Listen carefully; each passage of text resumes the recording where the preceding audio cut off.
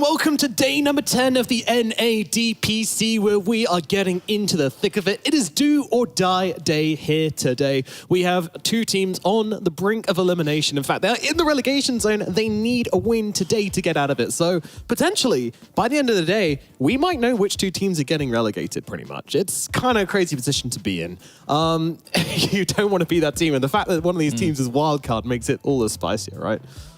Yeah, I mean, I think wildcard has been a spot for a while now that's just been very disappointing. But I will say, like, their matches against, like, playing against the top teams, they were better than a lot of, like, the lower teams. Even though they did lose to some teams like Felt, they put up a better performance against, like, the top dogs in the region.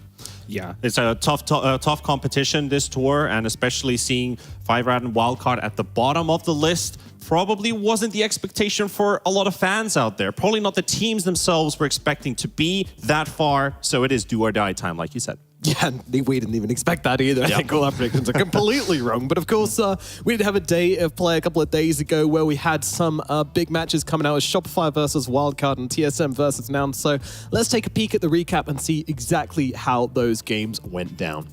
The first best of three we had was, of course, Shopify Rebellion versus a Wildcard. And, well, they had a little bit of fun on Shopify. Maybe a little bit too much fun, but they did come out with a win for. Yeah, I mean, I guess they had fun in that regard, both series, but game number one was a bit more closer. I want to say, actually, no, game two was closer. This game was like, there were signs of life, though. You saw, like, the tiny toss into the Requiem from Alone, and just unfortunately, they couldn't find, like, how to really utilize UR on this team right now, because it feels like Alone wants to play carry as well. UR wants to also play carry, and they end up with two carries in a lot of their drafts, and unfortunately, they don't have the space. Yeah, they've got a solid amount of damage throughout these games, but only one of them seems to be showing up, and that is actually Alone. He had some pretty good performances in both game one and in game two especially, but they just cannot corral themselves together as a team. They're lacking in their offlane, they're lacking in their rotations, and when they do make rotations, it feels like they're putting a bit too much emphasis on it and losing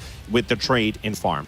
Yep, here we go into game number two, where we had an interesting pick coming out from Shopify Rebellion. We got to see the RTZ PA, which kind of owned. And then he goes for this Aghanims build, where without a BKB, where we raised a couple of eyebrows, and Bulver in the interview said, well, Fear basically knows what he's going to be saying to RTZ after the game, but a bit of cheeky fun being had by Shopify Rebellion once again here. But again, it's just a huge sign of confidence from this team, I feel like.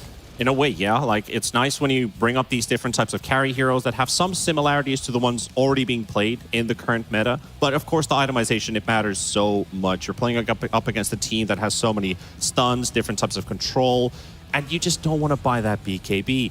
I see the power of the Ags, the benefit that it gives, the snowballing potential, and that freestyle way of playing. You pick off one guy, all your spells are refreshed, another blur, jump on the next guy, try to blow him up, but then there's the Pango. Right? We saw that one fight next to the triangle where the Pango is being lassoed up. All right, that's a pretty good target, but he's already ulted. RTZ can't even touch him. He's like just getting stunned, and then they get an opener for themselves, wipe Rebellion. But I think that was the only really good fight that Wildcard was able to corral out of that game. Yeah, I mean, I think this game was pretty straightforward for them. RTZ wasn't a fun build, you know, with the Aghanims.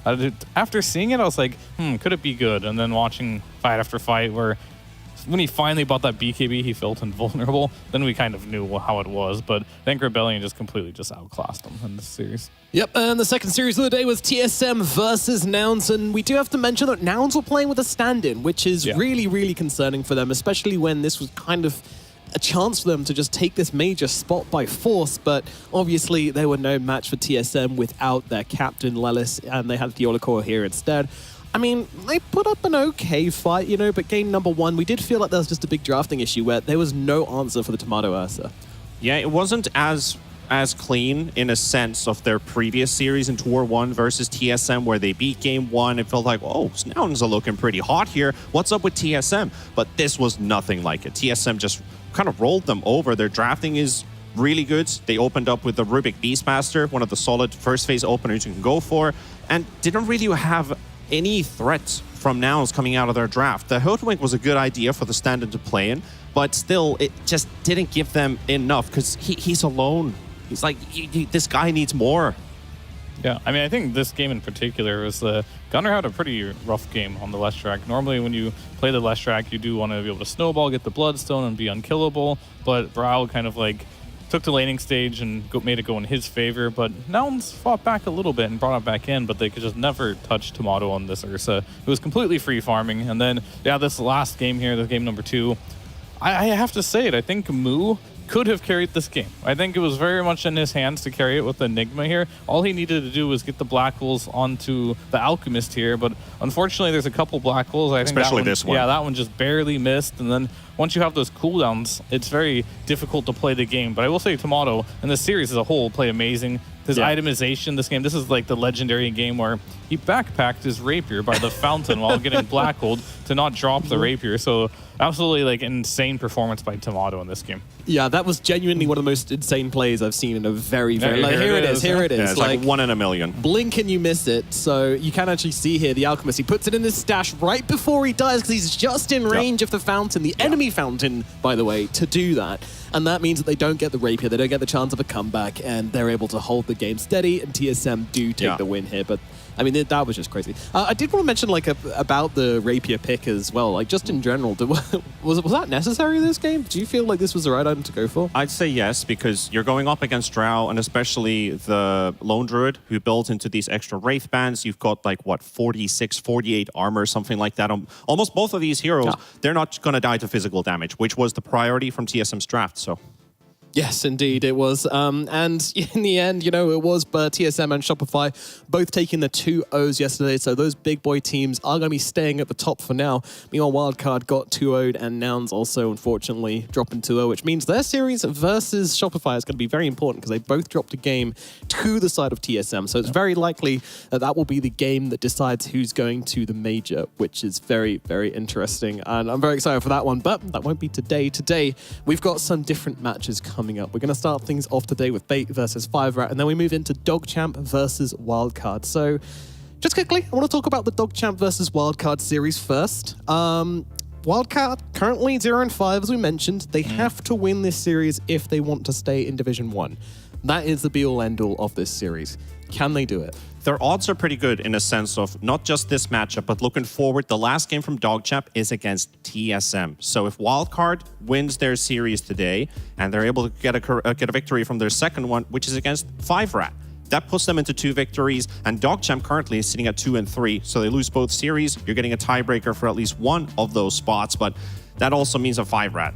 They wouldn't be going through. So either they benefit from each other's, or they punish the other one harder than the other by knocking them out, and they can't do anything about it. So I think Wildcard is the team that still has an actual chance to survive this division.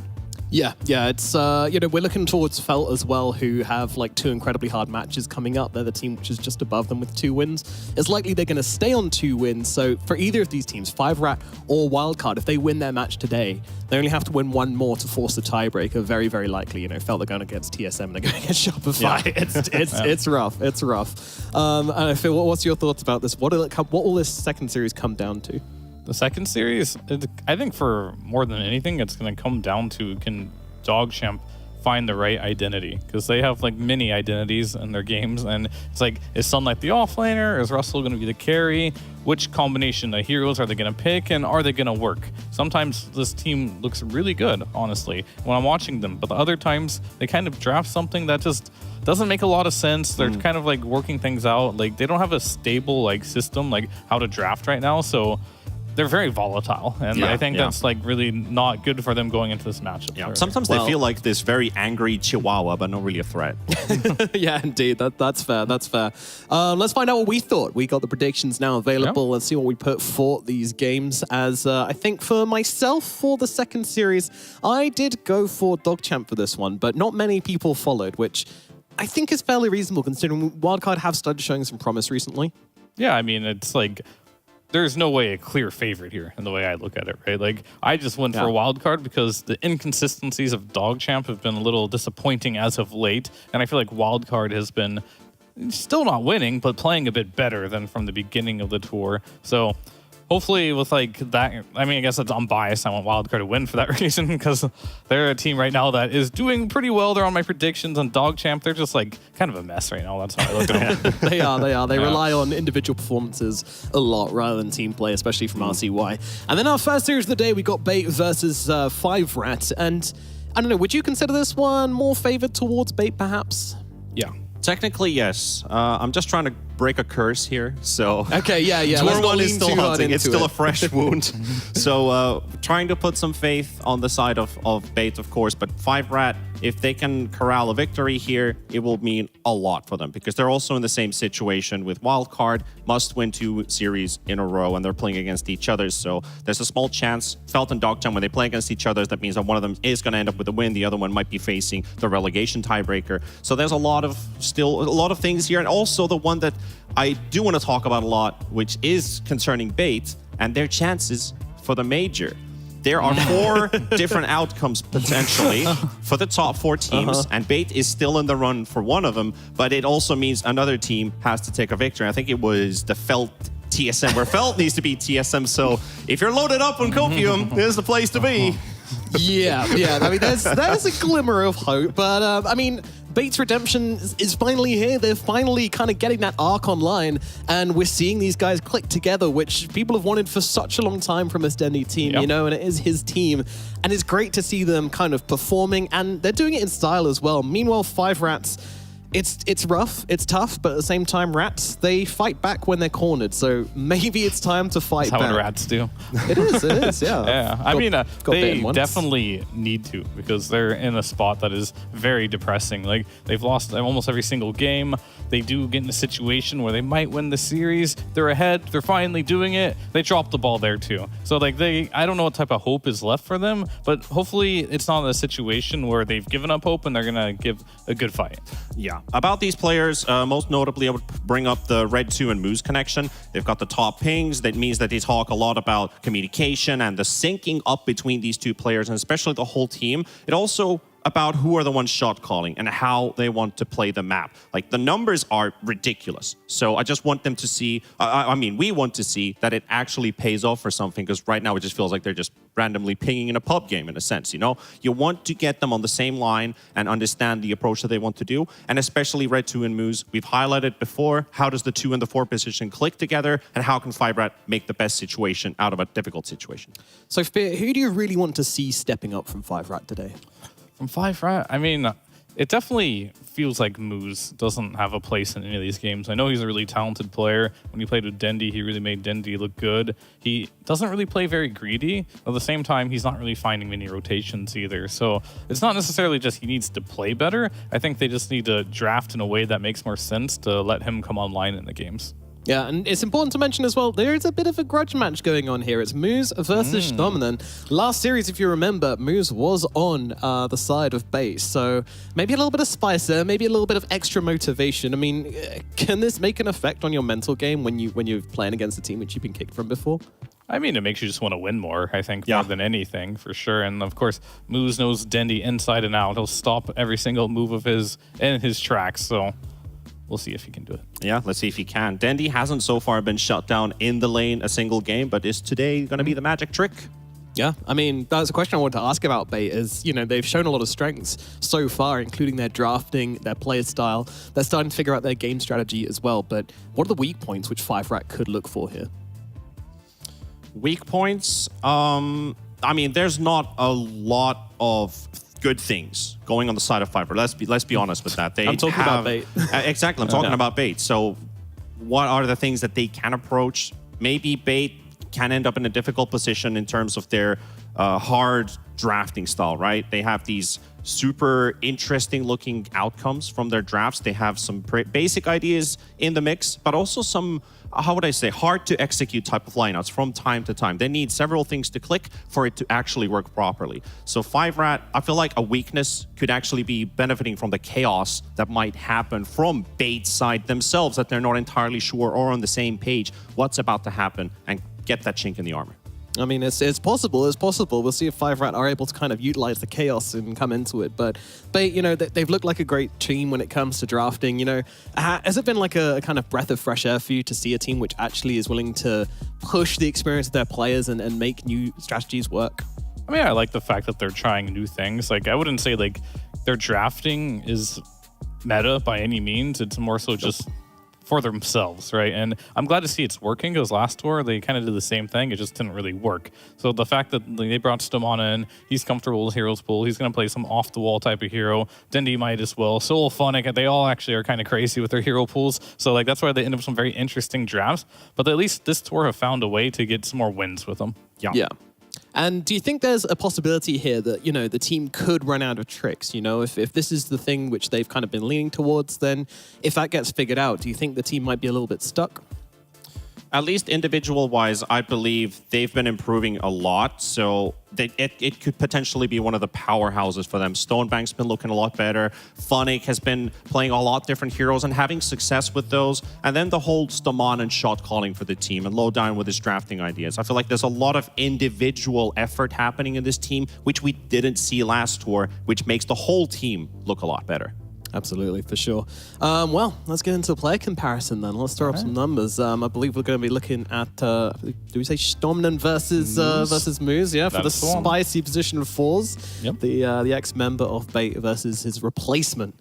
Very, very spicy, yeah.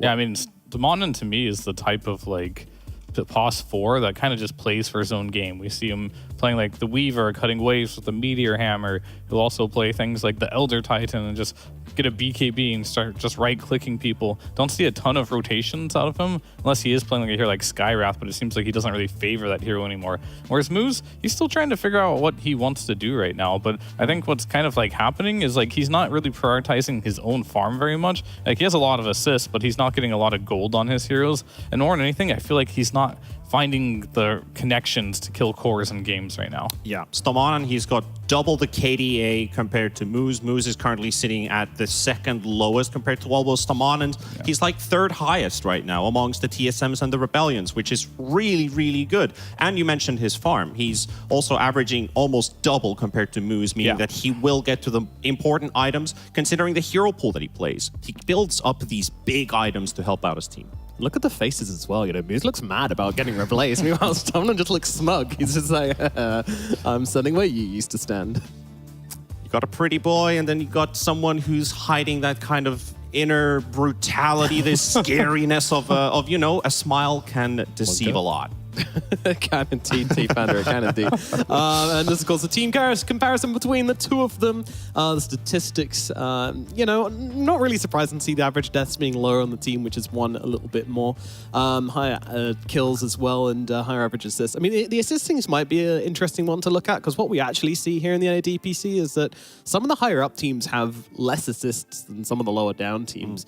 Is that just because they're more capable of making bigger plays with less amount of heroes and understanding their limits better? I mean, it could be game length as well, right? It is game length, yeah. So like if you have like 3-game series, they're scrappy, they go, you know, the whole like 50, 60 minutes, and that keeps happening to you, then there's just going to be more like assists out there. And I think some of the top teams, they're very quick and precise when they win some matchups that they're favored in. And to talk about match length, especially on the side of 5-Rat, their wins are 29 and 36 minutes. They have 4 games where they've lost in a plus 40-minute games, of which 3 are plus 50 minutes. So they can really drag that game very far. And especially the one which they almost won, but couldn't close it out to that moment of like 55, 56 minutes. So definitely the game length has a big impact here. Yeah, that's kind of important as well when it comes down to, you know, better teams versus lower teams. You know, if you can drag it out to the long game, it does open up a few more strategies, and maybe if you feel like you've dropped a first game, then you can just draft something later and try to drag things out and play things on your own terms. It does give you more options. A lot more learning experiences, especially when you're playing against like a TSM Rebellion type of team. You go to 40 minutes. It's not only just negatives. Guys, we held out for this long against the top team in the region, and then you start doing replay analysis with your team, with your coach. You say, these are the things we're doing well, these are the things we're doing bad. How much info do you get from a 19-minute stop, really? Is it, oh, we just got out-drafted, let's look at our drafts more, right? It can be that way. It can either be like we just got out-drafted, or there's one decisive like moment in the game that just really broke everything open, and you kind of just like lose immediately off of that. It can be very demoralizing losing that quickly, but yeah, if you take things longer, you have more footage, so to speak, but a lot of like the later the game gets, like the harder it is to replicate that happening again in a future series. So it's like playing a lot of late game is kind of just something that you build a lot of small memories and like becomes like muscle memory in a way. Yeah. Kind of like the SCA trend for last tour, long drawn out games. And it's like they're always going to late game. There weren't too many stops there. We've seen plenty of these 20, 25-minute games, and you start to think, what is the crucial moment that turned this game around?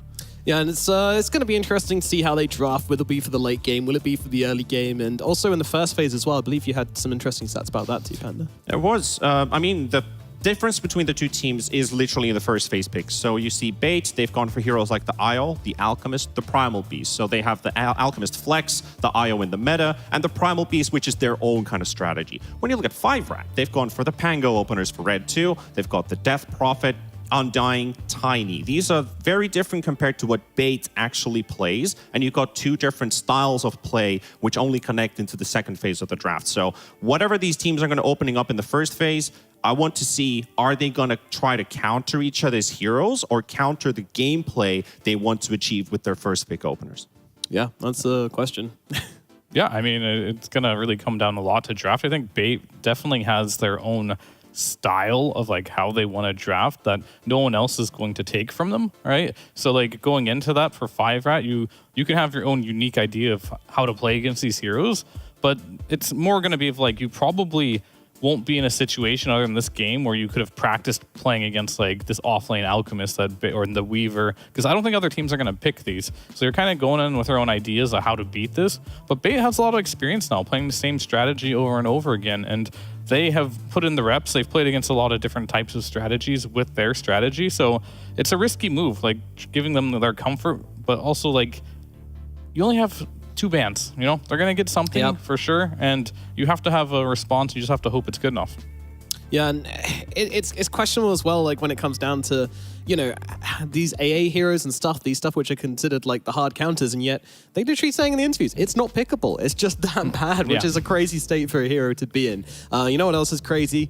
Earning tokens for watching Dota 2. Absolutely crazy. Absolutely crazy. What an amazing segue. That's right, esportsbet.io offering a new watch-to-earn platform. This innovative new function allows you to earn up to 3,000 free tokens per hour, which is the equivalent of $3 per hour, simply by watching the games across Western EU and NA on their esportsbet.io watch-to-earn platform. There is no need to place a bet to start earning tokens. You can just go in, sign up, and start earning tokens straight away and engaging with the community over there. So head over to esportsbet.io, make an account, and start earning tokens today. But right now, we're getting into the draft for game number 1 of Bait versus 5-Rat 4-Staff. And to remind you guys, the stakes here, 5-Rat 4-Staff are playing for elimination. If they lose this series, they are down to Division 2. No questions asked. So very, very important here for them. Well, hope they're not playing for elimination, but instead of staying in the division. So every single moment of the game counts. Starting off from game 1, you would like to start it off with a win. At least you have some space to breathe, because right now the space is shrinking and you got to make things happen. They open up with the Death Prophet, which they have been doing a lot of the times in this first phase. But Bait is taking a different approach. So I don't think we've seen this Undying in the first phase a single time. Yes, that is correct. Yeah, it's not a hero they really have prioritized a lot. They've much rather have had, like, I think Disruptor, right? They've picked a bit of Disruptor for Lidine, and they've also had the Io, which isn't there. So maybe going a little bit of the Husky route. Oh, you already know. Just Undying Drow. It's back. I mean, it's good here. Like, and in most cases, this DP, I mean, it's one of 2 roles, unless you see it sometimes in Boss 5, but only Sammy Boy has done that from this region. It goes mid, it goes offlane, and no matter what situation you're in, as a Drow, you like playing versus the Death Prophet, and you do have like the Undying in your laning stage as well, so no matter what, you just have a strong lane here, and you have a good hero for the game, so a good opening here from Bait. We've seen plenty of mid picks come out from 5-Rat, and it could just be the DP still being flexed, potentially going into mid. So if they see Drow versus DP being the lane. Well, DP doesn't enjoy too much, especially now with the Undying added into the mix. You have a lot of kill potential on the side of Bait. So 5-Rat don't necessarily want to pick their mid here. Just keep it open a little bit here. Maybe force out Bait to ban a couple. They do really like picking Pangolier on the second pick. They really do, yeah. That is an addiction for them. They need to go to rehab for that if they drop down.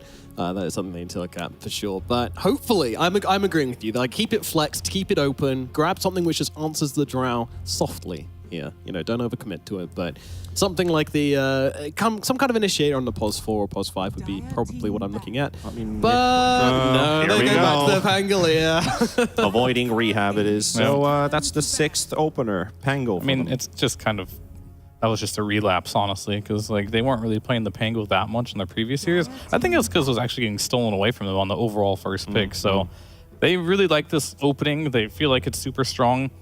I feel like this opening is going to lose you some lanes here. I mean, Queen of Pain ban, I guess it is Dendi. He will play Storm every once in a while.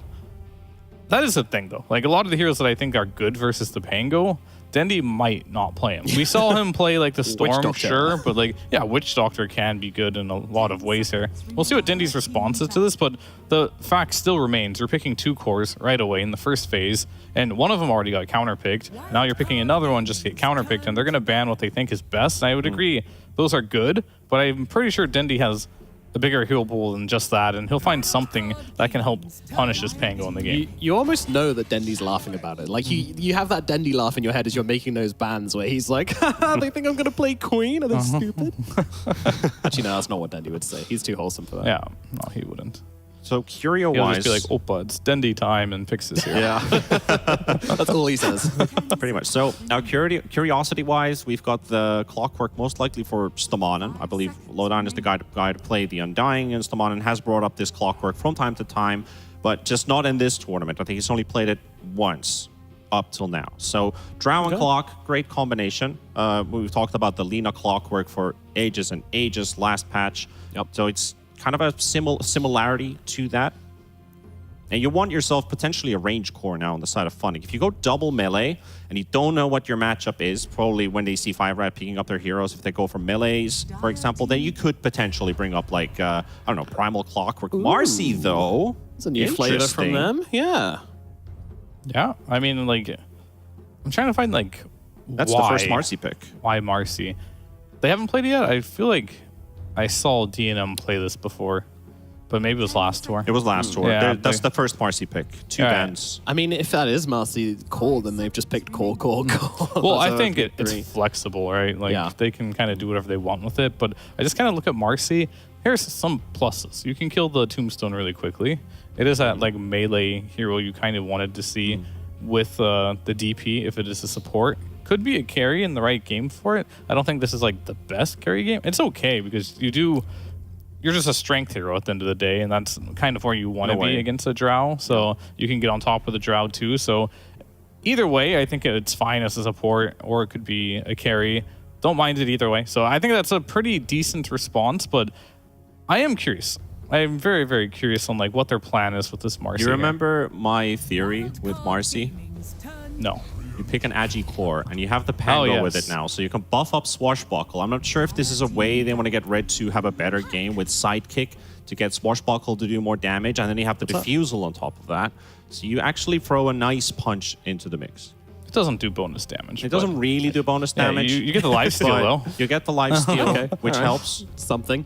Treant Protector Marcy, though. Wow, that is... I mean, it's definitely going to put Marcy into... No, actually, we still don't know. So you've got a lot of auras It's probably... now. Yeah. I'm just looking at it this way. Like, you want that melee person with your DP. This hero can also kill the Tombstone. You can get on top of Drow in a lot of ways throughout the game, so it makes sense. It's not bad. And the response is going to be Dendi Puck, which is pretty evasive in this game. Marcy doesn't really like stop Puck.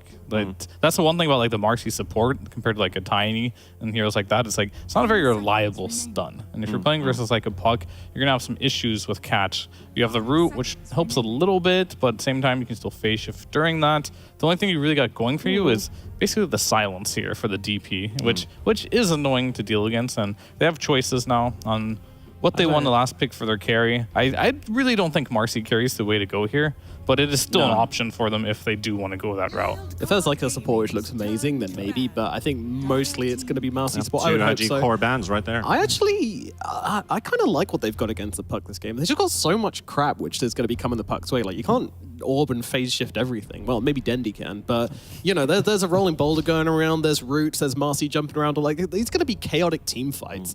You don't really have many, like, I guess they still have to pick their offlaner. Maybe when they have their offlaner, it's going to raise another issue, which they'll have to deal with. But there is the downside. If you do get hit by a DP silence, this puck is dead. There's just no going around it. This is like one of the biggest puck drow drafts I've ever seen. We just have a Coddle offlane now. Yep, Phonic Coddle. All right, Phonic's on that good shit. I mean, he really didn't even think very much about the matchup. What are you saying? I think he just kind of, almost regardless of what they would have picked, would have taken this Coddle. Because, like, to me, Coddle isn't really a Spectre counter in any regard. It's just like, oh, let's do Coddle plus Clockwork. That sounds fun. Good versus Death Prophet. Yep. Death Prophet's going to have a really hard game here, for sure. And Spectre, though, it is a scary Spectre pick. I think their heroes are not well equipped to deal with Spectre, but can they get to that stage of the game where Spectre is unmanageable? That we'll have to find out. Yeah, what I like about Bait, they swapped around the supports. So we do have a Clockwork Drow lane and the Undying on the Coddle. The Undying Drow was already pretty good. Yeah. But now that they have the Clockwork with the Drow, you can really punish this Death Prophet in the lane, making it even worse for speed, and your Undying is going to hinder DNM's capability. I mean, it's my ongoing joke with Stamon in here. Like, this man will find a way not to play a stun. He'll find a way. All right, very quickly, please, your predictions for this game number 1. Oh, man, this is a very difficult one. I kind of want to say 5 Rat. Okay, T-Panda? Late game 5 Rat, early game Bait, so that's all I'm going to say. I'm going to go 5 Rat because I think their draft just makes a little bit more sense, and I think the Bait aren't doing what they were succeeding with, which is getting a bit crazy with it. But you know who is going to be getting crazy with it? It's our casters for game number 1. We've got MLP and Kezu to take us through it. Oh, thank you so much, Nomad. It is game 1 here between 5 Rat and, of course, the side of Bait. Kezu, first of all, welcome to NA. So how the hell are you feeling? Feels great. Always love watching some NA games. I did have the pleasure of casting the other day where Wildcard had this crazy base defense turnaround, but you can always expect some crazy games. Of course you can. I mean, this is the best region after all, Kezu. It is. That's why I'm here. Exactly right. Well, welcome, sir. I mean, talk about the drafts. Obviously, you heard the panel. They seem to favor 5 Rat more, maybe based off that last pick Spectre we saw. But what do you think? I mean, we've got an actual expert here on the casting desk. That's true. We do actually have we have 2 smart people in this room. You know, don't down talk yourself too much. It is a scary Spectre pick. I do agree with that. But there's something cool, I would say, about the Coddle with the Undying. Like, I think there's definitely a way where this lineup can start off very well early on. So how are they laning? Yeah, Undying Coddle, I feel like they should really take off in the top lane. So I can see this, game go into the way where Coddle gets some auras. They can go together with the Drow aura and just really speed up the game, making it hard for Spectre to get there. But in the very, very later stages, 5 Rats, they should probably be pretty happy if they do get there. Give me a prediction for this POS 3 Coddle build, because I'm used to seeing POS 2 Coddle, and I think the build-up is usually like a Spirit Vessel rush, BO2s and Spirit Vessel. What do you think Phonic does? Because this guy, he's very unique with his item builds. Offlane Coddle. Okay, I've not seen this too much, so I don't know what the hell to expect. But I would assume that we're going to see auras. I'm going to assume we're going to see Greaves into 4 staff. I don't know.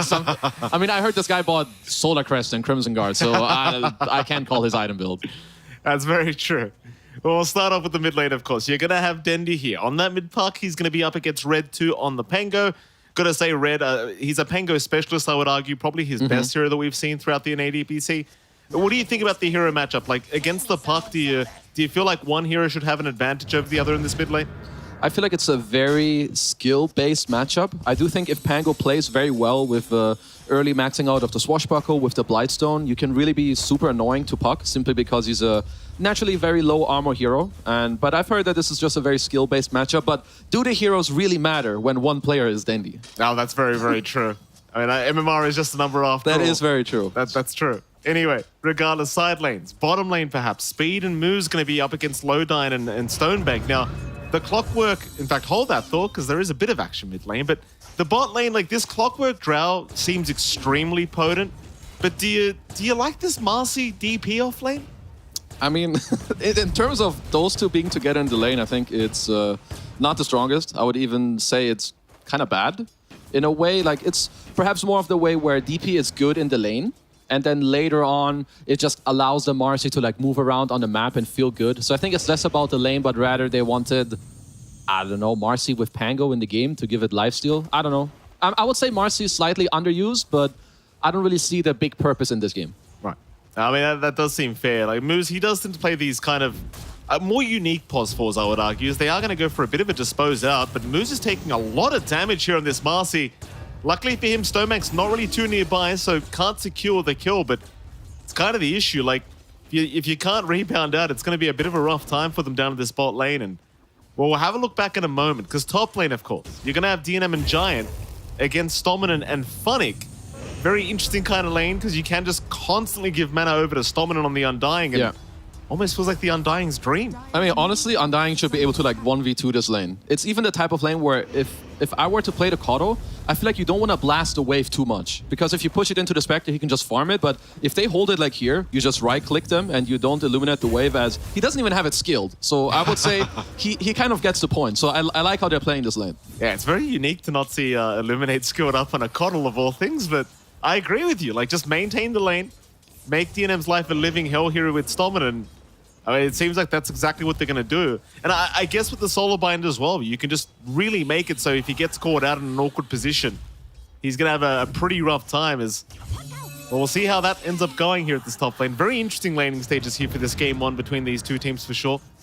I mean, one of the bad things about Kodo, if you do want to play the lane like this, is the base damage on his hero is just, it's pretty dog. Like, if you have a look, it's 52 right now, 3 minutes in the game, so definitely going to have to show off some of his last hitting skills, and I want them to last hit together. I was watching them 2v1 a Spectre, and Spectre snuck in a last hit against them, which is kind of illegal if you just say, okay, hit now. Or you don't even hit the creep, you keep it outside of the night and you just spank the Spectre. So let's get the communication going, boys. Yeah, absolutely.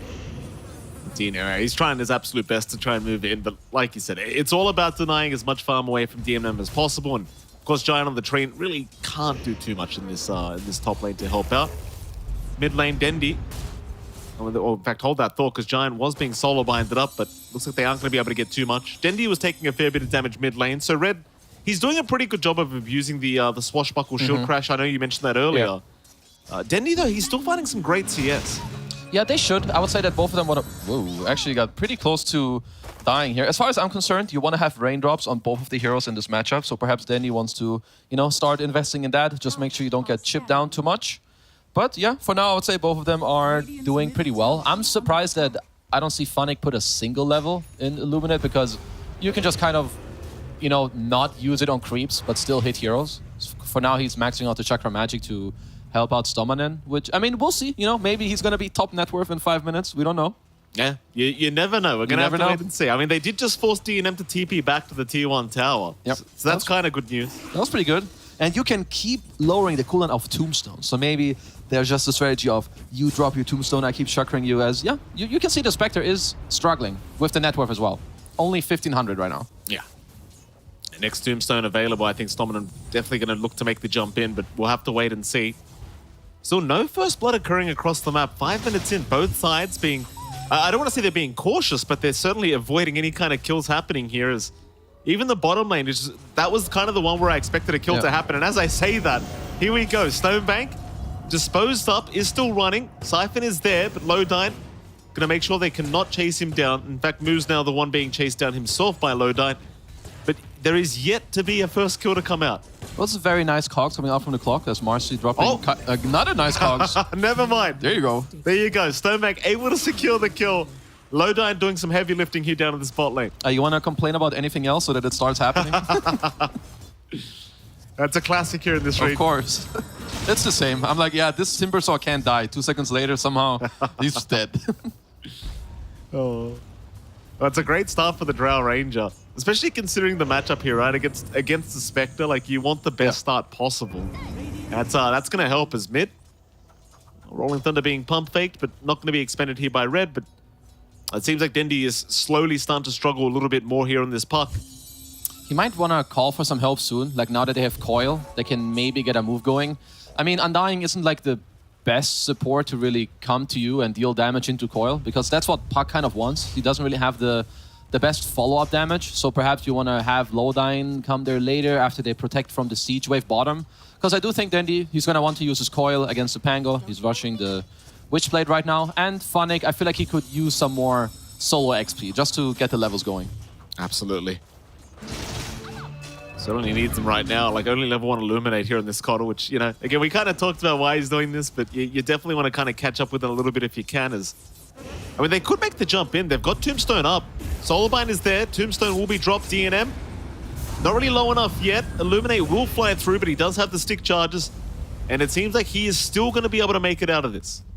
Yeah, I mean, honestly, the Treant heals are pretty valuable in this lane. If you just think about how Undying works, sure, he makes you lower HP, but then this Living Armor heal, the Leech Seed, it just does that much more. So if they're not really pressuring that much, diving you or CSing every creep, I feel like DNM has got through this lane pretty nicely. Stonebank. We're going to TP out, and Cog's going to make sure they can't dispose.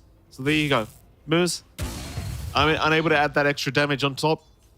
That's pretty nicely done, even from both teams, right? Like you have the silence into the cogs at the right time. I mean, Drow still had to TP out, so it's still a win for 5 rats, but still nice way to make sure that he doesn't actually die, because he could have. No, I've really got to give props to DNM. Like, this guy's 34 and 5 in a lane like this. It's super impressive on the Spectre. Like, he's actually overtaken the Drow, and I thought Stonebank was going to have a way better time as Lowdyne. I mean, rebound is there from Moose, so he can't really hold on to the Marcy. But my point being, like, considering the kind of lane DNM's having, the fact that he's found this much farm, it's actually pretty impressive. Yeah, this is not how you want the lane to go if you're bait, I can assure you. You're playing Coddle, Undying. I feel like the Undying alone can kind of 1v2 this lane, as we said earlier, and Funnick is queuing up a Meteor Hammer, which I think is not the item. So unless...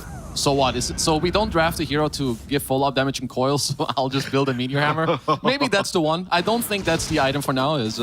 Red 2 is here, might collect himself a free kill, eventually. He does have the Rolling Thunder, if he wants to commit it. It seems like he's going to hold out for a little bit. Shoot crashes there. There's going to be a TP away, but it's not going to be enough. Red 2 does save his ulti for a little bit later on. But going back to the Meteor Hammer build-up on Funnick, I wonder what the idea is, because Chakra Magic's going to make it so it's quite spammable. So I guess these towers are going to be in a little bit of danger, but... I mean, it doesn't actually work on items. We haven't reached that patch yet. I apologize. No, that's all right.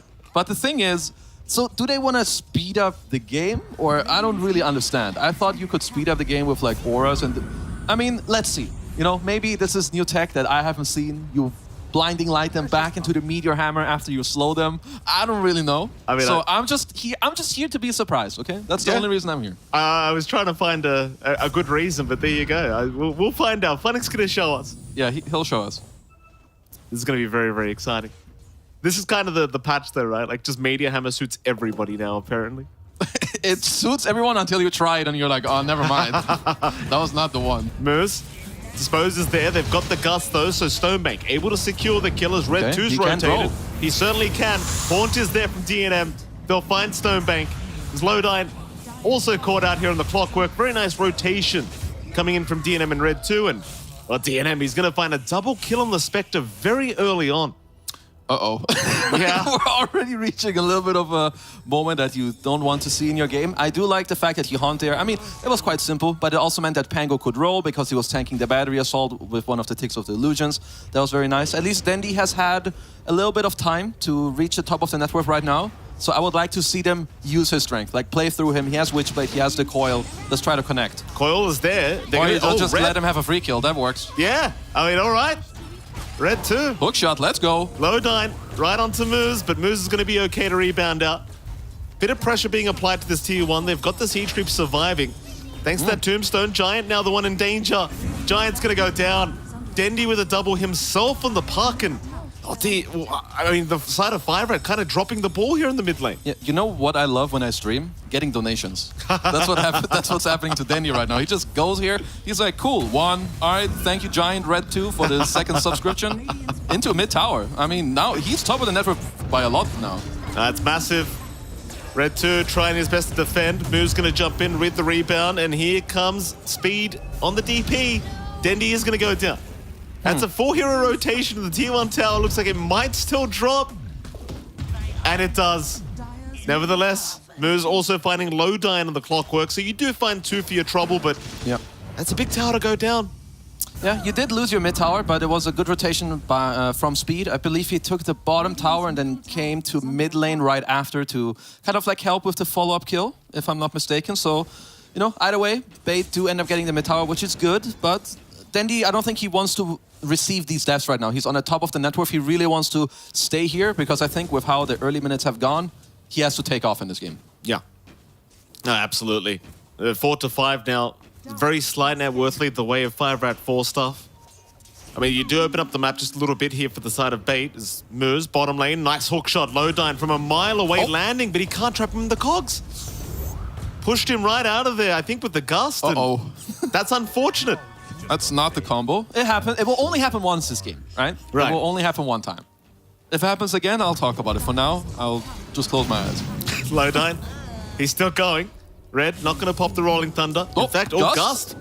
It is there, but Moose is still able to just casually walk out, and a bit of a shame. Obviously, you said, like, it should only happen one time, so we'll keep an eye on that. Surely it will only happen once. Copium? Don't speak too soon, Kezu. I see the Meteor Hammer now. It's the counter to Tree and Protector. I see. You take the tower. He cannot heal through all the burn. It's next tech. It is new tech. NA is doing it first. Here we go. I mean, it really... It's the thing with this kind of item, right? Like, every pos 3 just kind of wants it right now because you can apply so much pressure on the map. Bottom lane. Red 2 moves. Lowdyne, he saw them for a moment with the ward, but won't bother trying to make a jump in.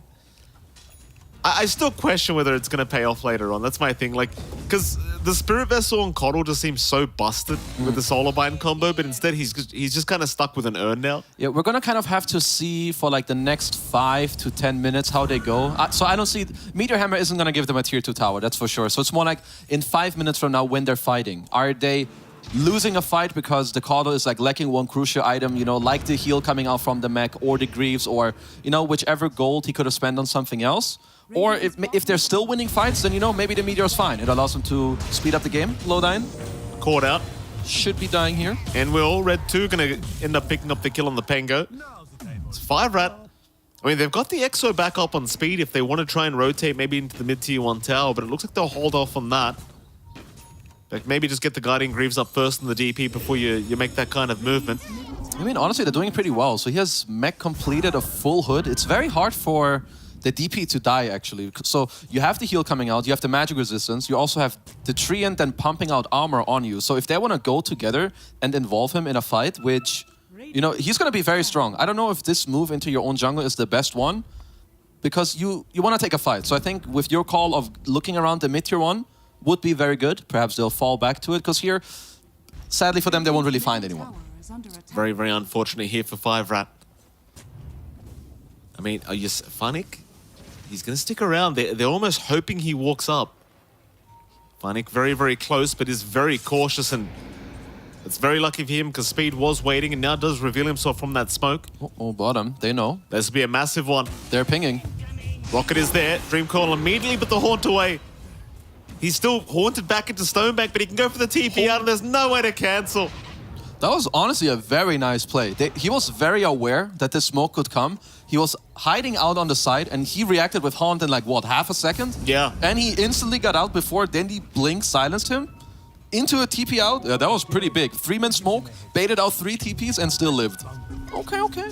High-level plays from DNM. Let the man cook, they say. Let him cook. He's going to be my man after this play. I'm ready for him to pop off. That was pretty good. He's a great player, this bloke. Bottom lane. Lowdyne should get caught out. The Fusel Blade is there from Red, and they'll even feed the kill to DNM. Very, very nice. Just going to escalate his timing into the Aghanim Scepter.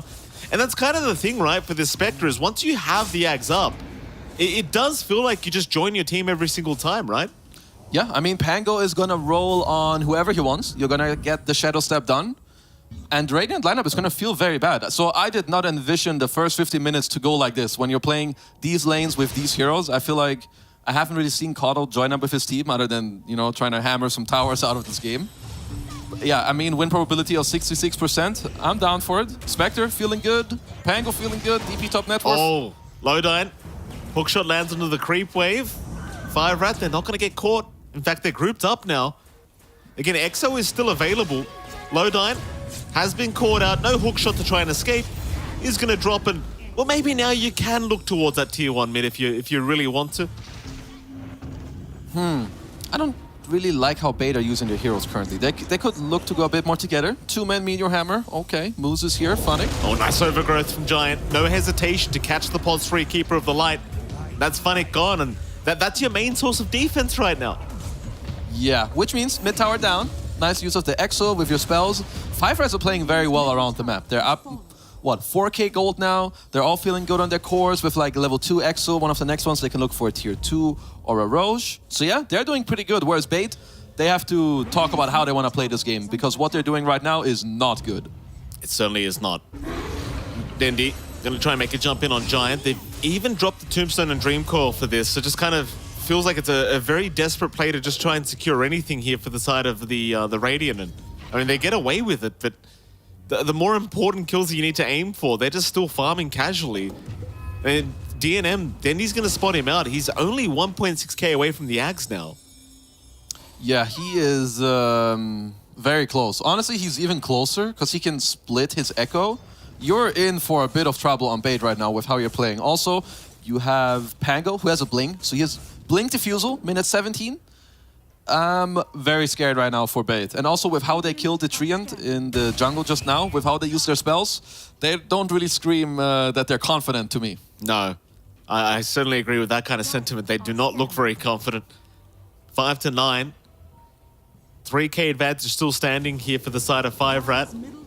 Stonebank pretty behind in terms of net worth when you look at the graph. I mean, he's not too far behind. Everyone's quite They're somewhat close at least, yeah. I thought there was a bigger gap as well, but Spectre doesn't farm too fast. Of course, he has an Echo, so he's more like fighting instead of Blade Mail, which helps you a bit more, with some neutral creep farming, but he's going to have the Axe soon, and from then on, every now and then, he can just join his team every time. Roll in, follow up, Moose jumps in, follow up again, so they're about to be very online. Yeah, and it's not going to be a fun time for Stonebank. Like, he's trying to farm towards that Hurricane Pike to have some defense against this kind of play, but still working on it right now.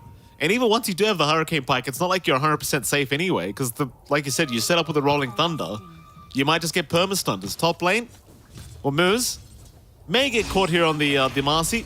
They will stun him up with the Dream Coil. Gust is there to follow up. Moose is actually fairly tanky considering there's 3 heroes, but they will take him down once again. But again, my issue kind of stands. Like, you're able to pick off the supports, but now there's an Ags up.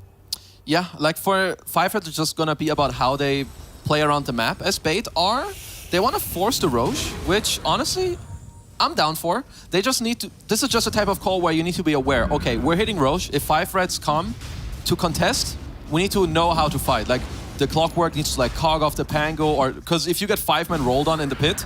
Okay, hold on. Haunt is there. Red gonna move in. Lowdyne caught out here on the Clockwork, so he is set to fall, and will, as the Shadow Step even committed, but they are gonna buy back. He never died. Very quick buyback. Okay. He's back. He's back. Haunt baited. Can you just force Roshan again? No. Looks like they just smoke. I don't know what the cooldown on Tombstone is, so maybe you keep chakring your bro, because they need a new tomb as 5-on-5 smoky smoke action. Speed, far forward, hookshot is there, they found Red, that's a big target. Overgrowth, gonna buy a bit of time. Red, still alive, but finally does go down. That's the one you need to get rid of. No Rolling Thunder available now, still the side of 5-Rat are moving in. They'll pick off Stominant. No buyback available on the Undying as now Dendi. He's the much bigger target. He'll try to phase shift his way out of this one. Blink away, and he'll be okay. But with the Exo popped, 5-Rat, they may just want to try and force Roshan right here, right now. But it's a bit tough without your Pango available. Okay, they're going to have to wait for Pango. I feel like Bait... I don't know what Bait are going to do here. If they hit Roche, I feel like Pango will come up, and they can still lose the fight, even with these spells being down. As they want to look for Giant, try to kill him. Won't quite work. I think for Bait, if they want to do Roche, they need to go aggressively and get a kill with like some hook shot into cockback, which they don't have currently, but they can try to aim for it soon. Absolutely. Well, there's Red too. He'll TP back towards his outpost, so everyone kind of back on the map here for both sides. Roshan still relatively healthy, only 1/3 of its HP gone, so you could also kind of see both teams just leaving it for a little bit. The issue I see is like DNM now has the Shadow Step back up. Horn's back up in 50. I feel like as bait, you don't necessarily want to have to fight into those abilities if you can avoid it. But on the other side of things, at least Storminen does also have his Tombstone back up and available. So, you know, kind of goes both ways as top lane. They're looking. Moose. Shadow Step is going to be there. Nice little jump in, but Or Hookshot is out from Lodine. Hurricane Pike away, and now Moose in trouble, but there's your Rolling Thunder. They've caught Stonebank. Shadow Step is there as well. Do they find the Drow? It looks like they certainly do. A nice trade so far for 5-Rat, as it seems like Red 2, he'll go for a little bit more. Finding Lodine onto Stomminen. They should have a third target. Though in comes Funny to try and help out with the mech heal. And it will be enough for now as Dendy shows up. Red, he's got no Rolling Thunder available. He'll roll up, but he's just stuck in the tree line. And the Meteor Hammer, it does come in. Red is still trying to fight, but it's not going to work out for him. In fact, Speed's surrounded. They can try onto the DP. And Dendy, he'll man up. But in comes the Haunt. D&M threatening their lives with his own presence. So they will back their way out now, but Speed is still being chased down. They will miss the Illuminate. Dendy does hit the orb, but he does not want to jaunt into Speed. Oh, the Meteor Hammer! Oh, he did it again. It's going to land again. Speed's gone. D&M cannot help him this time. All right, Dendy plus Meteor Hammer kind of popping off. Hold on, fight isn't over. It certainly isn't. Moose goes for a rebound, is going to find the Undying, though Soul Rip is there, but Storminen is going to end up dropping surely. Dropping the Tombstone, that's for sure. Does drop the Tombstone. He's alive. Oh, he's good. He's chilling. Holy, he's actually alive. Here comes Dondo Face. Never mind. Or? Giant. Oh, that's a little bit of a risky play. Walked right into the sentry, but is going to be okay.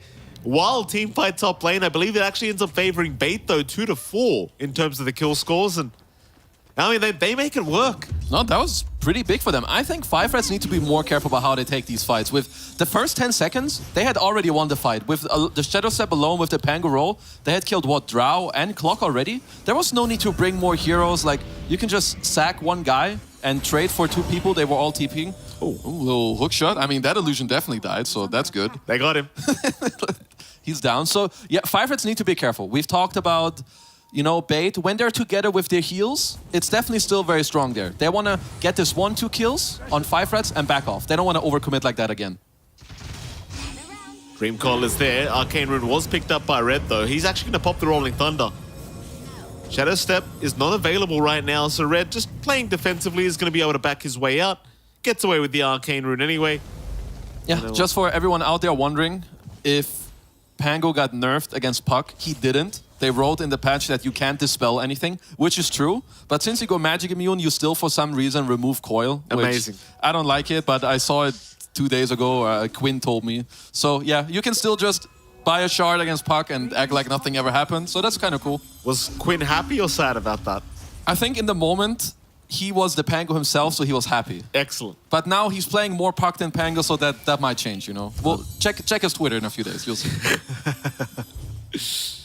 Well, 11-13, 2K advantage.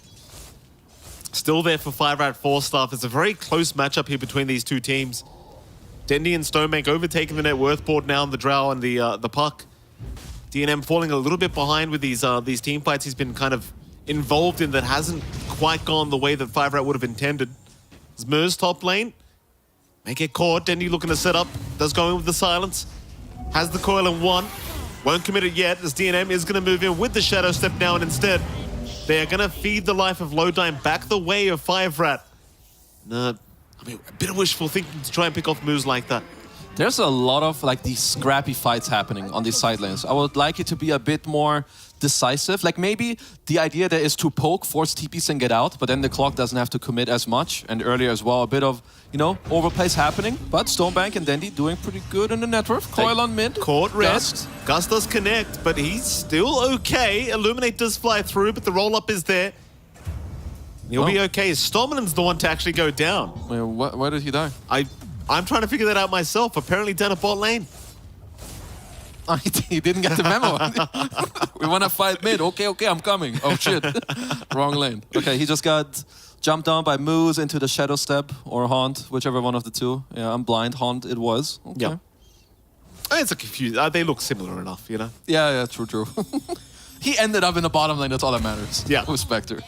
And now Moose, he's got a 4 BKB up on this Marcy. Yeah, he's kind of chilling. You know, he can like really help his team to try and reach on the Drow. Because Drow is the type of hero you need to really stand your ground to really deal damage. You're going to have the Haunt, you have the Roll, now you also have a BKB Marcy, where even if you don't kill the Drow, if you force her to run, that's already a big W for your team. Speed. Could be a big L for him. Hookshot is there. Speed getting caught out. Pushback with the cogs is still going to have a lot of heals available. Now the overgrowth comes through. Giant, he'll lock a couple down. Denny's perma stunned up by Red. Though hold on a minute, he gets the phase shift off. Oh. Blink away. He might actually make it. Oh, so close to being perma stunned on the puck, but not quite enough. He barely got out. I think the Swashbuckler was very close. As they're still pinging, they're trying. They do want to go. There's your dream call. It's got a couple moves. Oh, He's right in though with the BKB up. Stonebank is caught. He's on the low ground. He's trapped up. He is gone. Stonebank is down. That's not good. That might just be Roche for Dire here. They have the Exo popped. Marcy ult is probably ending, but they also have Spectre. So yeah, pretty free Roche for them. A massive objective here for Fire Rat. They do still have the Rocket Flares and Illuminate though to fly through, so it's a fair bit of damage being dealt back the way of Fire Rat Falstaff. Time to go kill them. I mean, you have a few ways of stealing Roshan as well, if you're not too careful here on the side of Fire Rat, so they do have to be a little bit careful as Funnick gonna be spotted. Shadow Step was there from DNM, but he cannot do it alone. He'll be forced to back off once again. Just trying to zone out the side of Bait here from this Roshan pit, but it seems like now they have to leave Roshan. Now, let's just face it, Roche is not dying in this game. No, certainly not. Okay, so we have a BKB on DP now. If 5 Reds play fights properly together, I think it's going to be really, really hard for Bait to take them. You have this DP that can just pop Exo and run in with BKB, as Dominan is probably dead. Yeah. Yeah, definitely dead, so I'm just going to continue my point. You have the DP BKB who can just run in. You have the Pango rolling in. He's basically BKB'd as well. Shadow Step who can always follow. Marcy as well, so I would not want to be Stonebank in this game. Maybe the next 40 seconds with the DD, you know, I would enjoy myself. But then I would want to quit right after. Yeah, absolutely. They are picking him out right now. 5 Rat, they've smoked up.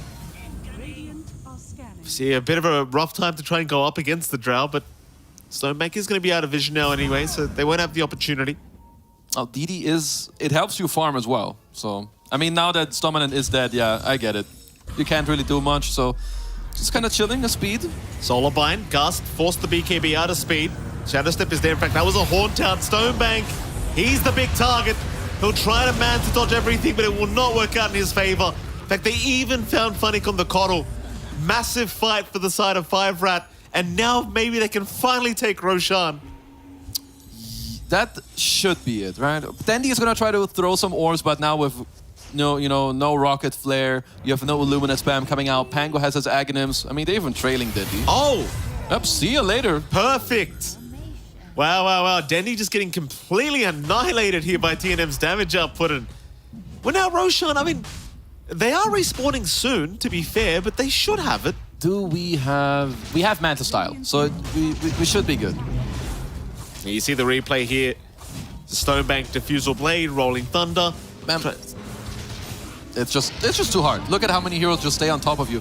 I'm just gonna say, if I'm the Drow and I click my Caudal right now, I can understand his... You shouldn't be too frustrated, but I can understand that when this happens and you click your Caudal and that 30 minutes he doesn't have a Force Staff, but a Meteor Hammer. Yeah. You know, because they need to kite out these spells. You need to kite out the Roll, you need to kite out the Haunt, the BKBs. Otherwise, there's no other way Drow could ever win this game. You need to stay on range and be able to kite.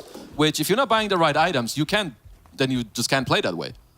Nice. It must be very hard for the poor man. Poor old Stonebank. What can you do? What can you do? It happens. He's still in the game. It's not over yet. And, you know, Funnick, the 4 stuff you talked about, it is coming rather soon. Almost it's coming. It's coming. You know, couple more minutes. Always frustrating playing with a Keeper of the Light, though. Like, you see Stonebank trying to rush towards the mid-wave, and it just gets illuminated. Yeah, I mean, Funnick is like, bro, I need the Force to save you, right? This gold is for you, bro. It's not for me. It's for you. You'll have it. We'll see if it makes a difference. Is Roshan not dead yet? Oh, it is. It has died. Okay. Don't worry. Eventually, it did die as Dendy. Oh, Dispose is there. Shadow Step in. He will blink away. Dendy's still okay, but nice overgrowth from Giant. See ya. Low dive. Yules. Hookshot is there. Yules is out as well. Dendy somehow still alive. Can he get out? No, he cannot. Nope. They will find him.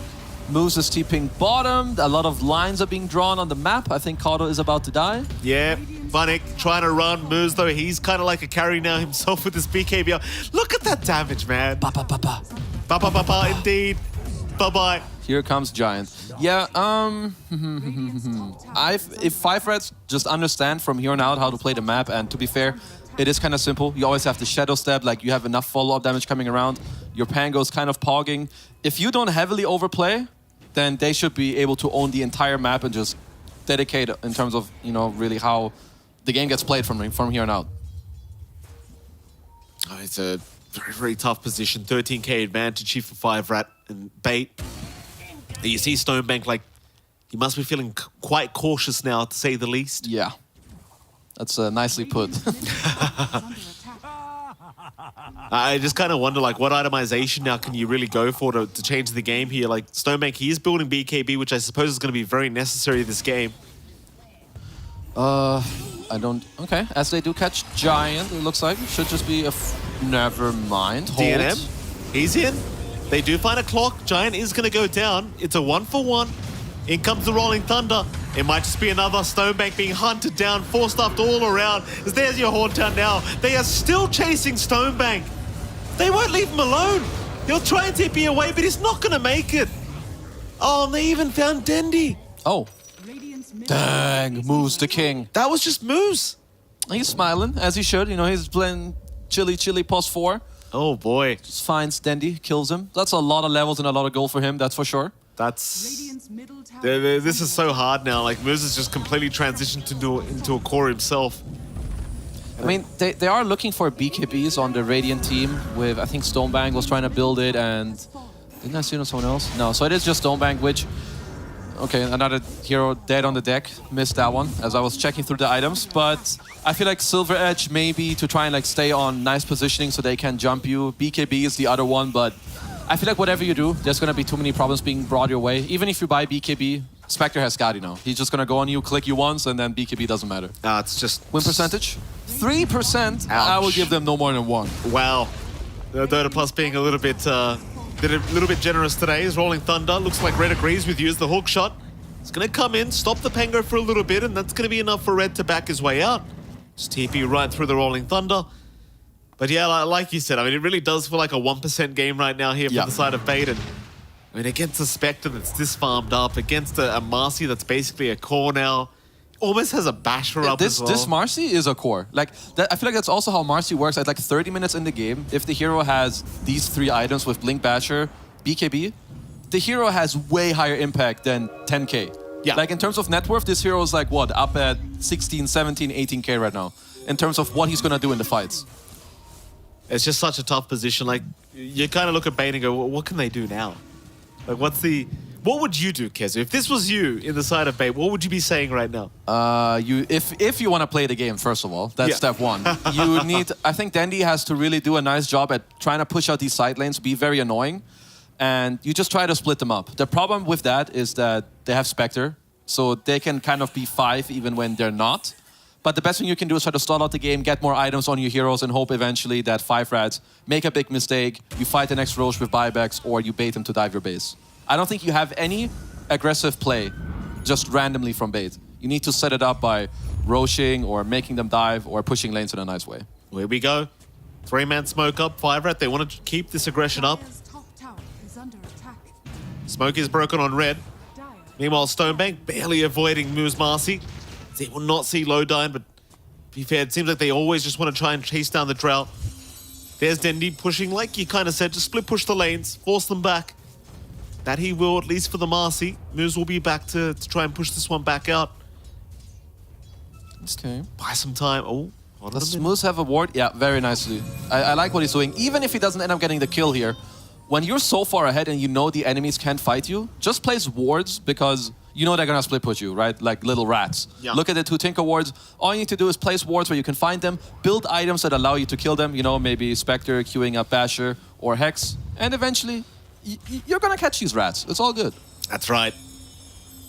I mean, this is 5 Rat, you know. It is. They They know. should know. They know.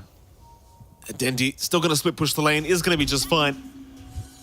20k behind, but still optimistic to have, you know, give themselves a chance in this game 1.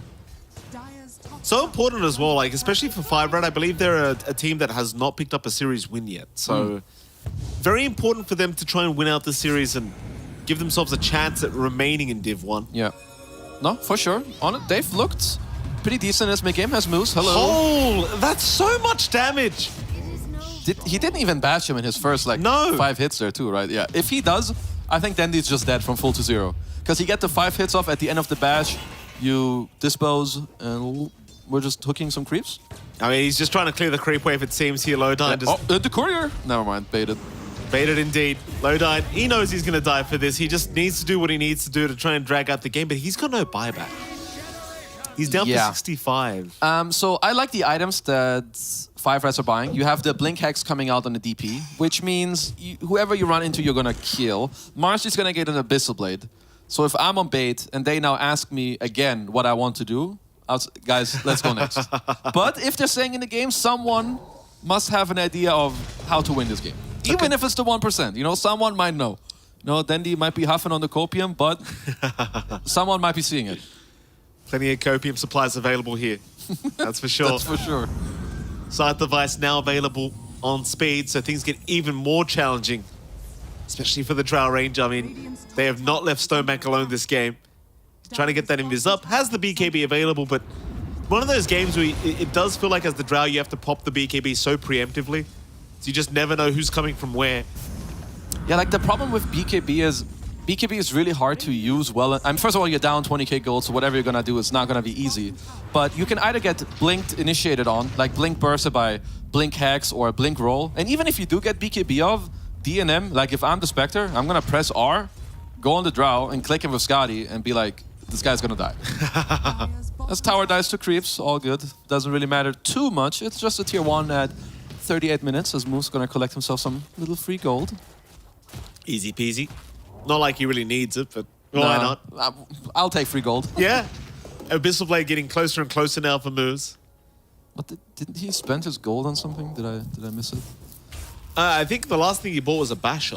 Yeah, I thought he got a bit more gold coming in the meantime, but I could be wrong. Maybe a gem. There we go. Funny.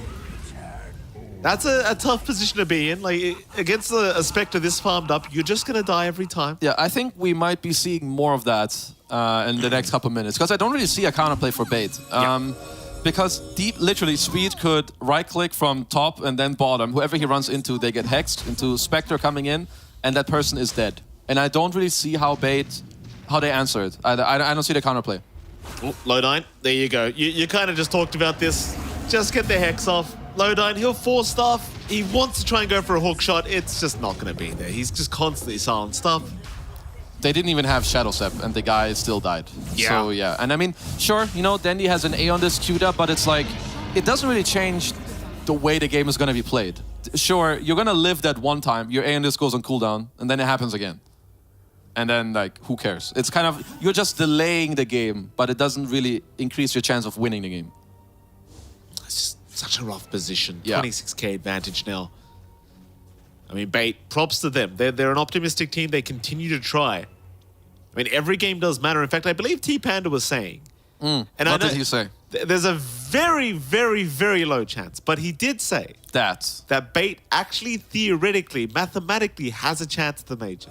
Okay, I mean... But there's a lot of things that need to happen. First of all, they need to win 2 of the games here. Correct. So that's one of, that's a start they need to do. As Stonebank, I like what he's doing. You know, when you're this far behind, you need to be a bit creative.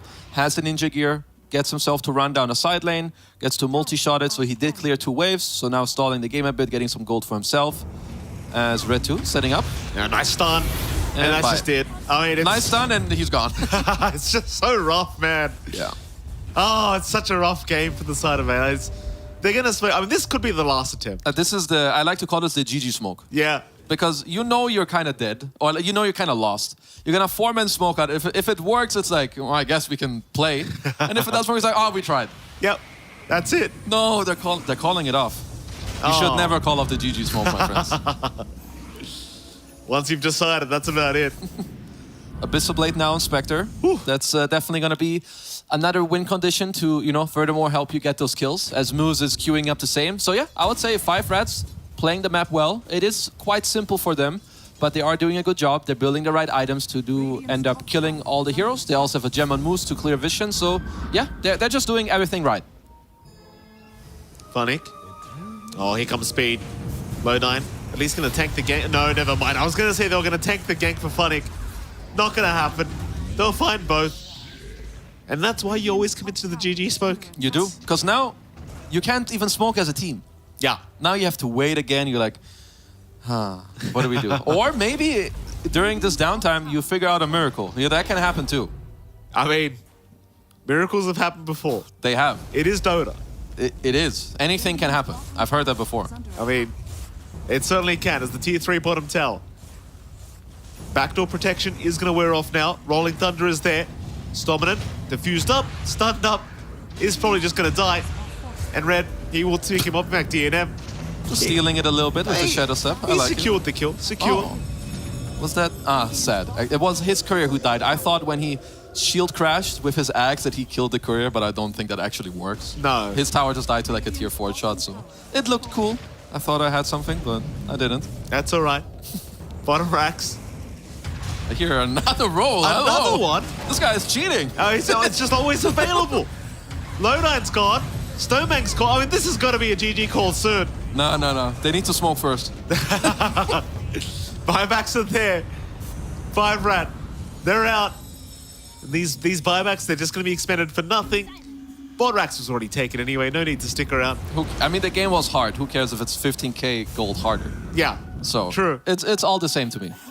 As yeah, I mean, Red 2 has the Rolling Thunder talent. He has the Octarine core. So you know, Roll basically has like a 40-second downtime.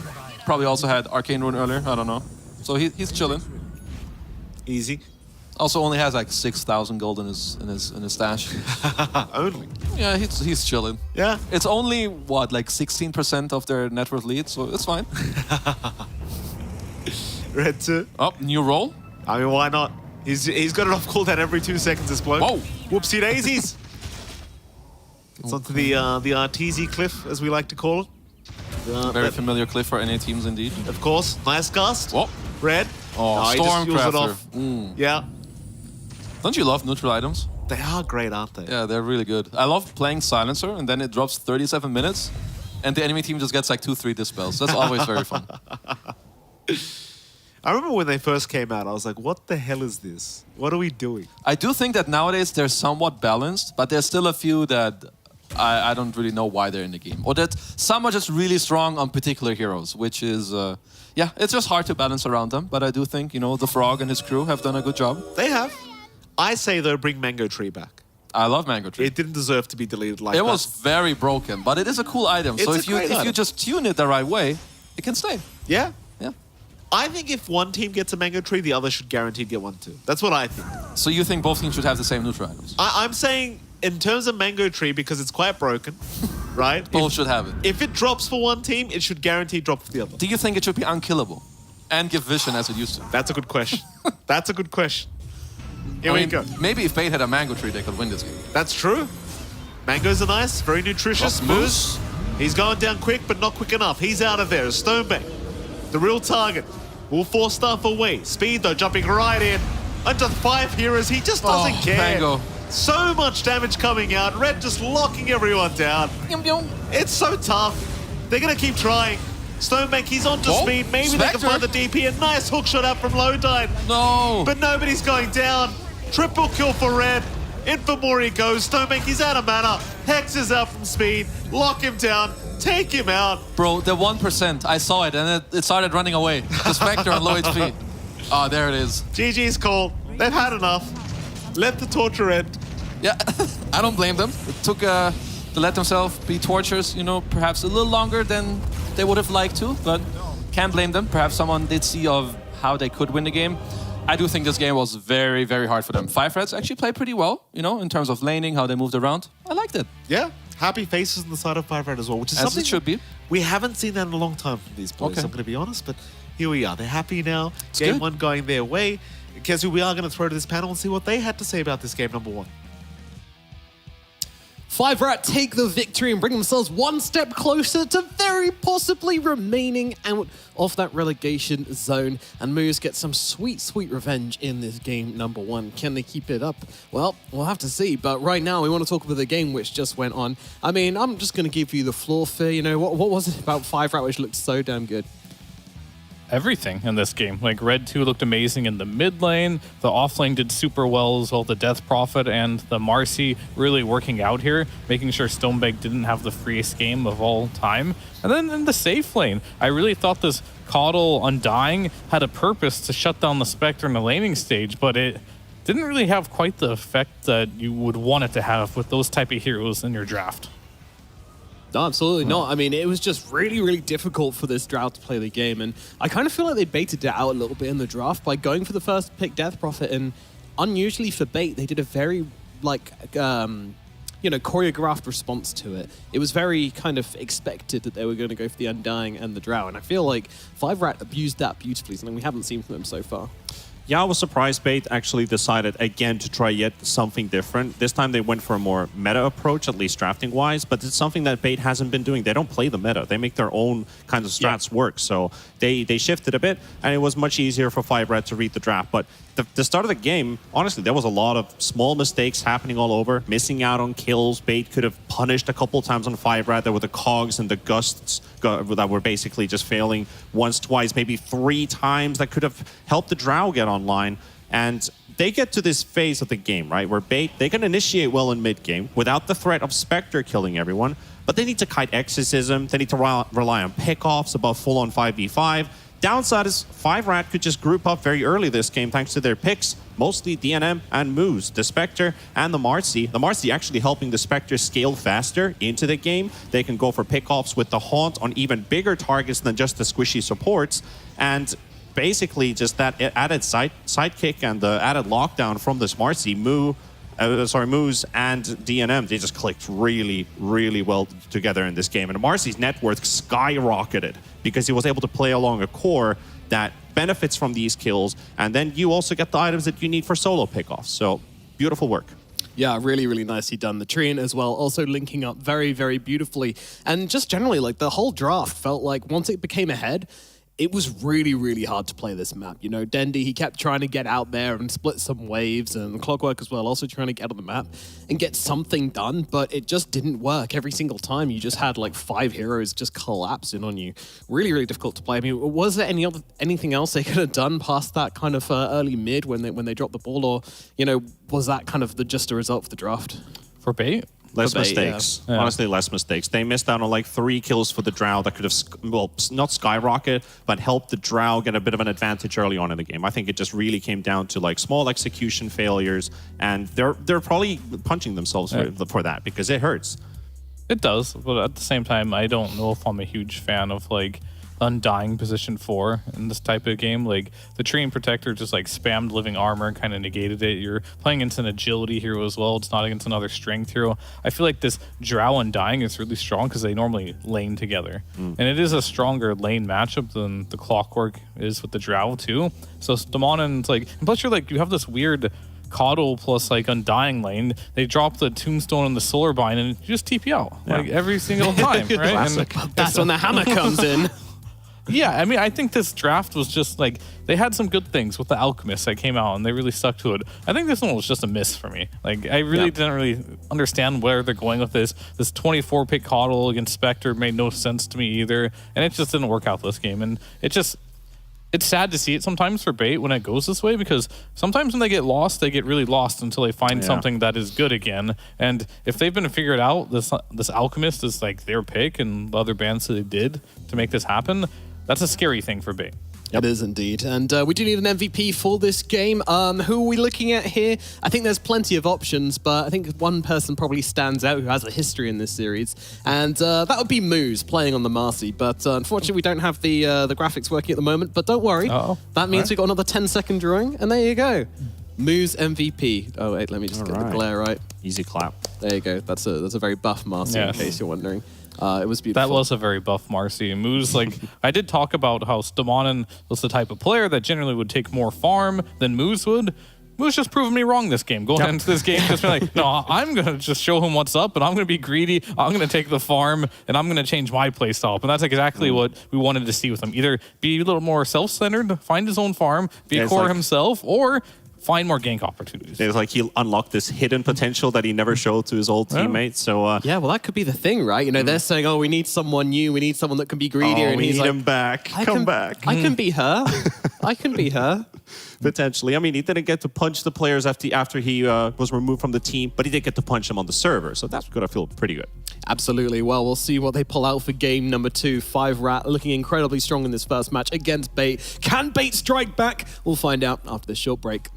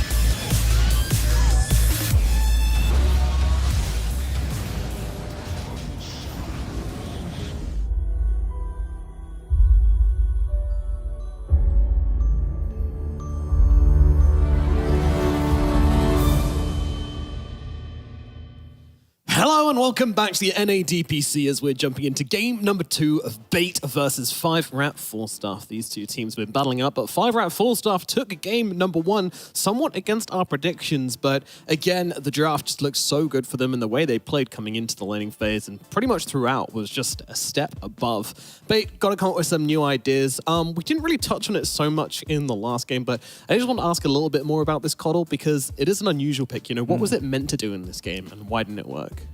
I think they picked it with the idea of having some type of momentum type of lineup where you could Death Ball, have the Meteor Hammer on the Coddle, have the Undying available, get an Aegis on the Drow, go high ground before this Spectre really got online. They weren't really trying to contest it in the late game because they kind of knew there was no hope there, but so many things just didn't go the way of Bait, so all those things didn't really line up, and yeah, the Coddle, unfortunately, and Dendy just had some rough games at one point, and then it was like very difficult to do that ball up when Red 2 was already so farmed, and the Spectre accelerated the farm more than she should have had, just off of that. Yeah, it's kind of like a damage-stealing, sustaining offlaner, which means you're kind of on a timer. You don't really bring any stun, which your usual pause 3s do. Then they either lack in sustain or lack in damage. So what they wanted with that Coddle was just some extra tempo, and in terms of kill potential, which they didn't really get to do this game.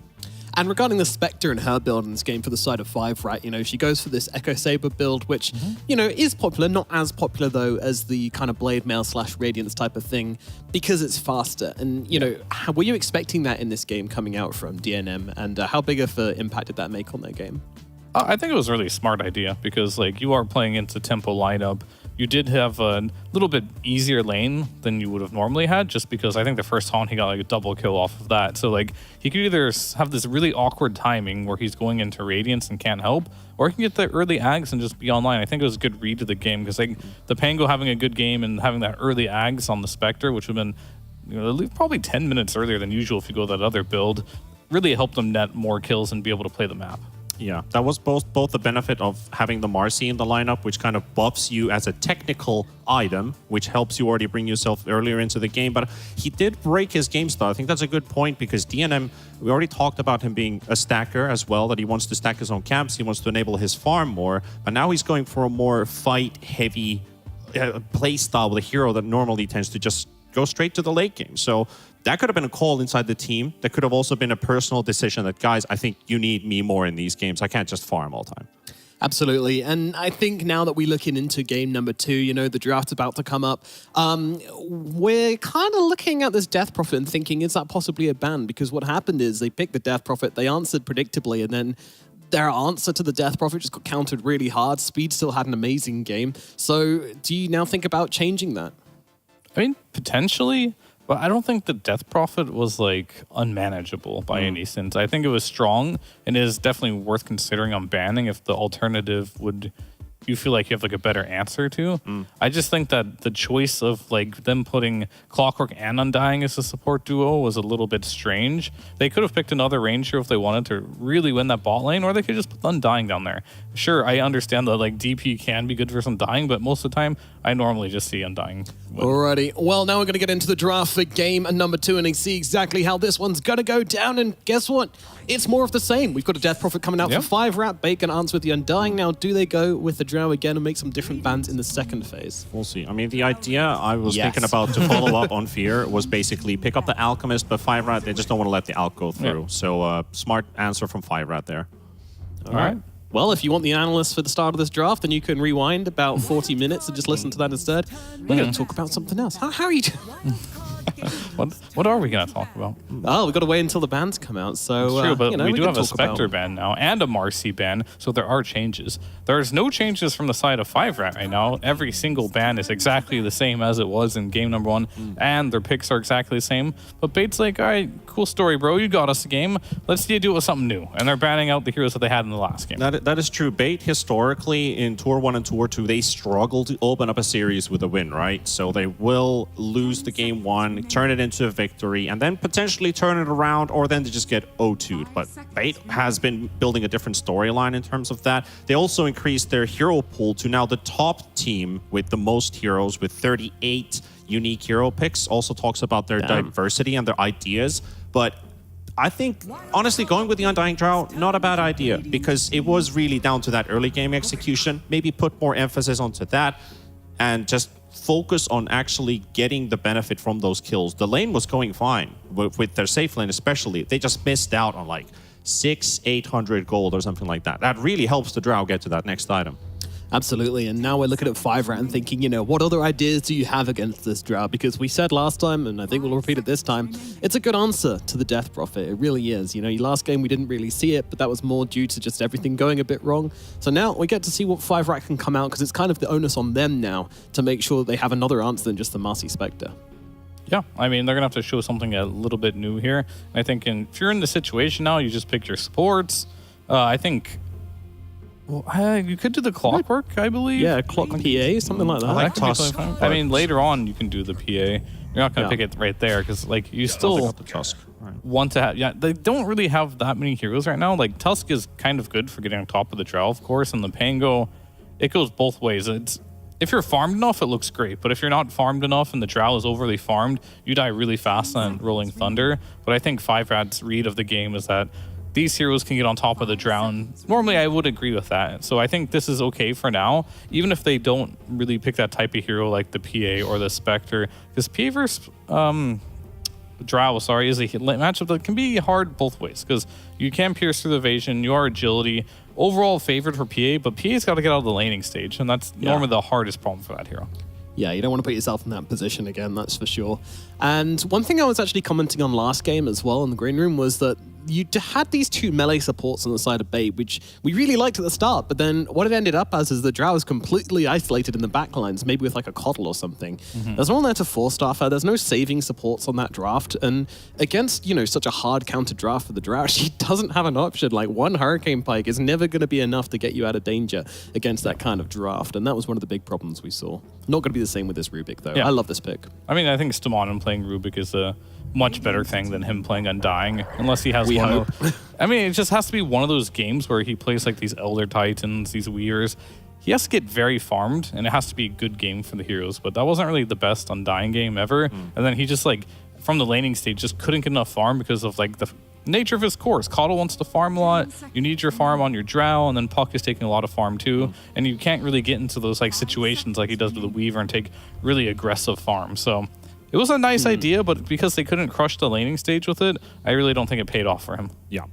Reading the side of Bait here in the second phase, you saw the Treants and the Tusk come out, basically. I was thinking Beastmaster or Primal Beast, basically, for Bait, which both would have worked good. You've already got the Beast Rubik lane, but the Primal Beast for Funnick, most likely, a good idea to have. Or Dendi could also bring it up, Probably, too. right? So it's a flex pick that you have for the last pick in the draft for Bait. Maybe they come up with a better 24 this time. Yeah, I mean, I guess you do get to flex that Primal. How many games of Funnick with Primal? I don't even know how many. I've seen Stamanen In play. this tournament? Or? Yeah.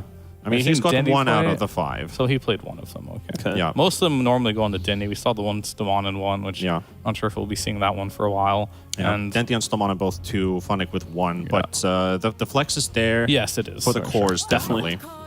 Yep, but I also kind of like the idea as well of just like putting Dendi on this big boy in the front lines. You know, he's just going to play a very kind of normal game and be that attention absorber for the Drow, you know, be that problem which they have to deal with, which we were kind of lacking last game. The Puck was there, but they weren't going to pull their attention on Puck when there's a much easier kill available. If you go for the Drow this game, you're going to be stomped by the Primal Beast. And this also allows Funnick, if they want to make this flex, you know, he can take the good stuff again and pull out something crazy. He's got last pick, so in theory it's going to work. And it's kind of that idea of like, do you want to kind of rein Funnick in, or do you just want to fully commit to the Moonlord and see what comes out the other side?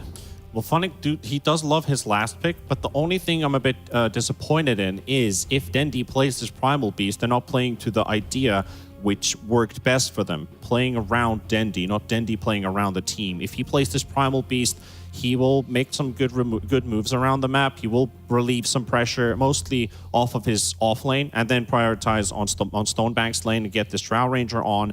But he can tend to just drop off a little bit when they come from the laning stage exit. So there's this 4, 5, 6 minute period when they want their next items, but they also want to fight. And 5-Rat has a really good fighter lineup. So if Dendi just goes around hunting for kills, he's going to get shut down on every attempt if he doesn't have the manpower for it. And then he just ends up with nothing, right? I mean, they kind of made their choice, though, in a way, right? Because, like, they know Pango's going mid, so whatever they wanted to pick there probably was going to be a Dendi hero. So from a draft perspective, I think you're going to get a lot more value by last picking a Funnick hero. But we have seen this Primal not really work out in the hands of Dendi more times than not, unfortunately. So that is a bit of a scare, but it's still something he is confident in, regardless. Yeah, and he has won with it. So if I'm bait right now, strategically speaking, this pick should go for Funnick, and you should punish the Ursa, because that is the hero you see. Mid lane, it's probably fine. It's just Pango versus Primal. I don't think it goes one way or another. So, and there it is. There's your punish. Another hero. Damn. This is one we've been talking about a little bit, but haven't really been seeing, but it is going to be the Funnick Viper. I mean, what kind of Viper is this? What kind of build's coming out? Green one. It's again another offlane that doesn't really bring out a TP cancel unless you Meteor itemize hammer. correctly. But Stomana's there, so let's go for the Meteor Hammer, which will fill in. But most likely it's like a Rod of Atos into Auras. That's what Funnick would love to build. Potentially even a BKB or even a Manta, something to just break off the overgrowth and prevent him from dying instantly at the start of the fight. So you want repositioning, you want a bit of control, and you want survivability.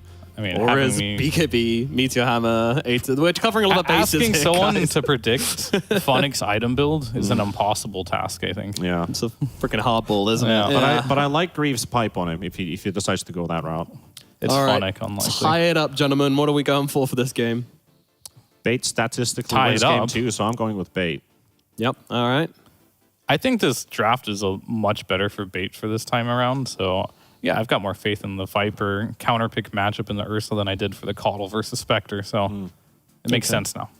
It does make sense. Viper versus Ursa, it seems like a strange one to me. Could definitely get kills, I think, in that safe lane for 5-rat. Maybe not the last pick I was hoping for, but Funnick, he's going to give us something, I think. So I'm going to lean towards bait for this one. I kind of want to see them even the series and us get 3 games. Let's find out what our casters think. We've got MLP and Kezu on this one. Thank you so much, Nomad. Game number 2 here between Bait and, of course, the side of 5-rat Kezu. Do you believe in this draft from Bait? Are we going to a game 3? I can believe it. I do think that the last pick Viper is a bit better than last game. I think there's also less ways for you to screw up your item build because Viper is a bit more straightforward, you know, whether he buys Greaves or some Atos into trying to right-click. It does punish the Ursa a lot. I do think that the Pango and DP are not really answered in this game. So even if they do well in their early stages of the game, at like 15 minutes when the Pango DP are in line, I can definitely see where they just press roll, EXO, they run in, and Viper kind of just absolutely hates that because she's not going to have an early BKB and stuff like that. But if they do well in their lanes, then I could see them at least put up a real fight or win this game. Okay. Love to hear it. Do you happen to know what a Bratishka is? Moose said, good luck, have fun, Bratishkas. Sounds like brother to me in an Eastern language. Okay. If I'm not gonna. That's just. I'm pretty sure it means brothers. Okay. Thank you for that, sir. I'm fluent in every language, so just keep asking away. Please don't. Good to see Moose is still on good terms with the boys from Beta. Of course, our panel talked about it earlier, but... Maybe he's not. Maybe he's just pretending. I mean, he could be. He could be softening him up. That's for sure. I mean, last game round, he kind of annihilated them on that master. Did he tell them good luck, have fun in the first game?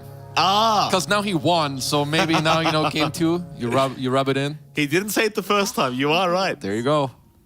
Oh, mental warfare here from Moose. You love to see it. So game number 2. The question is, our panel said, it's kind of hard, and you even said it's kind of hard for Funnick to mess up his item build. Don't ask me. So you want me to predict what he's going to buy? Please. Okay. Wraith Band, Threads, Dragonlance, BKB, Manta. Okay. So no lockdown is what you're saying. Probably. I mean, he could also, he might just queue up a Meteor Hammer at 3 minutes in the game. I love it. And it's going to be really goddamn bad. That's what we want to see. Oh, they want to start as a tri-lane to punish the Viper, but Funnick, he's smelling it. You know, the good luck, have fun. I think maybe they saw them on the ward that they have as well. I'm not sure. Didn't quite pay attention. No. But for now, just playing very safe. Absolutely. Well, for now, I mean, we'll talk about the mid lane because Funnick is sitting back. You're going to have Dendi and Red 2 there in the Pango versus the Primal Beast matchup. Dendi seems very like he likes this hero is what I'm trying to say. He plays it all the time in the mid lane. Tends to rotate at level 5 rather than level 6 every single time I've seen it. What do you think about the matchup, though, against Red 2's Pango? So from what I know, it should be a very good matchup for Primal Beast. First of all, you have higher base damage, and if I'm not mistaken with the passive of Primal, when you get swashbuckled, you're gonna get charges on it, which means you can use it to then get even more damage to like outlast hit him, which you saw just now. So I do think that should help you a lot in the matchup. He already has 6 denies, so this better be a good matchup. Otherwise, Red 2 is just getting out-gamered real hard. Absolutely. Funnick, bottom lane, here comes the chase. Tag team has been popped by Moose, but they don't have a cancel for the TP. He's going to be just fine, as of course Moose not level 2 yet. But it does seem like they're just going to continue the tri-lane. And I mean, against the Viper Rubik, like, you want your Ursa to farm. This is one way to kind of combat the Viper pick of bait. This is one way, but both side lanes, they're... I don't know how both lanes are at the enemy off lane's tower. Because, sure, you're tri-laning, you're giving your farm to the Ursa, but at some point the Tusk probably... He should have to leave this lane, okay? Right. Maybe right now he doesn't because bait, I don't know what they're doing in the top lane, like pushing it in. But eventually when the Tusk leaves, if Funny gets level 3, it doesn't matter that Ursa has 500 more gold. He's still just gonna get clicked to death by Funnick if he does get the levels. Fair. But if Tusk never has to leave because Speed is gaming them 1v2 top, then yeah, 3v2 is pretty good. I mean, like you said though, like the creep wave is quite close to Speed's tower, which is certainly surprising. And well, Moose is going to rotate anyway, so they are going to have the Pango to join in here top lane to maybe allow the DP a little bit more safer farm. Stonebank himself on the Drow range is having a great old time, 15 and 6 on the Drow.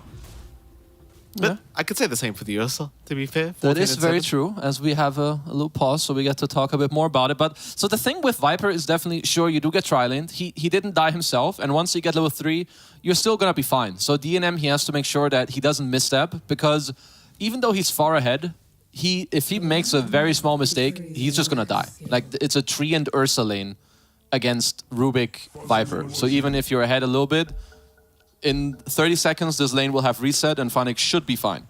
Okay. He might just feed. You never know, but he should be fine. He may. We'll see.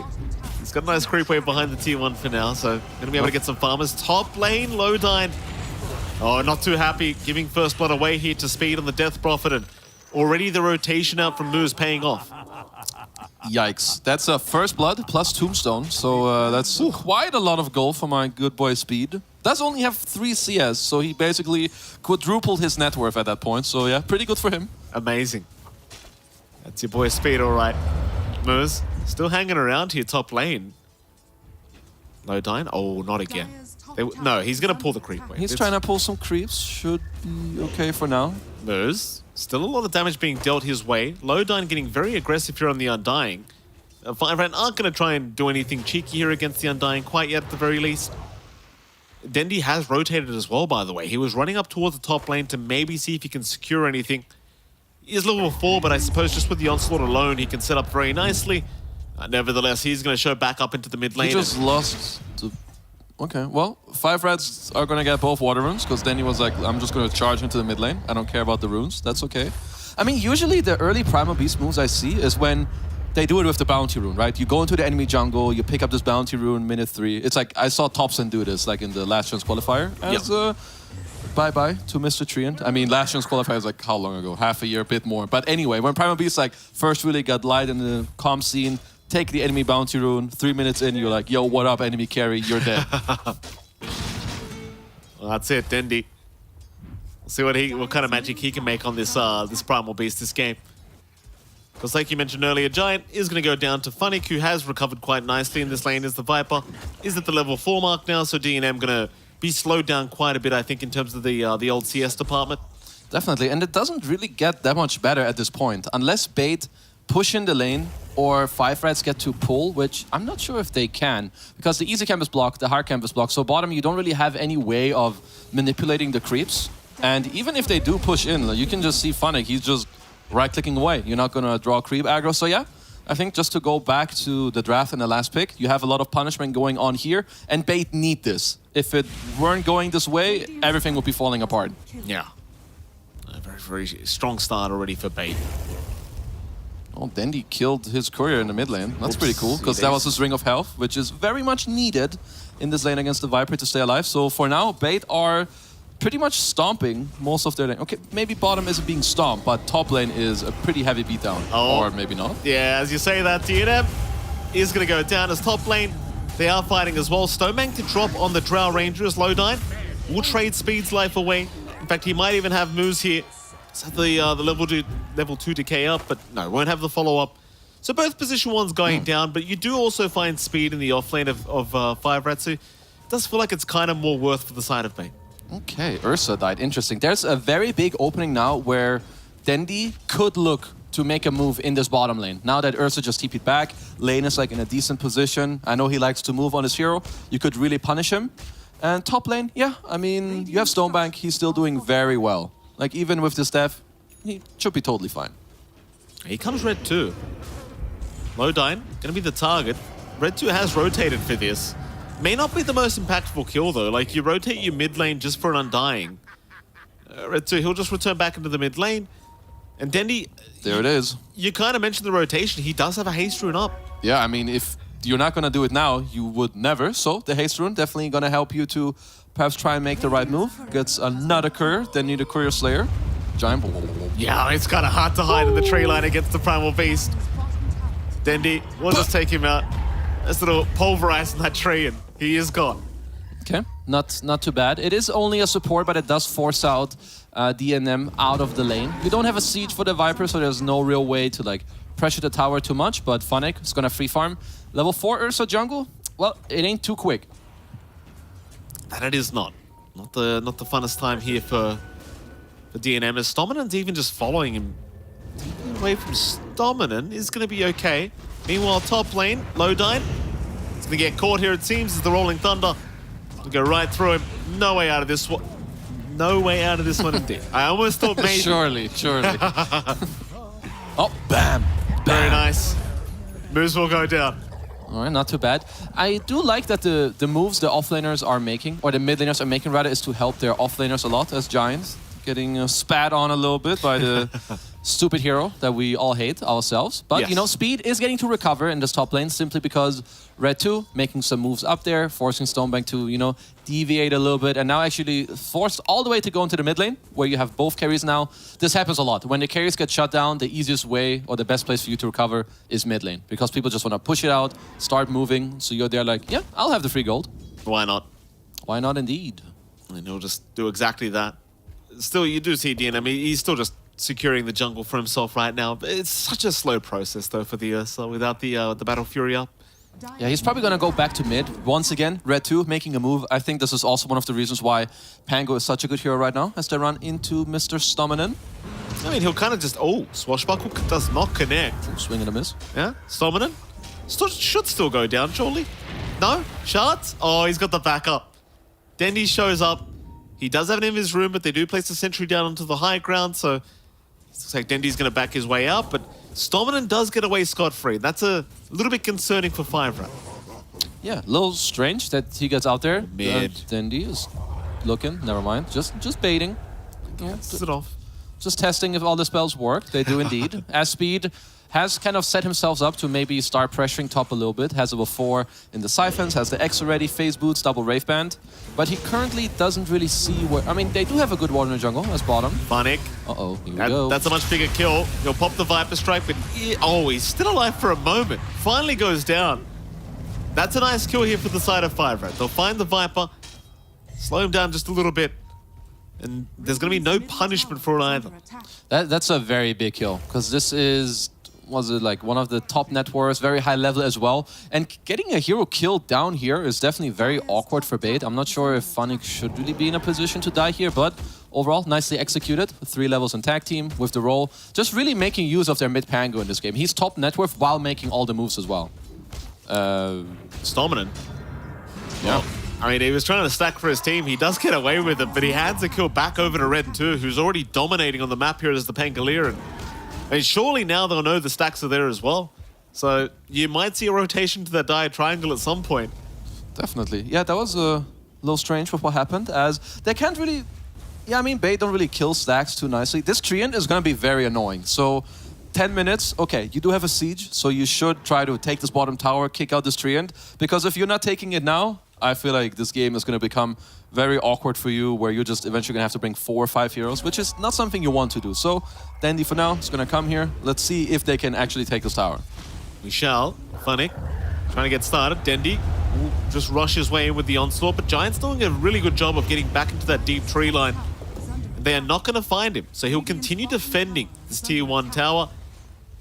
And sadly, you don't have the greatest siege ability here for the side of Bait, so it seems like they're just going to leave. Yeah, it's honestly awkward. They're not really gonna get it. This bot tier 1 tower, it might stay alive for a long time. Like, unless Stonebank at some point is gonna make his way down here to really take it, I don't really see how they will. And, you know, he may not feel very inclined to leave because he has a lot of farm going on top. In the meantime, Speed does take the top tier 1 tower. So in terms of map play, it feels a lot easier for 5 Reds to really maneuver around the map. You have Tree who can defend towers, Pango who can set up plays, and DP who can actually take the objectives. Yeah, absolutely. 5 Reds sticking around top lane, seeing if they can maybe snipe Stonebank here, but he does have Stominant right around the corner. And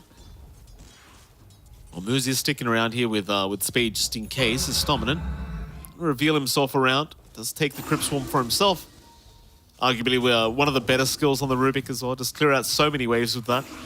Definitely. He doesn't have Arcane Boots yet. He would definitely love to have them. He is very close, so then he can really start spamming out some stuff as more Ancient stacks coming out for the Dire team, as Funnig is getting a 2nd level in Nether Toxin to maybe, I guess, try and clear it out. But yeah, game definitely slowing down a bit for Bait. It's basically all on Dendi to really try and get some moves going. Maybe he should even farm the stacks if there's nothing going on, but I feel like him and Stominant could smoke up together. They have a lot of damage between their 2 heroes. Do you feel like the game slowing down is more favorable for 5 Rad, or do you feel like Bait is still fine with this? I feel like that Bait feel okay with it, but I also feel at the same time that they could be doing more on the map. I feel like Dendi has been very quiet in like the last 4 or 5 minutes. Sure, you have your Drow who's continuously farming up, but once this Ursa gets closer to his Battle Fury, because he was the lowest net worth core by a lot, and he's getting to recover by, well, at a pretty good speed. And eventually he can just get online with his Pango, the DP at the same time, and then I'm just a bit afraid for Bait, because their draft is early game and lane reliant, and they're not really pushing it into anything. Right. Well, bottom lane, Giant, just gonna pop the Overgrowth. The onslaught was too short anyway. He's just being such a nuisance down at this bot lane, constantly healing up the tier 1 tower, and without taking the tree down, it doesn't seem like they can actually find the tier 1. He's fine. Funnig? He wishes he had a Meteor Hammer right now. Just blast the tower away. Yeah, I feel right now I'm lacking a little bit of this confidence, which I'm seeing right now perhaps from 5 Rats in mid lane. Yeah, Moose moving in. Stonebank, he's just going to turn right back around, but they've got their heals out from Speed. Stonebank's going to go down. Funnig does rotate. Maybe he can find a nice double as Dendi rushes through with the onslaught. They will protect the tier 1 tower and they'll get revenge for Stonebank. And Bait, they might even be able to pressure the mid tier 1 a bit. Let's see, Tree Armor. Pango is around. As long as he plays on high range, which he should with the Diffusal. Nice glyph though, as Dendi is trying to catch. Diffusal out on Dendi, so yeah, no chance of catching him out. Yeah, I think this Living Armor with the spam of the Swashbuckle, it might just save every tower in this game. Ouch. Eventually, sure, you'll lose some, but I think for now it's way too hard to really push into this. And this last play that just happened, even though you lost your DP, I definitely think it favors 5 Reds. Your Treant is just chilling bottom, he's getting net worth. Your Pango isn't dying. Your Ursa is recovering. And in a few minutes, I feel like you're so strong that you can dictate the team fights. And at any point, if you get 1 or 2 kills, you can just take Roche with Pango and Ursa. I mean, you say TNM's recovering. He's surpassed Stonebank in farm. That's insane to me. Yeah, this is very bad news. Because as Drow, you want to be up there. He had a really good start, but yeah, he did just die. And now he won't be able to keep up that well. Did he get a shard? Is it coming out right now? I feel like his net worth is too low. Anyway, okay. Yeah, if he's not going to get a shard soon, he might feel forced to just go into a pike right away. This Ursa is definitely going to surpass him. Yeah, that's a scary, scary kind he of already situation. has, but by a lot more. Yeah, Battle Fury on the way right now for DNM, and that's going to really escalate his farm now for the Ursa. And suddenly Bait in a very similar scenario to Game 1 where they just kind of, I mean, not lacking a game plan, but it feels like they're kind of backs against the wall now. So they are trying to escalate the farm, hand over the farm over to Stonebank with those ancient stacks, but, well, like you said, this Ursa kind of going to get out of control now. And Bait, they are still very quiet. Like, Dendi's top net worth, but, well, he's got the BKB on the way. So I suppose now maybe you smoke him. I mean, maybe they were waiting for that, but even then, I'm already going to say that this was too slow. Perhaps now the BKB is like really the switch for you to be like, okay, it is now go time.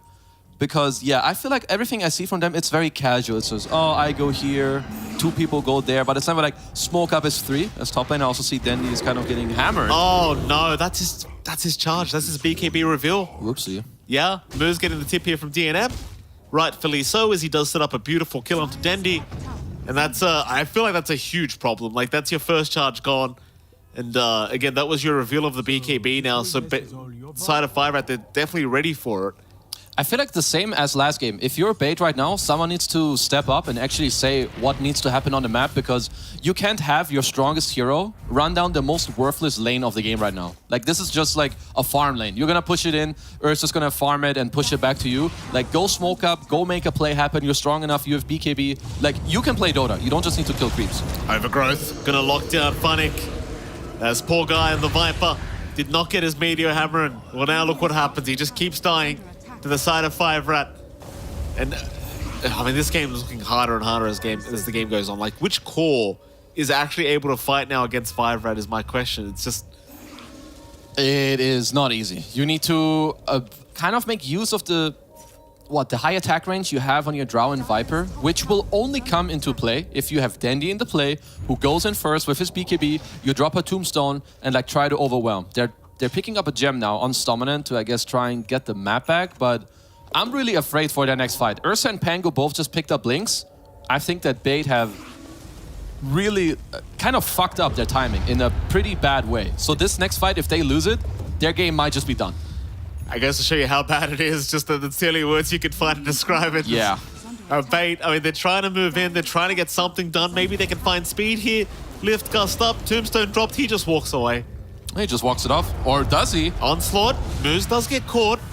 It's a snowball though, Warriors punch out on Dendi. Dendi the one looking rather unhealthy now, but Moose is the one to go down. It's still 5 Rat, they still seem like they want to fight. Jump in, DNM. 1-2 punch. He just blows up Lowdyne. Dendi forced to BKB to try and avoid the stunts from Red 2. At least they will find Giant, but they're losing Stonebank. And Funnick's caught as well. I mean, Red 2 says it's just not fair. He ain't wrong. My friend, all he has to do is press R and literally, 4 heroes of Bait. They don't want to play the fight anymore. They have no way of stopping this roll and fighting back. There's still a chance, but it just keeps getting harder and harder, because when this happens one more time, DNM is going to claim himself a free Aegis, and his team fight is so strong. There's 3 armor against the Drow, they have roots as well against the BKBs, he's going to have an Exo, a roll. Like, he's set up for success, whereas Stonebank, he is playing with an offlane hero who basically does the same thing as him. Neither of them can hit, and they only have one guy going in, which is Dendi. And he's just going to get clapped by this Ursa every time. That he is. It's a very rough position, and it almost feels like it goes back to the draft, right? Like, you gave Red 2 his signature Pango, and you gave Speed his DP. And it's like you're kind of seeing what happens when you give these guys their comfort. Like, especially Red, because you said this earlier, but this guy's set up everything on the map. No, he definitely did. He's been playing a very good game. Honestly, both of these Pango games, I would agree that the first phase was definitely not amazing for Bait, but you still have a draft where you can play the game, you can make some moves happen, and if you have this early game and lane-heavy game and team and draft, you need to execute on that. You can't just go AFK. You're not playing 5 Might of Spectre, where you can just farm. Stendy getting pressured, in the meantime they're roaching. For now, 5 Rats are doing some very good stuff in these 2 games. That they are.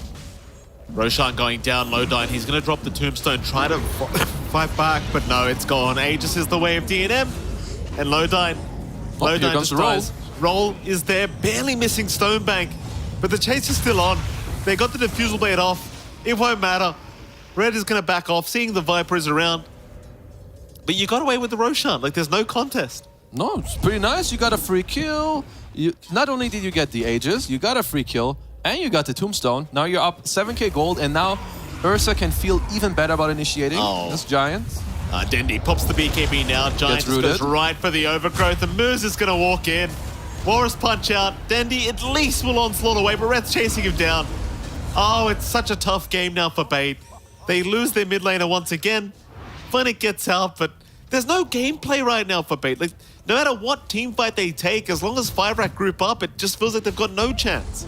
It is honestly really hard for them to play at this point. Once again, you're kind of at this point where it just doesn't feel good. And it's not like you have a draft that can easily fall back on pushing out these side lanes. You're playing against an Ursa who's going to pick you off on the map. You're playing against a Pango who will pick you off against the map and the Tusk. They can cancel your TP outs later with the Punch and the Root. Yeah, I mean, similarly to game 1, you need to bait them to what? Dive you at towers, play on buybacks. You have this gem on Rubik, but I don't really know what that's going to do. It's something, but that's a question. Speed, he's going to find the bottom tier 1 tower here. Five-Rat just finding more and more objectives as the game goes on. Their net worth skyrocketing now, 10k the way of Five-Rat 4-staff and an immediate smoke up. Oh, smoke on smoke, here it goes. We'll see if Bait can find themselves a nice team fight. They're going to see Speed and Moose in the mid lane, but DNM is right there in the smoke as well. Giant going to find Dendi. That's a great target to make the jump in on. He is just deleted. No chance. Roll. Stonebank? Oh, Diffusal Blade connects. Yeah, got him. Oh, interesting TP attempt. I suppose he had to try. Yeah, he kind of really had no other way of getting out. Some pretty nice driving, even though he misses initially. Diffuser slow, jump over the ledge, go to the side. Ooh, that was like for a moment he ended up in the fountain there with him. Well, Five-Rat. Just no reason to slow down. Looking towards the tier 2 mid tower. Speed just going to pop the EXO immediately. I dare say he didn't even need to, but you know why? They're holding on, make it a little bit quicker. Sure. Because you're just gonna get a tier 2. What are they gonna do after? Because Glyph does reset, so I don't really know if you're gonna go tier 3. You can just take this tower, play the map as Moose. Moose catches another. Funnick, he's okay. But it kind of goes to show you the state of the game. Like, he doesn't even want to try and go up against his pos 4 Tusk at the moment. Just leave him be. And with that, outpost taken, BKB now up on DNM. Things are only getting worse. Things just keep getting easier for Five-Rats, and at the same time, they just keep getting harder for Bait. And with these type of cores you have together, you don't really have the most play. I mean, you're sitting 4-man at your tier 2, hoping for what? That Ursa like DCs while he's hitting the wave. I don't know. It's a rough one. Yeah. There's a smoke up here from Five-Rat. They're into the die triangle, and Stonebank's hanging around mid lane. Oh, Moose, he has no fear. Just jumps right in. Gust is there from Stonebank, but they're just going to jump in with a Rolling Thunder. Stonebank, can he get out? Oh, Rat's just chasing him down. He can't make it. And now Dendi's caught in a very awkward position. Red is doing so much damage. DNM to jump in as well. Dendi, he'll be okay to get out. DNM still fighting, looking for that tombstone. Still might lose the Aegis here. So they've got 1 life. Can they find him a second time? Red's still going. A nice overgrowth to lock all of them down.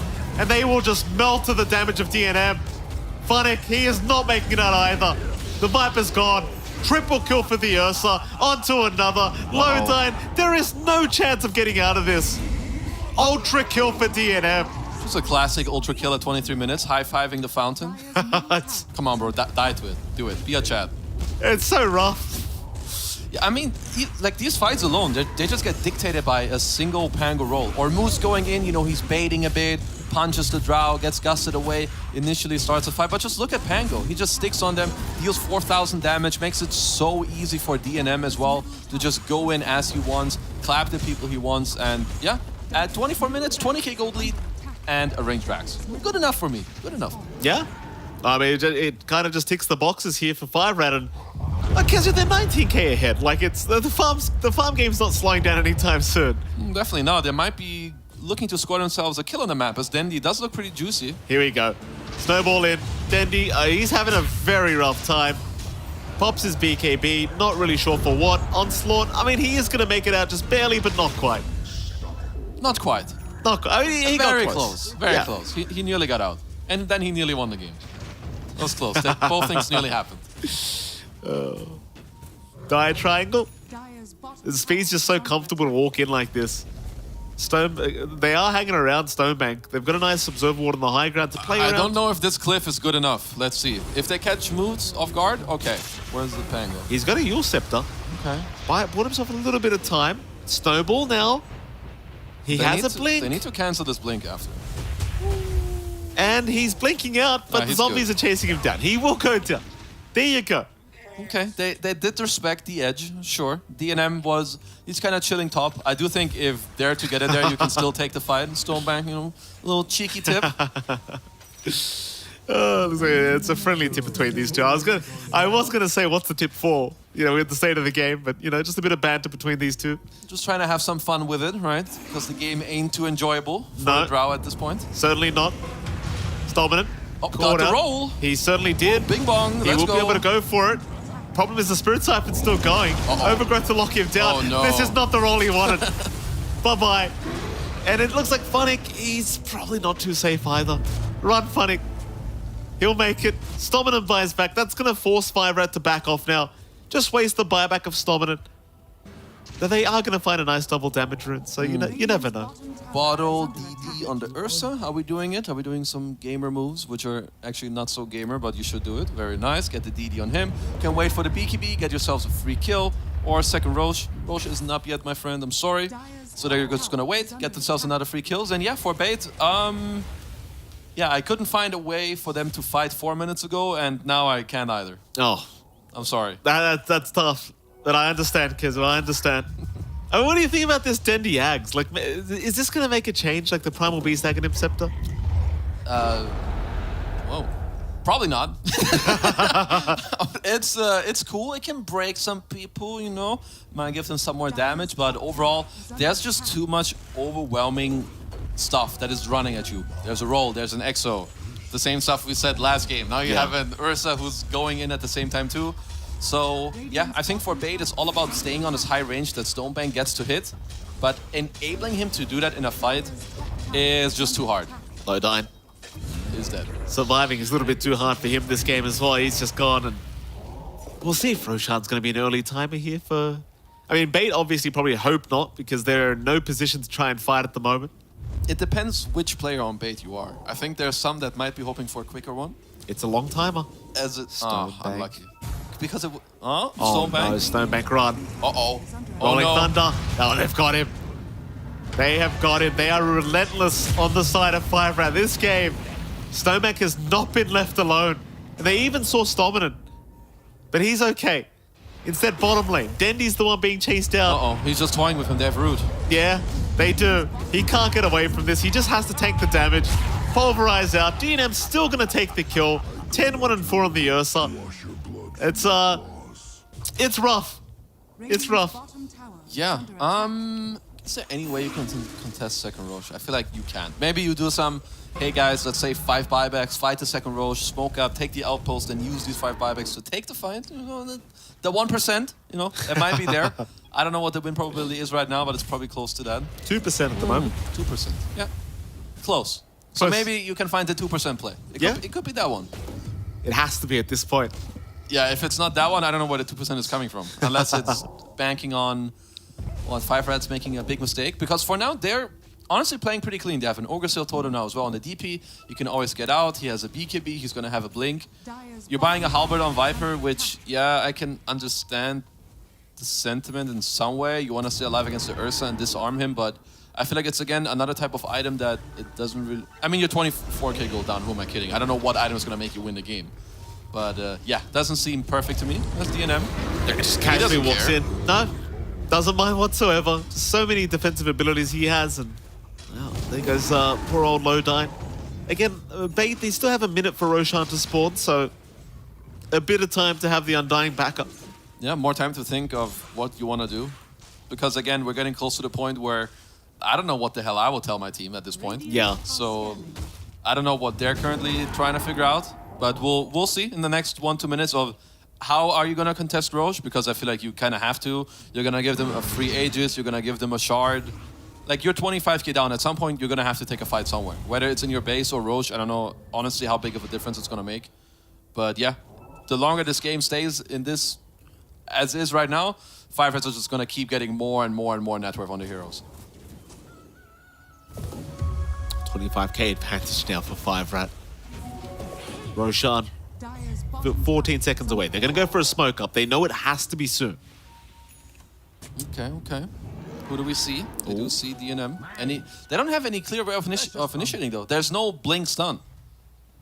He has an abyssal. He has a blink himself. Let's see.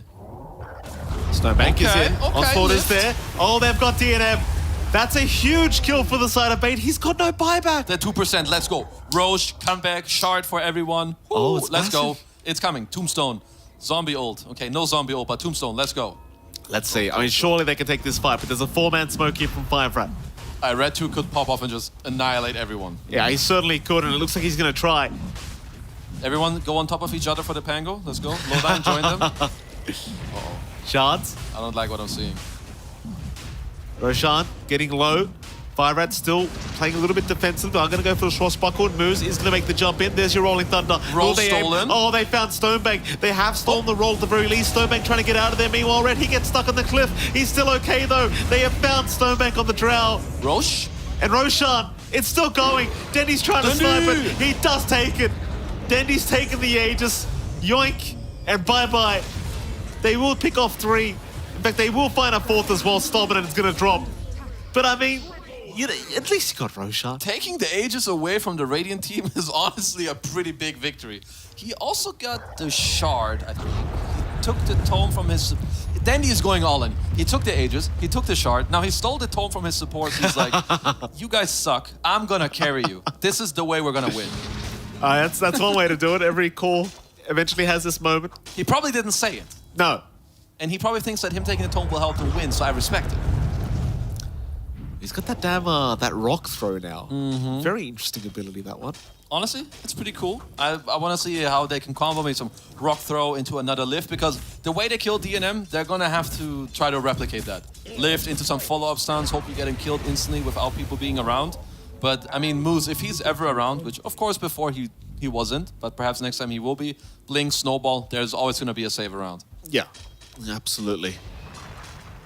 Double gem on Radiant, yep. Unlucky for bait.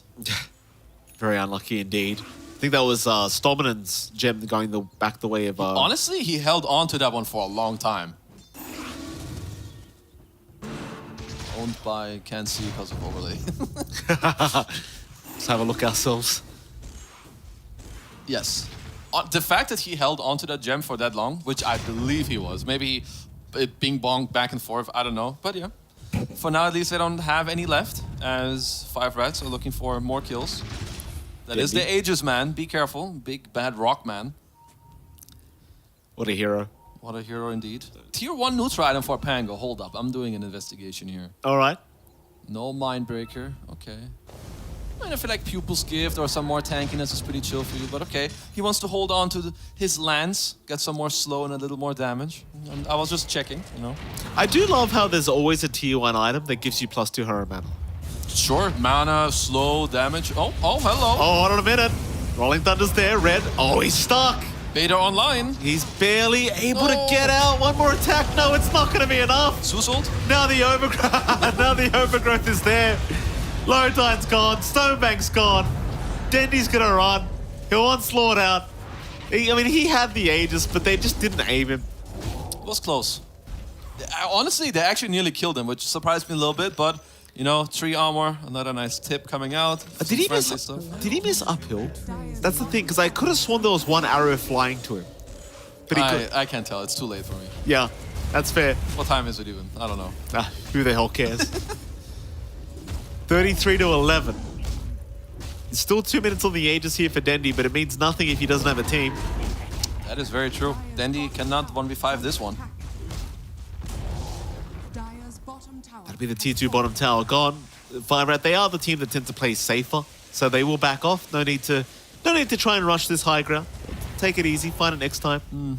I do think you're at the type of situation in the game where if you want to smoke up at any point and the Ursa jumps someone and Pango just follows up with a roll, I feel like you can always go in, kill one guy, get out, maybe get a buyback, but I'm okay with you playing it slow. It just kind of depends on how much are you feeling yourselves. Because if you feel really good about the game, you feel like Bait don't deserve anything on the map, I would be okay with that. Because you can clap them on the map wherever you want. It's basically all on you. Yeah. Still at 2%. Okay. Chances are there. Bait holding on strong. They're doing it. It's the Dendy factor. It is the Dendy factor.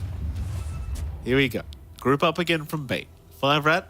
They'll pick up a Lincoln's now on DNM, so even more defensibility from him is funny. Going to show mid lane, maybe just trying to bait for his team, but Five Rat will not move in. Bro, this Tusk is fat. Oh, never That's mind, they funny. will. Nice Funny. bounce. Let's get caught out. Rolling Thunder again being stolen. There's your rock throw out, but it's doing literally nothing. As Dendy is going to jump in with a pretty nice pulverize onto speed, but he's going to heal up. He gets the BKB off. Stonebank, he's trying to find at least something for his team, but in comes Red 2. Red's not going to have it. Moose, DNM, they're all there. They found the Drow Ranger. Stonebank is just dead. You just can't survive. Every time they see him, that's when you see the Ursa jump in. And Dendy, oh, he's used the Aegis up, but this, no chance of survival the second time around. When you get close to losing, when the enemy team is leading 1k gold with the minute timer, as Funning is, having some fun. Maybe, maybe not, I don't know. 36 minutes, 36k gold lead, you know there's no way you can win a game. It's like, that barely ever happens after like 10, 15 minutes. So, yeah, I think for now, 5 Rats doing some good stuff as Red, giving himself a better KDA. Just gonna keep it up. Looks Very good. important. Very important indeed. Bottom tier 3 tower. I don't know what you're talking about, Kezu. Gold lead is just a number, sir. That's true, actually. Gold's just a number. I think Lowland is gonna 1v5 defend this one, right? It's gonna drop a Tombstone, Soul Rip them, drop it, use his mech, maybe the K all 5. Midas on Treant. Now, I like that. That's sick. Oh, don't say that. I think drop it. So he's the game's gone. I'm just gonna buy Midas, guys. Don't worry. He can. They can try to like double the net worth per gold. You can go to like a 70k gold. Oh, there you go. Glyph Force, they're not gonna go for the final racks yet. They'll take it easy. No GG call from Bait. They are still holding on. Again, there is a mathematical possibility, had they won this series, that they could actually have a slot at the major. But it's looking like a very low chance right now. Yeah, which is, it's always sad. You don't really, you don't want to be in that position. So perhaps they're looking to hold on. Giants. Maybe there is that play. Perfect setup. Yep, Stonebank, see ya. Stonebank has just been bullied this whole game. Very nice ward, of course, as well there from Giant. And now, 5 Rat, they've got 60 seconds without a pos 1 on the side of Bait. They know the glyph's down. Maybe you just force high ground. Yeah, why not? Because you can go, and whoever you see, you just kill them. Yeah, It's quite simple. When you can just kill heroes, Dota is actually pretty easy. certainly it's just kill them forehead. Yeah, just kill. It's pretty simple. Just kill the throne, guys. You're gonna win. I mean, Tusk has more net worth than... He is nearly... Okay, kill someone, Moose, or kill a camp. He's gonna be ahead of... What just happened? Oh, he dropped a gem. Oh, Pick it up, no. bro. they gave him it's on another his one. courier. It counts. I need him to kill a wave. He's gonna be ahead of every network. Go, go, go!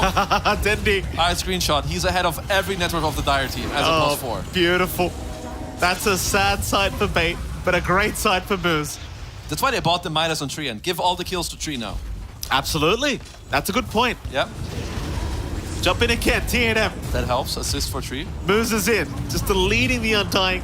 Funnick at least can force staff away out of those shards. That top Rax is still under siege. Do they want to back off? I don't think so. It's still 35 without They're Denby. playing it nicely. They're like trying to perhaps bait, yeah, a bit closer to get them killed. Okay, I need to see network status. I need to see who needs to buy back for Tree and to end up being top network later. There's still Stonebank and Dendy in front of him.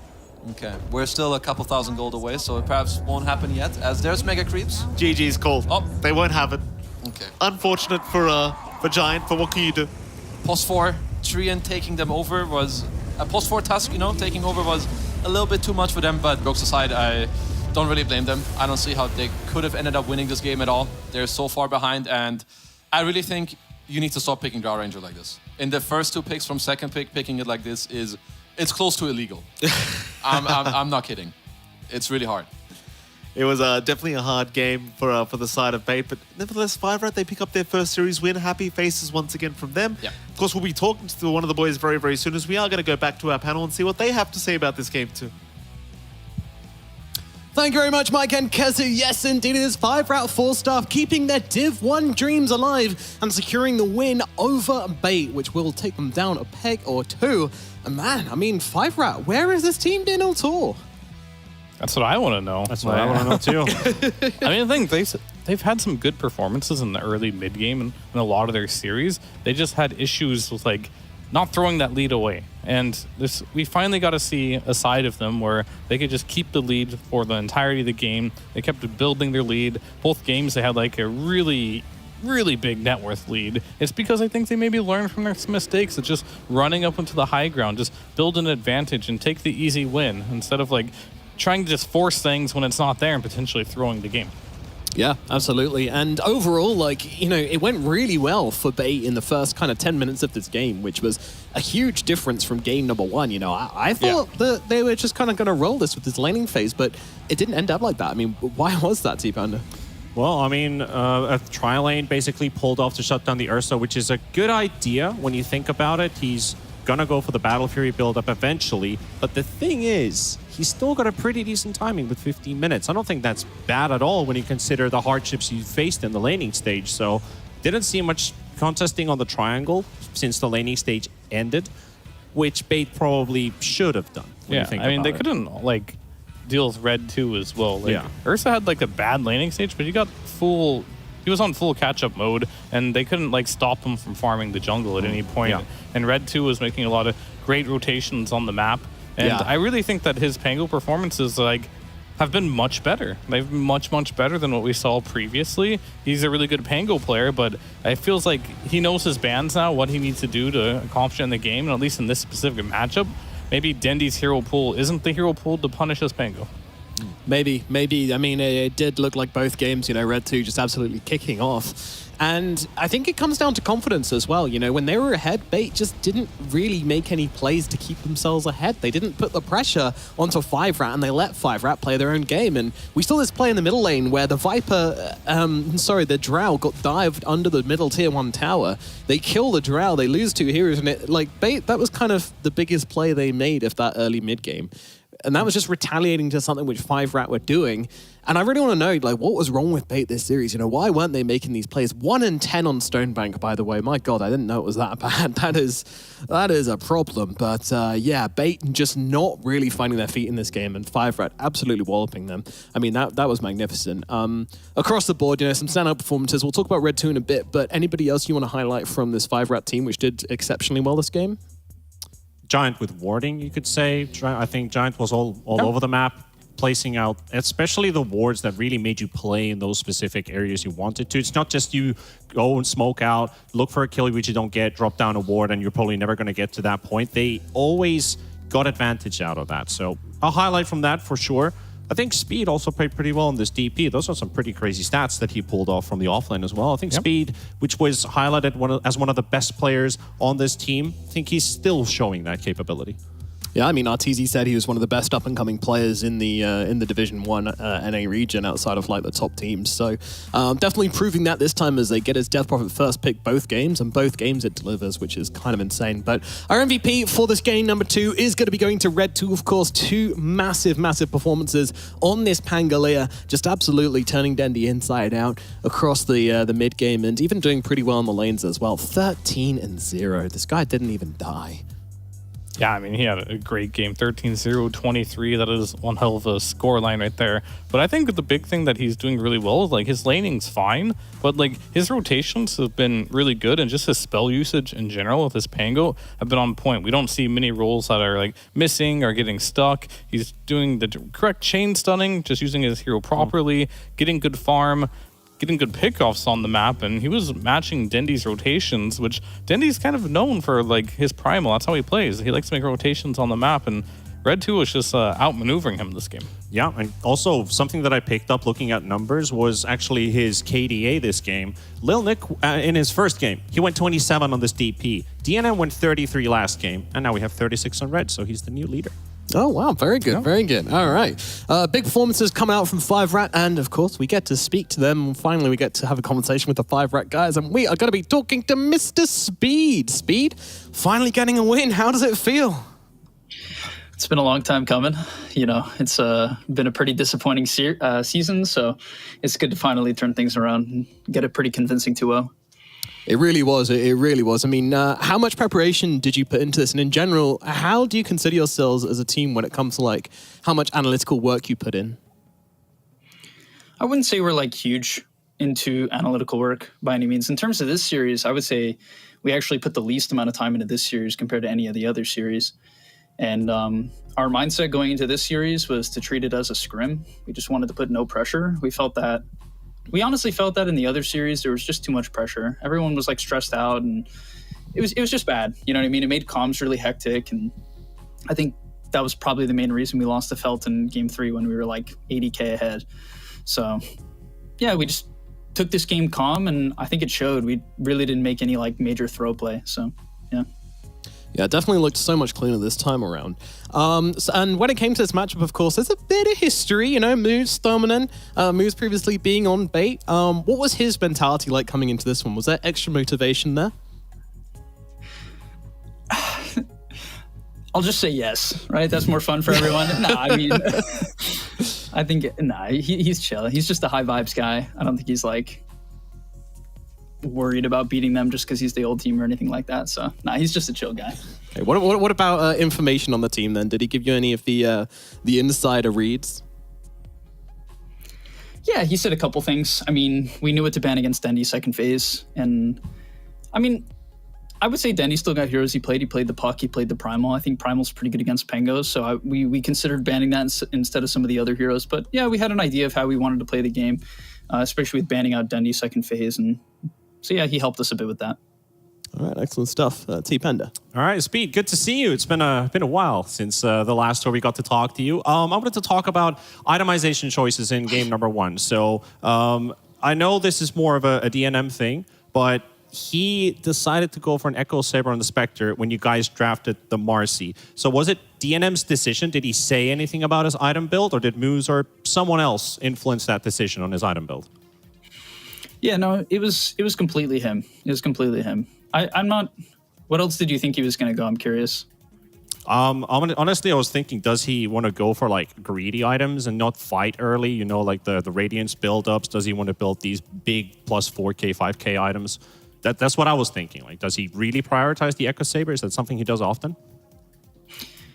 Yeah, I mean, I think for that game, we're largely picking Spectre just to play for a mid-game timing, really make sure we can play our first stuns and in particular get on top of the Drow. So I feel like the Ags build makes way more sense against Drow. I feel like if you go Radiance against Drow, it's just like probably bad. I mean, it can be okay, of course, but I feel like the benefit of that matchup is being able to consistently shut down marksmanship, and she had like, the Drow literally did nothing both games, so, and the Spectre item build helped with that game 1 for sure. All right, awesome. Also, I wanted to talk about the fact that you guys winning this series means that you're still in the run to stay in Division 1. Did Panders have a talk with you guys before the games? Was there any mental prep coming into this one specifically from him, or just the team as a whole, knowing that you need to win this one? No, I mean, I kind of said it before, but like, I mean, Panders is always our motivation guy. He checks in on everyone, you know, he's the team therapist for sure. So he's a good guy. But no, I mean, we really tried to come into this series just like low stress and not even talk about it. Like, we kept joking during the draft and during the game, like that it's fine as a scrim. Like when there was a funny moment during the game. I wish I could recall it. Someone got picked off and we're like, it's fine as a scrim. You know, like whatever. Just don't do it we're gonna play bait next week. It's fine. Just don't do it against them in the official. So. All right, that's great mentality. One last question for you from me. I asked this last tour, and for all the Game Leap fans out there, what is broken this patch? What is broken? I wish I could play Brood. That hero's banned every game. It's so sad. Oh. I got it once this series, this tour, and that game was really fast. So I wish you could play Brood. Right. Disgusting. All right. So my main question to be: who's your guys' like in-game leader? Who makes like most of the shot calls while you were in game? I would say Moose is probably number 1. Yeah, Moose, our pause forward player. He tends to play initiators, so I think it fits the role, fits his hero style, and he's like such a high energy guy, right? So he's really good at just kind of keeping the vibes up and guiding people around. So it tends to be Moose, yeah. So what would be like the difference between like him and Stuman, and then as like pause 4 players? Or do they both fit the role that you need for your team? You know, I mean, I think they both could fit the role. I think Moose is like overall higher energy than, like a more intense energy than Stamanen. Not necessarily, you know, a hit on Stamanen. That guy is, I actually really like Stumannen. I think he's a super cool guy. But no, I mean, I don't really know how to answer that question. I think they both could fill the role. They're both like really high MMR4 players, and they're both very talented. So, I'm not sure how I would distinguish the two players necessarily. I still have one more question. It's regarding Red 2 and his Pango obsession. Is that really coming from him, or does your team just really enjoy it when he plays that hero? No, that's his best hero by far, like for sure. He just plays a ton of Pango. He's extremely good at Pango. So yeah, that's a Red thing for sure. He's known for his Pango. Okay, thank you very much. I know there's been a lot of questions, but we haven't really gotten to talk to you much, so we're getting them all in now. My last one has been, you mentioned kind of ignoring the fact that this was an official game. Does that extend to your position in Division 1 as a whole? Like, are you kind of trying to ignore the fact that you're on the brink of elimination and you're just trying to like play every game and have fun and just ignore the fact? Or is it fueling you maybe? Yeah, no, I think we're trying to ignore it, to be honest. The season, I think a big reason why we did worse than we expected, like, I think everyone on the team believes we're better than our current standings, and none of us wants to kind of look at it as if this is the team that we are, right? This is, we're like an 0-5 team that could end up in Div 2. I don't think we're a Div 2 team at all, and so when it comes to looking at it, it's just like, we stressed ourselves out, we had some bad games, and we're just going to move on from it. I think in the long run, I think almost every player on this team will end up at a LAN at some point. I genuinely believe that. That's my personal goal. I'm going to make it to a LAN sometime soon. And I know we're 0-5 right now, so it's like, it seems ridiculous, but that's why we're just trying to ignore what's happened. We're trying to look at every series just like we're playing to get better. Let's just treat it like our scrims, which have been generally going pretty well. Not like these official games that we're just choking, so. Yeah, all right. We're looking at the big picture. Okay, I don't want to leave it on a bad note, so I'm going to ask one more. Are you aware that in the Arteezy interview, he actually highlighted you as the highest potential player outside of the top teams in Division 1, and how did that make you feel? Yeah, I saw it. I mean, it's cool, right? For sure. Like, he's someone I've looked up to for a long time. I mean, I remember watching his pro games 4 or 5 years ago when I was like 5K MMR, 6K MMR, and, you never think you're going to be I don't be even on their radar. So it was cool. Yeah. It was cool. I mean, for me, I feel like it's awesome. I definitely wish like our results were better, so I could feel like personally, I could feel like I'm backing that up, because I don't just want praise, I want results. So it's like awesome that it's coming from Arteezy. It's very full circle for me. But I want the results to show it. I don't just want to be hyped up. You know what I mean? So that's kind of how I feel about it. I'm in between right now, just because of our 0-5 standing. Well, 1-5. Pog. Damn, yeah, 1-5. Let's try and make it 2-5 then. Wow, I don't want results. I don't want praise. I want results. What a Giga Chat energy. Speed, thanks so much for coming to talk to us. We'll let you go, and best of luck in your final series. Thank you. I appreciate it. Thanks, guys. Thank you. Great stuff. I mean, great interview, honestly, but we expect nothing less from Speed. He is a very informative guy, on Game Leap and stuff as well, and now looking to secure his spot at a LAN one day in the near future. And I mean, from the energy he's putting out, I feel like this team is going to improve. It's a shame this season, but when they can get on top of their nerves, we've seen what they can deliver in this series, and I think we're going to see more of that in the future. Yeah, I mean, even if they do go to Div 2, I think they'll come right back. So just a bump in the road. Just a bump in the road, indeed. Well, that's going to just about do it. I mean, last kind of comment on Bait. How do you think they're going to do in their last series versus Shopify, T-Panda? Oh, dear. Oh, dear.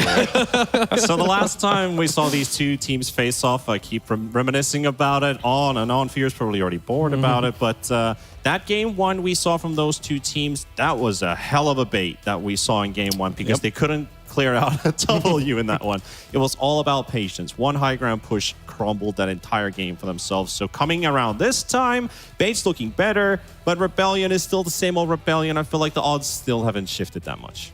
Well, when it comes to positioning, things haven't actually changed that much. 5-rep 4-staff are going to bring themselves above Wildcard, at least for now in the standings, because they did get this win.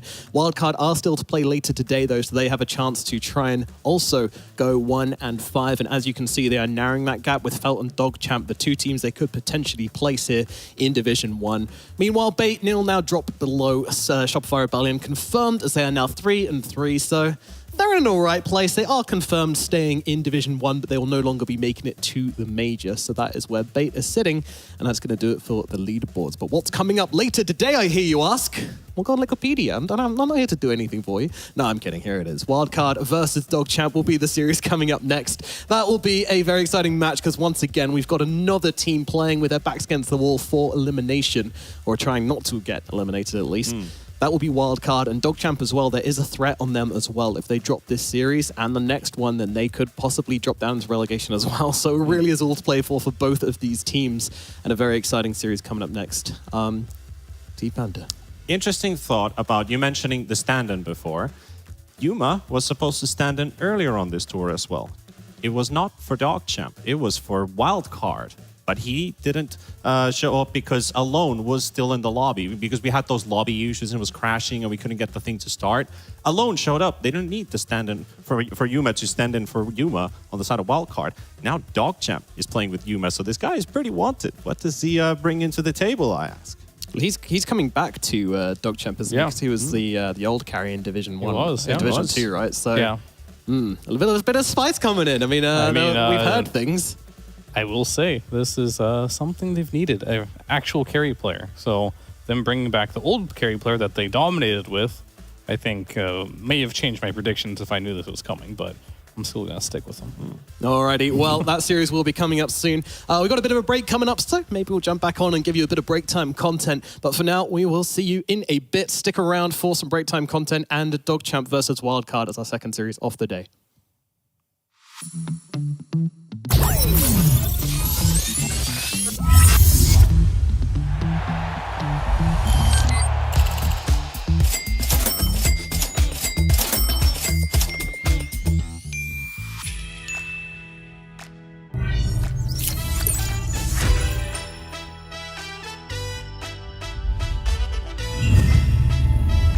Watch more, earn more.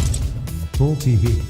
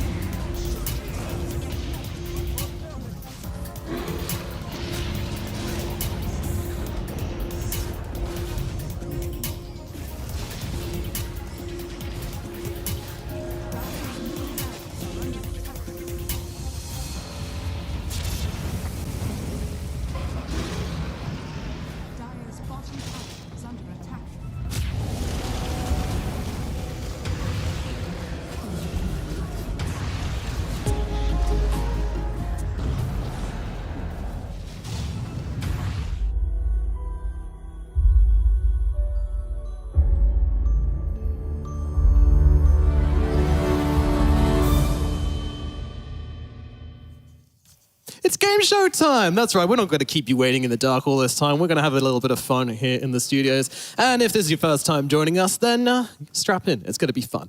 What we're doing is we're doing panelists versus casters. They'll fight it out in 3 rounds to prove the strength of their friendship, of their emotional and their spiritual, and maybe even their sexual bond with one another. All right. Wow. My friend, you don't know how much I know this guy over here. I don't doubt. Kezi, welcome to the game show. I hear you're a fan. Yeah, big fan. It's probably the best shit I've ever seen in my life. So, I'm happy to be here. Yeah, All let's right. go. Point for the casters straight out the bat. Very impressive. Easy. Good job. Oh, great. To be fair, every time I've tuned in, they've lost. So maybe I'm here to, help balance. You're on the maybe winning side. Lose on purpose. I'm sorry. No, none of that. None of that. All right. Well, we are going to change things up a little bit this time. We're going to change the first round just a tiny bit. Okay. So this thing, I'm calling the hero inside, and basically, it's general knowledge questions, but the answer is always a Dota hero. So you got a way of trying to figure it out, make an educated guess, perhaps. So we'll start it off pretty easy. I'll throw it over to the casters for the first one. By the way, you can answer together. You don't need the clipboard. You just want to discuss, get back to me, and there'll be no stealing from the other team as well. Okay. So it's just simply you two have to come up with an answer and send it over to me. So, Teamwork. Okay. yep, nice and easy one to start it off. What is the first name of the current chess world champion? Oh, Magnus. Very Does he good. win There the- you go. Sure. I would have said that too, but I would have used a bit more time to really think about it. We will lock in the You're on answer. the winning side, Okay, Kessler. okay. We will lock in the answer. Yep. Okay. So over to our panelists then. Over to you guys. Your question. Which American city, known for its extremely hot summers, gets the same amount of sunshine as the Sahara Desert? You really don't know this, Fee? I mean, this is embarrassing. Yeah, super embarrassing. Can you say the question again? Oh, I think even I know it. American city, known for its extremely hot summers, It has to be a Dota hero, gets right? has the to be a same Dota amount of hero. sunshine. Yep, as the Sahara Desert. I'm not American enough. Oh, I know. Yeah. Okay. What's it? Phoenix. Phoenix, yeah. Very Phoenix. good. Very Imagine good. that. Well done. Phoenix, Arizona. Well done. All right, back to the casters then. What is the name of the DC supervillain who must ingest the drug Venom to stay alive? Ingest the drug Venom. Yep. There's no hero. I'm just trying to think of Dota heroes. There's no supervillain called Viper, right? Or is it just Venom? Venomancer? I don't know. But does that make sense? Obviously, there's Venom. How good am I at writing questions is basically the question you're asking yourselves right now. I think so. Do we go with Venom? I can't think of anything else. Yeah. Do we I go need with- an answer. Do we go with Venomancer? Sure. All right, we'll go Venomancer.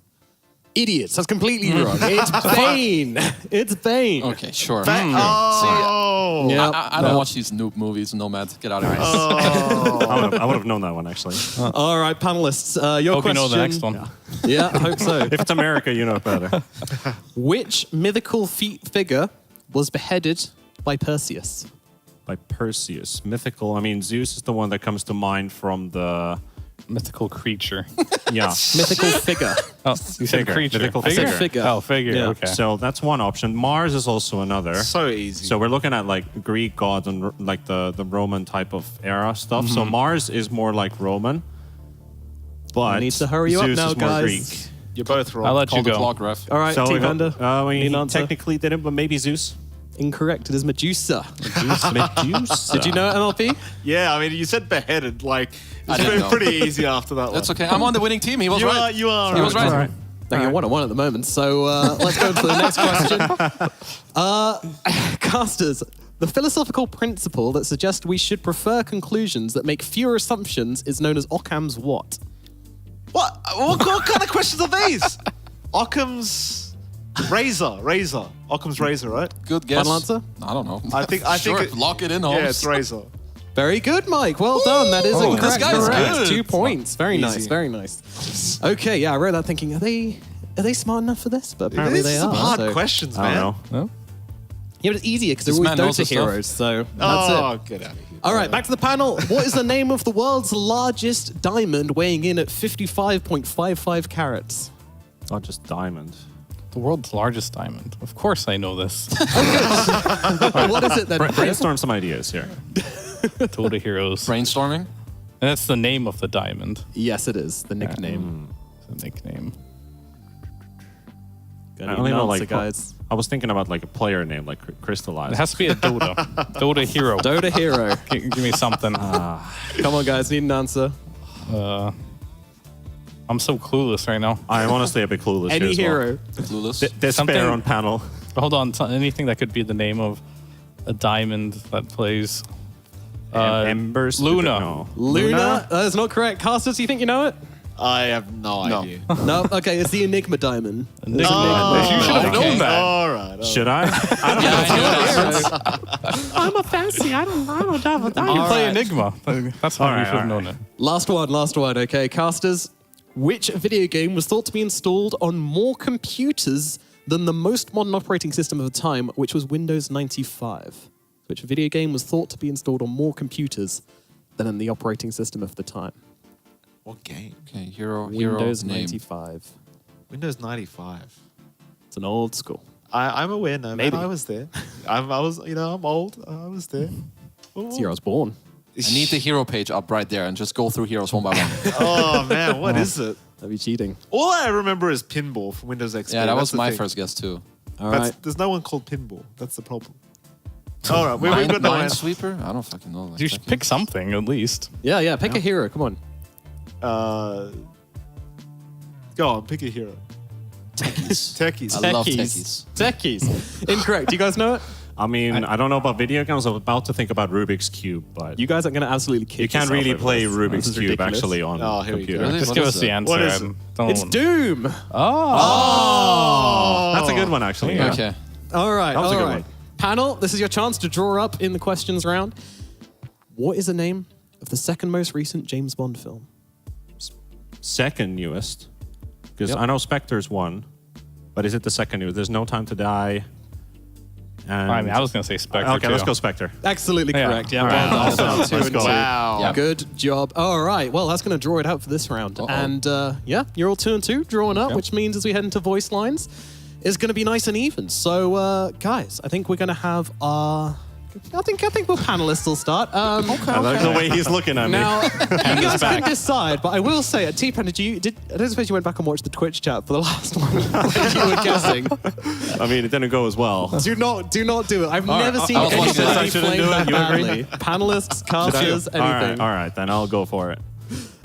I'll do the imitations then. Yeah. Do we All have right. any limitations? Any limitations? Same as before. You can't just say what the hero does. You can say an actual voice line, but you can't mention an ability or the hero's name. You can say the voice line or not? You can. You can. You can. So, you so can, give me an example, just so I don't mess it up right away.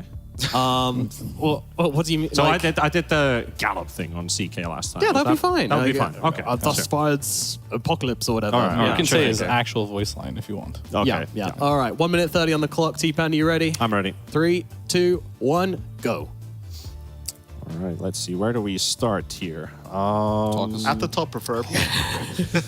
Well, I mean, if we start at the top, it's again the. We've already lost 10 seconds. Minus 10. Oh, okay. Beastmaster. Yes, thank you. Nice. Oh, there is so much. Oh, the lights.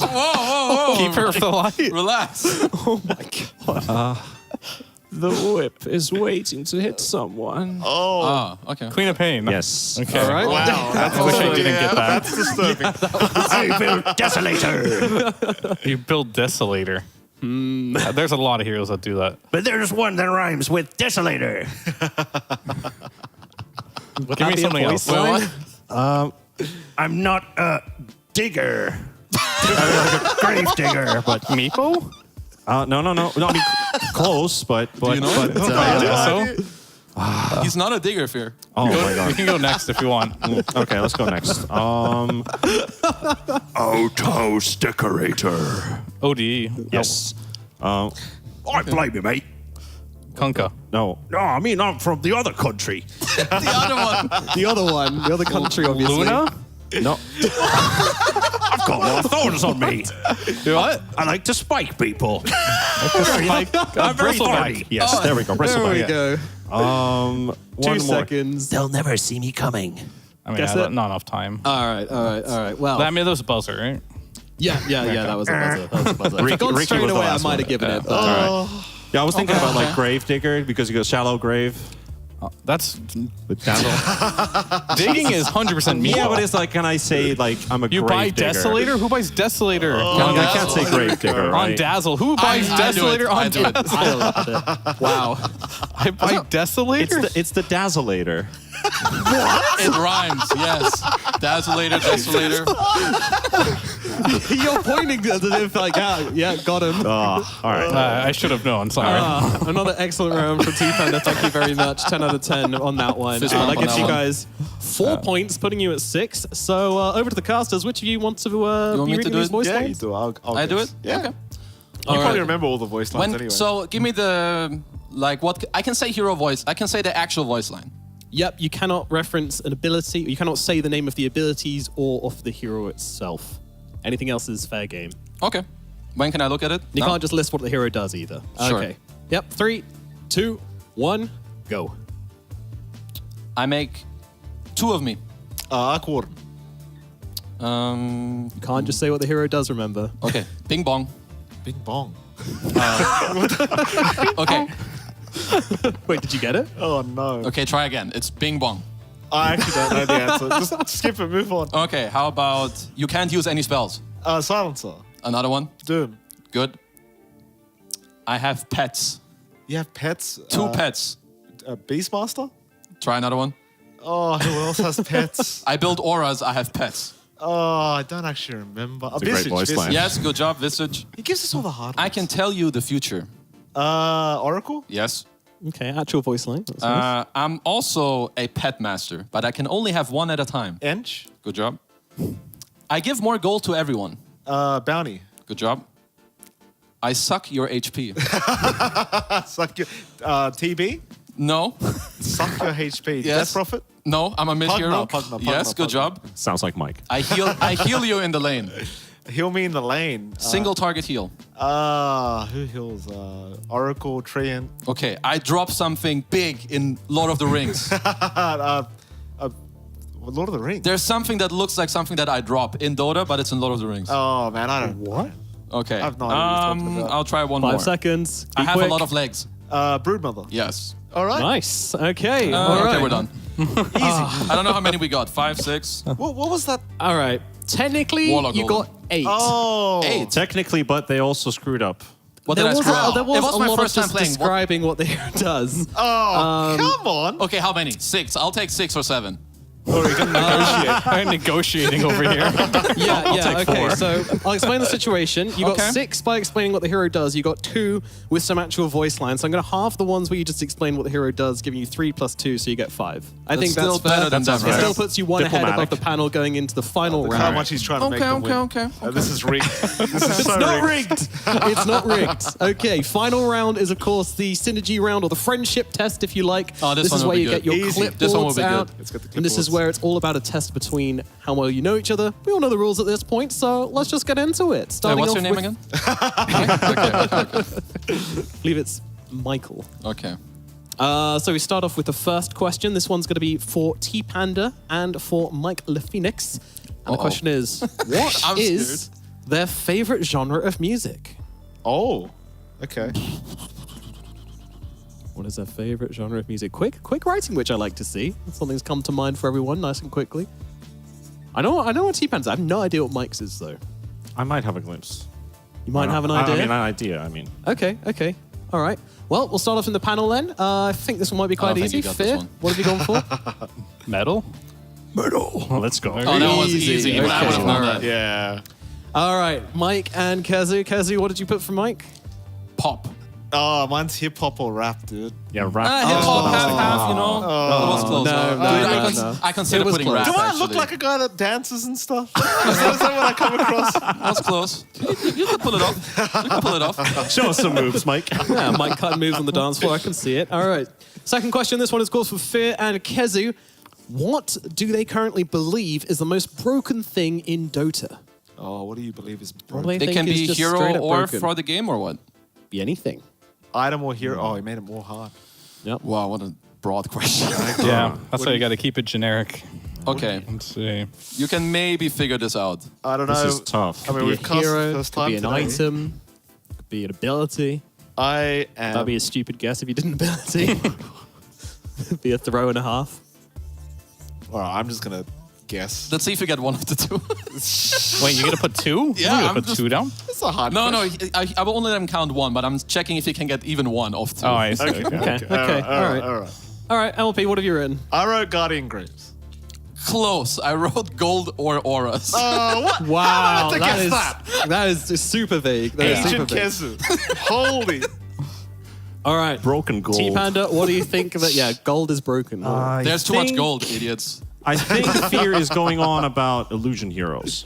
Okay. I put Greaves. No way. Oh, you guys should swap. All right.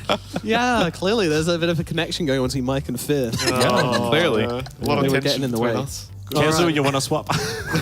I'm still good for now. We're 2 offlane players here. Alrighty, next question. What is T Panda and Mike LaPhoenix's favorite YouTube content? YouTube content. Yep. Oh, this is too easy. This has got to be. Too easy, says Mike. Confidence coming from the caster's booth. Meanwhile, Sid. deliberation coming in from the panel. There's no one I like better than this guy. Uh-oh. Mm. Uh-oh. I mean, it doesn't get better than this. Interesting. Very, I'm very ready. confident. All right, okay, Kezu, what have you put for Mike? Something about comedy. Oh, well, I mean, I think he's trying to be specific with the question, like what channel I like. The one channel? Yeah. Okay, you've got I'll one go specific with channel. Gork. Oh, no. Okay, is that comedy? I guess his gameplay is sometimes. Yeah, it is. I wrote Speed Dota. Speed. Speed. Let's Let's go. go. I know he just played. My easy. man. Yeah, I love My Game man. League, Holy by the way. shit. All right. Panelists, Fear, what did you put for T-Panda? I actually put Game League by Speed. That is insane. Oh my god. Oh, Fear, come to me. That's hilarious, actually. Those Well, two, wow. Uh-oh. I have a very crooked Show humor, it. so I love YouTube poop. It's the best stuff out there. Why am I not surprised? What am I missing? is that? Am I supposed to You understand? don't know, Mike? It's like funny remixes, Of you know, poop. like messing around with words and stuff like that. You know, like Super like- Mario funny way. Bottom Funny run way, humor. wow. Yes, Yeah, exactly. It is very bottom I have run. very crude humor, so I All love right, it. casters, here's your last chance to kind of force the draw here. Actually, no, it's not. It's Let's drawn go right now, I think. to the last question. This one is for Fear, and this Yeah. one is for Kezu. I got you. What age was their first kiss? Oh, no. What Kiss? the actual... What All the right, so you're a Dota player. How old are you now? 27. All right, so maybe it still hasn't happened. Go I don't know. 27. No, I'm just It's joking. been a long time coming. All right, first. Oh, man. The fuck does that even mean? First kiss. What age? How do you not know what age your first kiss was? What? Okay. Relax, Nomad. I mean, Keep it in your pants, dude. I don't even know if this number is correct, but whatever. Just playing the game. All right, all right. this is like a common question. All right, let's go with the panelists first. T-Panda, when did you think that Fear's first kiss was? Well, I think Fear's he's a Chad, you know, but he got his first kiss at birth. Okay, age 0. Nice, just smooching with the other babies in the delivery room. He said he got his first Oh, kiss. God. So Don't show your answer, Fear. Just leave it at this. Why? People don't want to know? I want to know. I'm I really wanna know. interested. It was actually 18. Okay, all right. What a Okay, gentleman. all What a right. gentleman. Wait until it was that's fair. kissing age. Until I was legal. All right, back Can I to the kiss you? casters. No. All right, I actually said 18 for that as answer. well. So, Damn, what the hell, guys? What the fuck? The first like real kiss I ever Okay. for a girl that mattered was like 13. oh, hey. No need All for right, that, all another right? miss. Another miss, right. which Wow, means wow. that we have our scores, which I'm just writing down now. Pretty sure it's a draw. Oh shit, it's a draw. Okay, all right. no. One more question, very, very quickly. Let's go All right. I can see where this is going. for T-Panda and for Kezu. Mixing up T-Panda and Kezu. How many Grandmaster heroes do they have? Wait, he's guessing how many I have. Closest Yes. wins. Closest wins. Is Grandmaster the highest? Yeah, it's level Yeah, 30. level 30. Wait, it's 30? You play a lot, yeah. Yes, level that is 30. Grandmaster. You play a lot. Surely you have a few, right? Oh, you... You don't know, no spoiling. No spoilers. Okay, Let's okay, go. you can. Quickly, quickly. Surely you have a few. He's like baiting an answer out. All right, Okay. panel. So Grandmaster is 30, right? Yes, level 30. We're Yep. gonna lose. Fair, what have you gone for? 0. Correct answer is? Oh man, it is a 0. Nice. Let's go. Let's see what they've done in the casters booth, Mike. 29 on it. I wrote 4. I'm super versatile. I have 0 grandmasters. Easy win. And the panelists finally get a win. It's been a while. It's been a How's it while. feel Like to a reignite your 720. relationship? I mean, big fan of the new rule changes here. Really helped us out. Justice was served. Thank you for Well that. played, To our guys. pocket. All right, Casters, how you feeling? Fear, did the payment come through yet on my PayPal? Let me check my phone real quick. Yep, received. I think it's through. I was happy to get Kezu on the show. He's been dying to be here. Yeah, that is fucking true, actually. Now I can go to Kudos. bed and just... But you got another series to cast, so alrighty. We're going to tie it up. Of course, we've got the next series coming up very shortly, so don't go anywhere. We'll see you for more NA DPC action in just a little bit.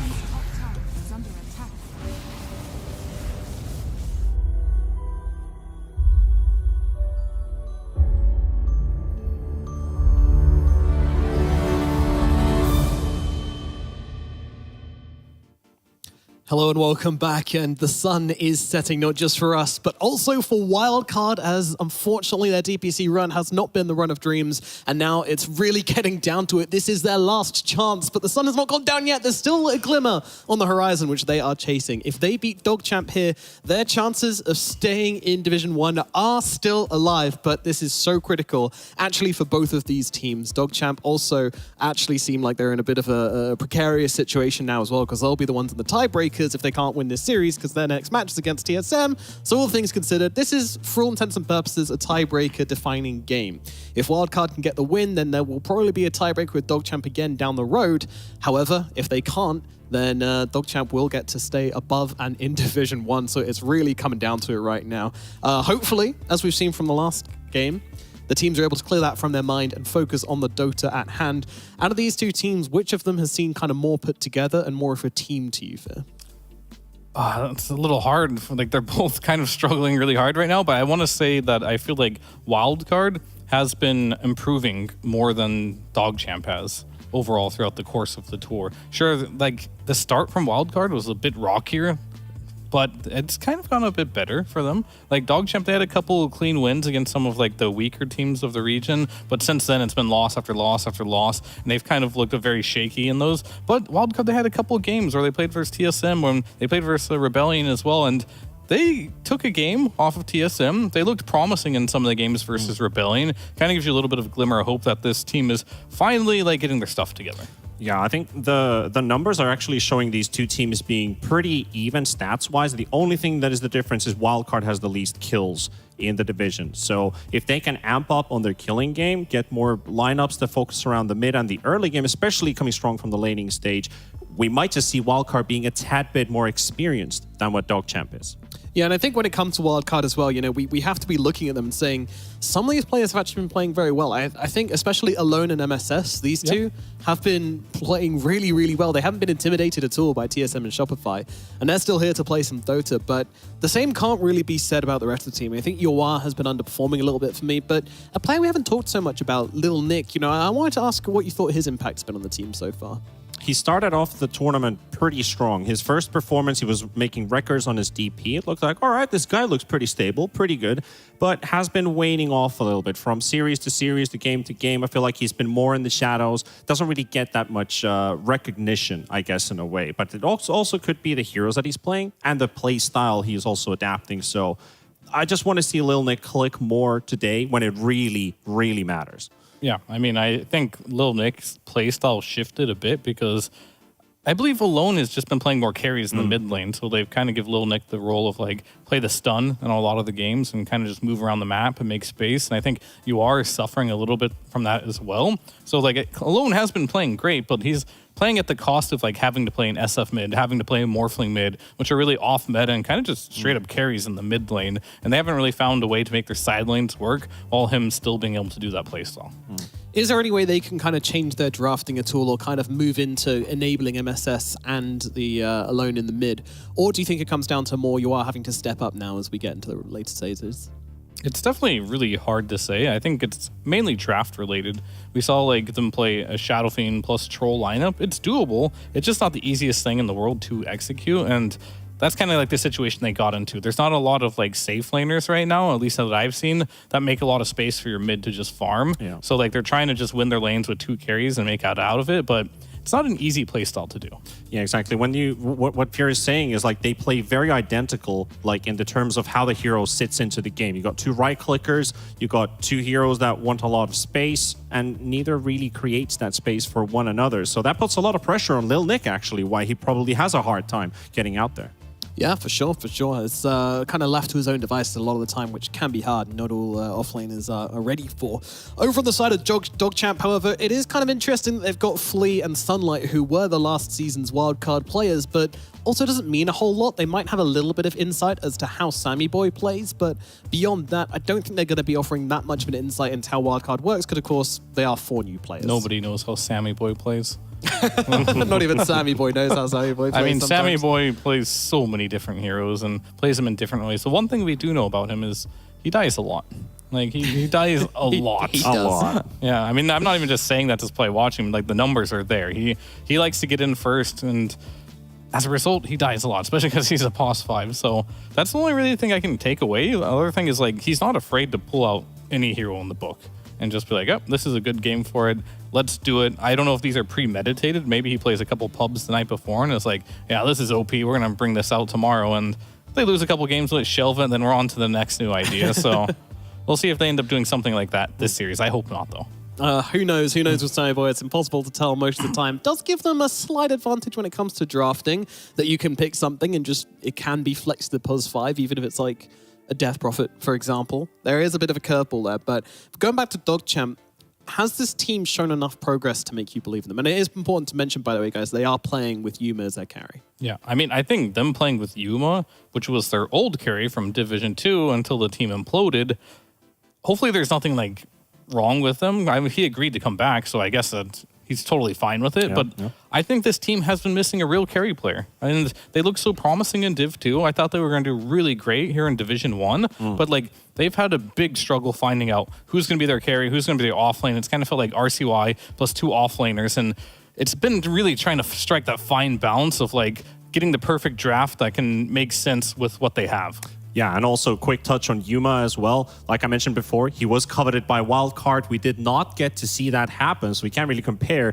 Is this better Yuma on Wildcard or better on DogChamp? That is going to be a mystery forever, but at least we'll see get to see him play here. That was like an emergency stand-in situation where he didn't actually end up standing in as well. So who knows what's going on there. But at the end of the day, DogChamp are playing with a carry. And we're very excited to watch that happen. But we're also excited for this esportsbet.io's new watch to earn platform where you can earn up to 3,000 free tokens per hour, which is the equivalent of $3 per hour, simply by watching your favorite games across the Western EU and NA regions. There is no need to place a bet. It's a new way to earn tokens and engage with the communities whilst watching your favorite teams play. So head over to esportsbet.io, log in and start earning tokens by watching games today. But now we jump into the draft for game number 1 of DogChamp versus Wildcard.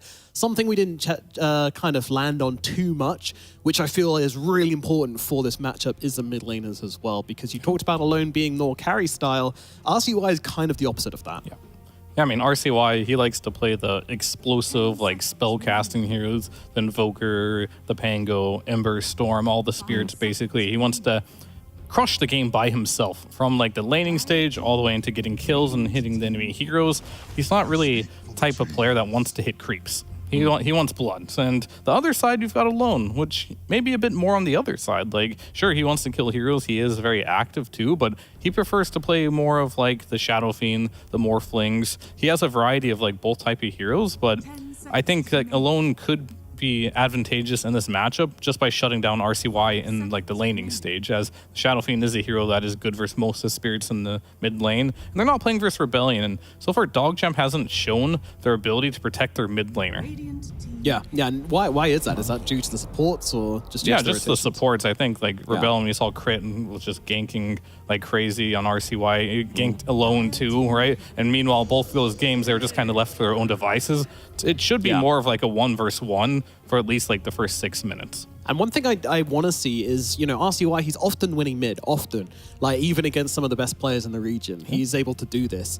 He always hits 6 first, and, well, not always, but mostly hits 6 first. And we never see those rotations coming in, and that feels like one of the kind of easiest things you can do is to try and link up with your mid at that timing. And that's been a very, very common play, and I'm disappointed we haven't seen that coming out from DogChamp so much. But T-Panda, talk to me about the heroes we're seeing on our screens right now. Well, I mean, I was looking at the drafting phase from the bans on DogChamp. They banned out the Clockwork, which did obviously leave the Furion out since Wildcard had first pick. I'm a bit curious about the reasoning behind this Clockwork, because he didn't actually pick up a hero that would technically be countered by, like Primal Beast, for example, gets countered by Clockwork. Monkey King, I think he's kind of fine with this, and the Death Prophet too. I don't feel like they get hurt by this too much.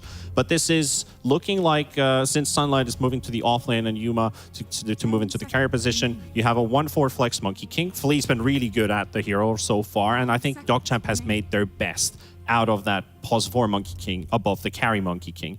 And the Death Prophet, well, a bit of flex. Does RCY want to play it? And we've not really seen... Well, Sunlight has been spamming this hero in the pubs. And I did look... Sunlight's played 47 different heroes this last month. Not just the offlaners, but also the carries. So he's got a lot of different heroes that he also needs to practice and keep up at the same time. Play twice as much as everyone else. I was going to say, that's actually what he's been doing. But it does look like this is potentially the offlane duo that DogChamp's opening up with. Potentially. Yeah, I mean, I think it's the bare minimum, a strong dual offlane. Whereas if they want to put any of these heroes in a different like location, it would be wildcard just disrespecting the fact that DP couldn't go mid or Monkey couldn't be a carry, and then they can make that audible really quickly here. But if you're from wildcard's perspective, you also like have to draft knowing that these heroes can go anywhere. You can't just make yourself vulnerable to like the Monkey carry or picking like a Tide Hunter or something. So it's very strong opening from DogChamp, the fact that they pick two heroes that can both flex. It is for sure. It Wildcard has the same thing too. Wildcard, It's just kind of like the meta for the most part. The meta. It is the meta. The meta.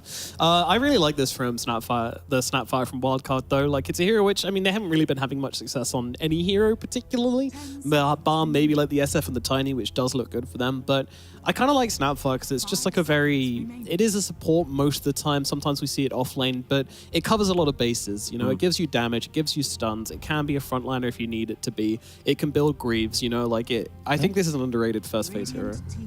Yeah, Wildcard love it though. Every time we cover Wildcard, I feel like they always have a Snapfire. And when you're playing against the Death Prophet, it makes a lot of sense too. You want to... This is kind of like the answer to like a lot of these heroes for the healing that isn't AA, right? Like, you don't want to pick the AA Blast because it's not reliable, but you do have the Mortimer Kisses, which is a lot more reliable and still a lot of damage. Because you need to have that damage to be able to burst through these Greaves and all this other damage mitigation that is in this patch. Yeah, I mean, one of the best answers to the Death Prophet is the Force stuff from your support, getting you out of danger or from yourself, and breaking that Spirit Siphon, which gives you the opportunity to kill her. But I mean, it's so strong that we normally see Silencer picked up just to like stop it. And I wonder if DogChamp are thinking about it. Yeah, they potentially could.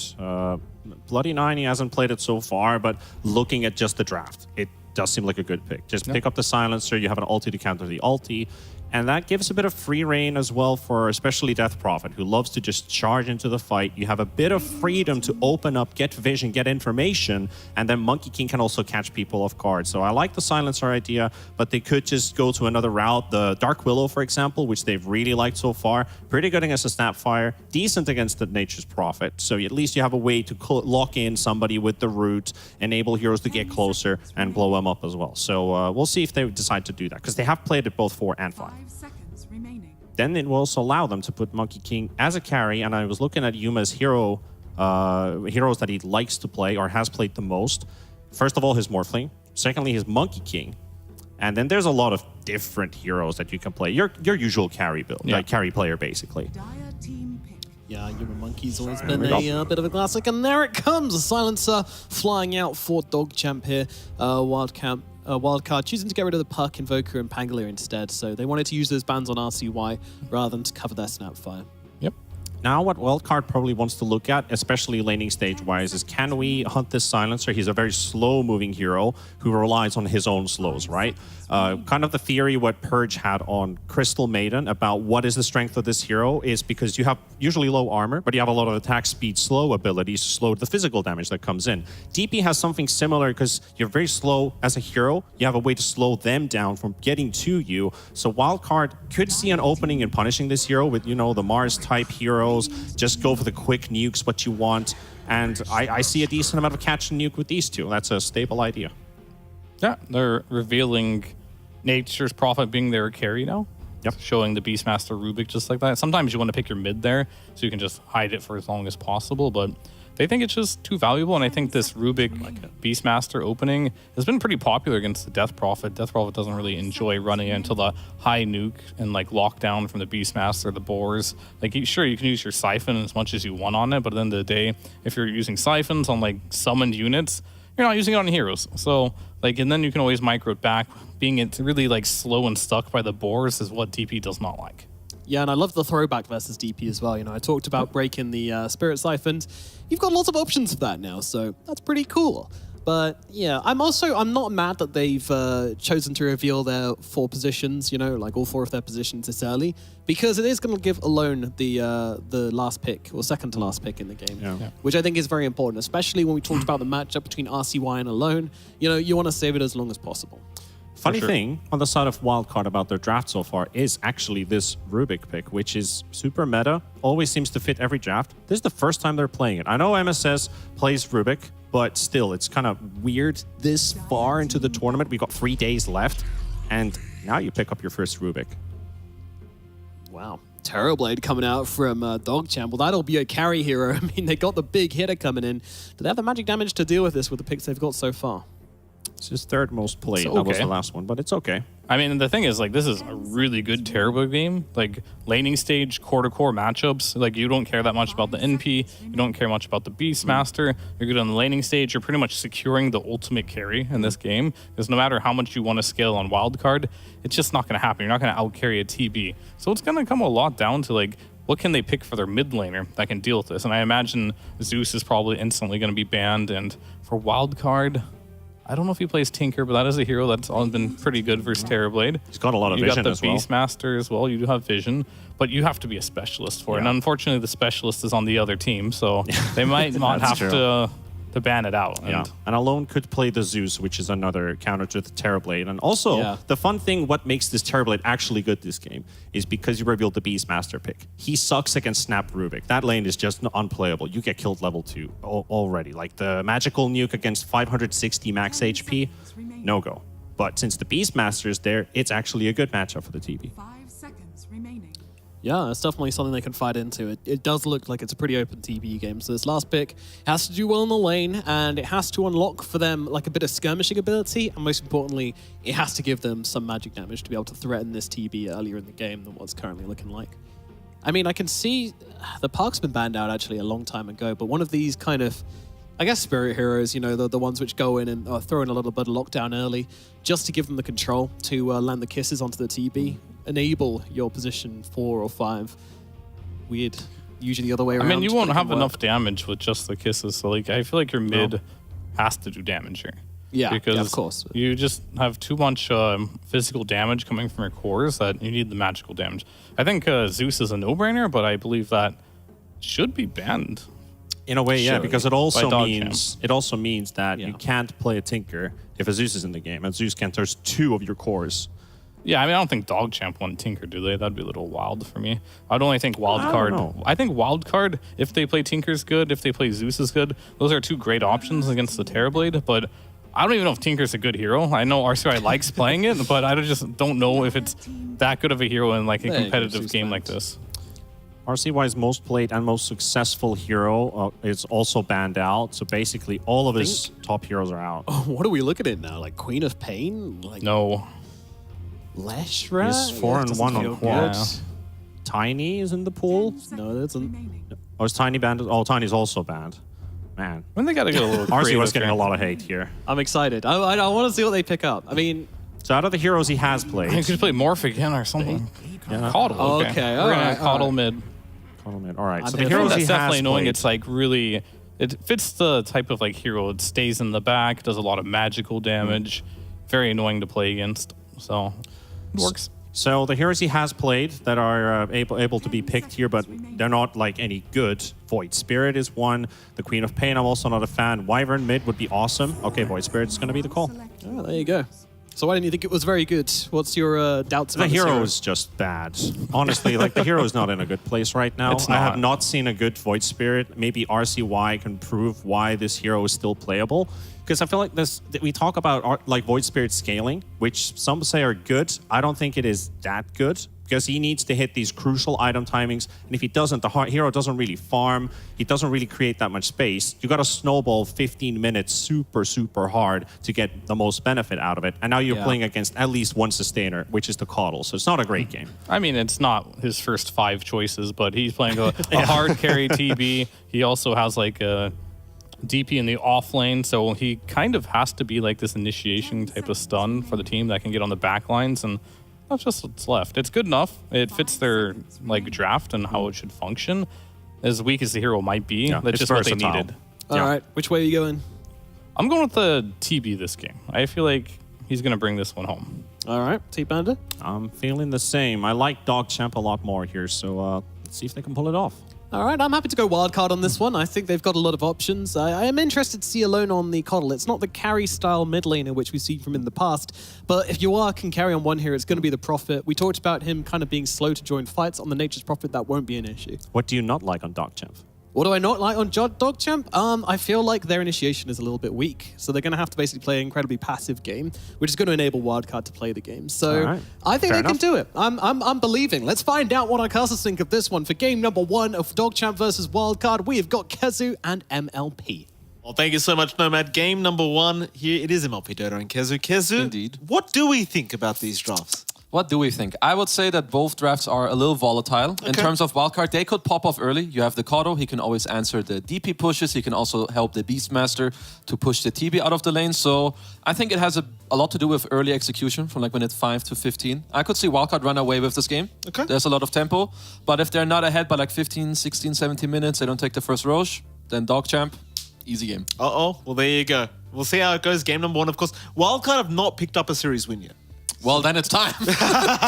It's very important for them to try and pick up a series win so they don't get relegated to Div 2. I think if they lose this series, chances are they are just almost guaranteed. I'm not going to say 100% yet, but... Okay. Well, there's been a bit of chatter. Hold on a minute. Sammy's not too happy about something. What's going on here? WTF in the chat. Very intriguing. I think maybe he got a tip and he's not happy about it. Unlucky, right? When you get tipped at 0 minutes and then your mental game breaks, it's not a good sign. Sammy playing his best hero. Oh, I do miss... were you around? Like, did you see 2Based back in the day when NADPC first came out? Yeah, I think I played against them and they always lost. Is that what happened? I don't know. Hey! They were not too good, if I remember correctly. Don't you ever say that again, because that was my favorite team. They have a cool team name, though. I did respect that. I don't know if the gameplay was up to par with the name, but... That was a great name. It was. Sammy Boy, easy D ward, puts out the tip on Flea. Mental game, tip has been thrown back. Yeah, I mean, Sammy's one of those guys that, like, it's almost guaranteed he's going to tip no matter what happens during a game. But I do question his tip timing sometimes because it feels like the first 5 minutes of the game is where all his tips go. It might be a little bit amateur. For sure. There's a very specific timing with your voice lines, your tipping, so definitely should look to up his tipping game as Lil Nick. A lot of pressure here. That's a big Illuminate at least going through, so I don't think they can really keep going. In fact, now Flea, the one taking a bit too much damage, but is going to be okay. Kezu, let's start with the mid lane. You're going to have the mid Koddle. He's going to be up against RCY's mid Void Spirit. T-Panda in particular said Void Spirit was complete trash. I tend to agree with that opinion, but what do you think about this lane matchup? So first of all, I would say that Void Spirit is quite a bad hero. Very hard to make work. Very high skill cap in terms of, if you want to really execute the hero. In terms of laning, Koddle's gonna do absolutely fine. I would say that both of them are gonna farm quite a bit, but I would look more so for Koddle to like really take off on this game, outfarm the Void Spirit, get his Boots of Travel, and then really look to up the tempo in this game. Yeah, that's fair. I feel like when I saw the Koddle pick up as well, I personally... hold on a minute. Alone. Oh, they missed the Aether Remnant. He's okay. I was going to say... Hold. I was going to say I really like the mid Koddle pickup because against TB and DP, like you get this early Spirit Vessel timing and you just kind of run at them. Yeah, I think it helps your Beastmaster a lot when you have these heroes that can come to your lane after you do get counterpicked to like really help you open up the lane. I would say that RCY is doing an incredible job at this lane so far. I don't know why Alone is getting hit so much, because you hate buying regen on Koddle. He does not have a bottle queued up on Koddle, right? I saw He that does. He does. Yeah. That's new. That's either new tech or it's really bad. Oh, well, there's the disconnection, so maybe a bit of lag playing a part there in this this mid lane, but maybe. Mercy. He already knows. Sammy already knows something's wrong. I mean, he may have clicked his Koddle's HP and been like, yo, bro, you good? RCY, I'm not sure if you're aware, Kezu. I believe 16-year-old American Filipino. Okay. Very talented from what I've seen so far. I mean, I heard some praises during the panel, and now too, he's showing me some... He's 5-4 in terms of CS, so he's got to be doing... This guy looks good. Give me a bit more time, more than 1 minute 30 to make a to make a real verdict. But yes, in terms of his first 3 waves, stellar performance. I don't mean to turn you off, though. He is a Tinker player. Yeah, that's done. Let's not talk about him anymore. Yeah, that's forget about a filthy hero. Top 5 filth. Oh, suddenly I like you a lot more, Kezu. Suddenly I like you a lot more. What about the side lanes? What's going on there? Like, bottom lane, Lil Nick, MSS, they're going to be up against Yuma and Bloody 9. Is this a difficult lane for the TB silencer?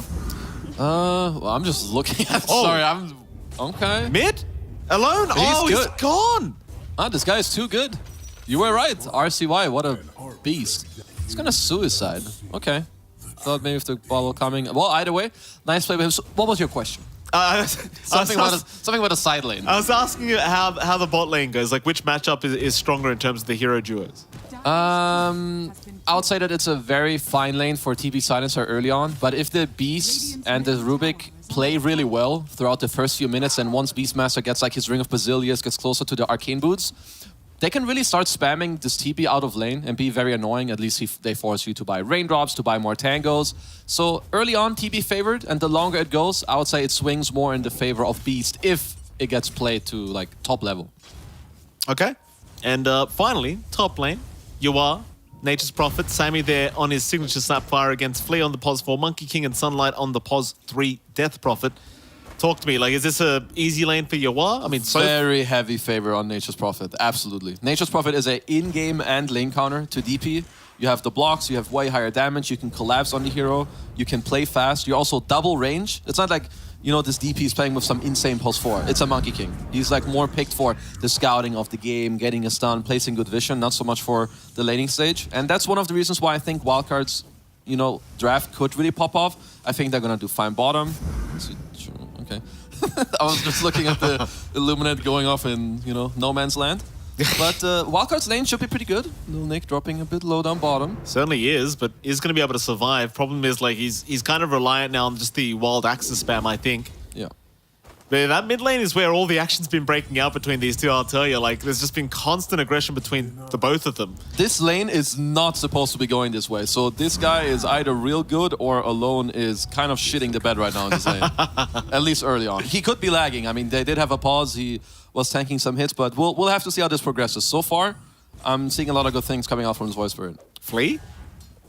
Well, what's going on here? They've rotated, they've brought creep waves into the mid lane now. Sammy's trying to meet the creep wave. Flea's not allowing it.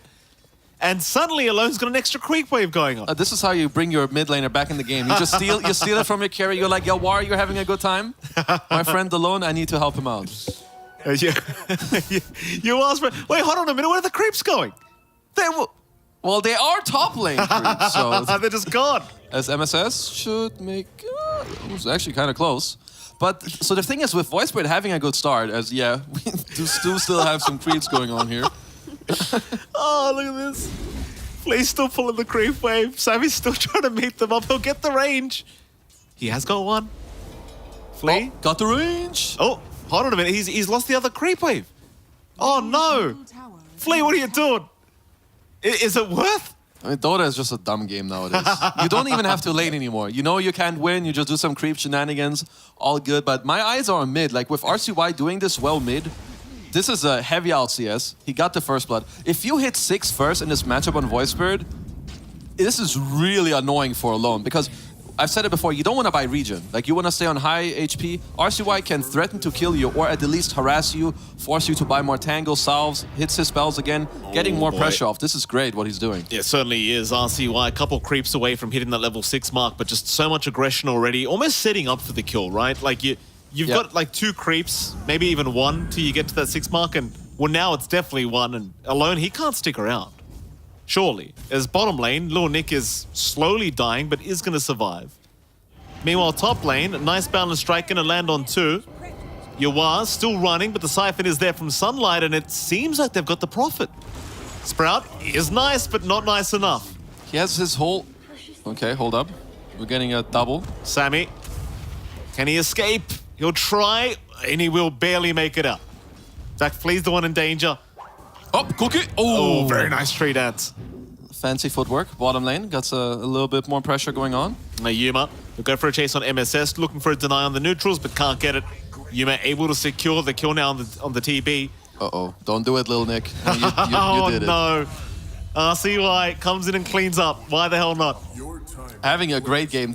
Some of these networks are a little bit out of control, with TB Voidsphere being way above the net worth. And when I see a Nature's Prophet die at 5 minutes with his treads in the stash, it makes me a little upset, because you can just TP to base, come back to lane, and bring yourself your own item. That's just you being lazy. Like, if he has treads there, he wouldn't die on Nature's Prophet. He could just run away, but, you know, whatever. Sometimes you're a bit lazy. It happens. But DogChamp off to a phenomenal start. Very, very strong indeed. 4-1, 1k advantage. But like you said, the net worth of the TB Void Spirit is kind of the concerning sign here for Wildcard. It just doesn't feel like this should be happening. And I mean, even the top lane, like finding that kill onto Yuar, he's about 600 gold ahead of Sunlight and the Death Prophet. But it almost doesn't feel like it's enough, right? Like, because you were saying, like, this lane should be very dominant for the Prophet.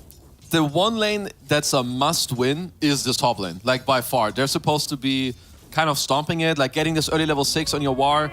They're supposed to be pressuring them a little bit. See, cuts off Lee from his little tree. Then you have Caudle with, like, this early timing. So you already have 2 lanes that are close to... I don't know if disaster's a bit too hard, but 2 lanes that definitely did not go according to plan.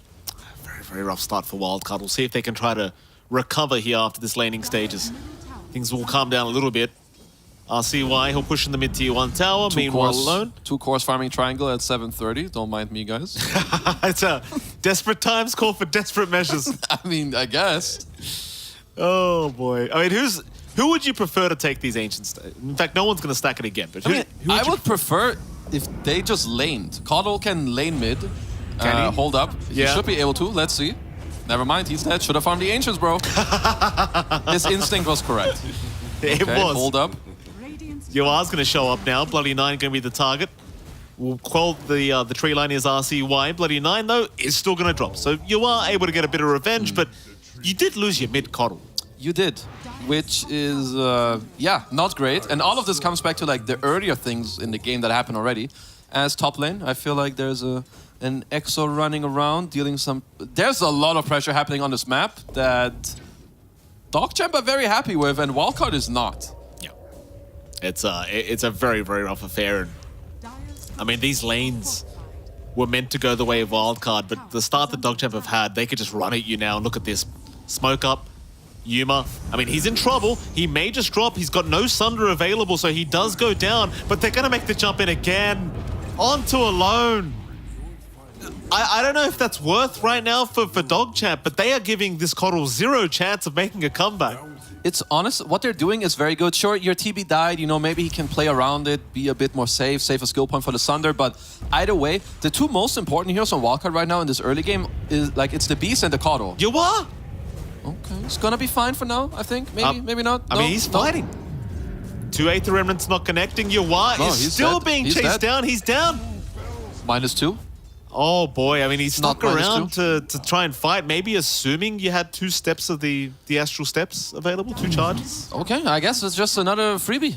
Top net worth on both your mid and your carry. We already stated it's a damn free TB game. And with Wildcard's draft doing like this in the lanes, yeah, not the territory you want to be in, that's for sure. 7-3 now.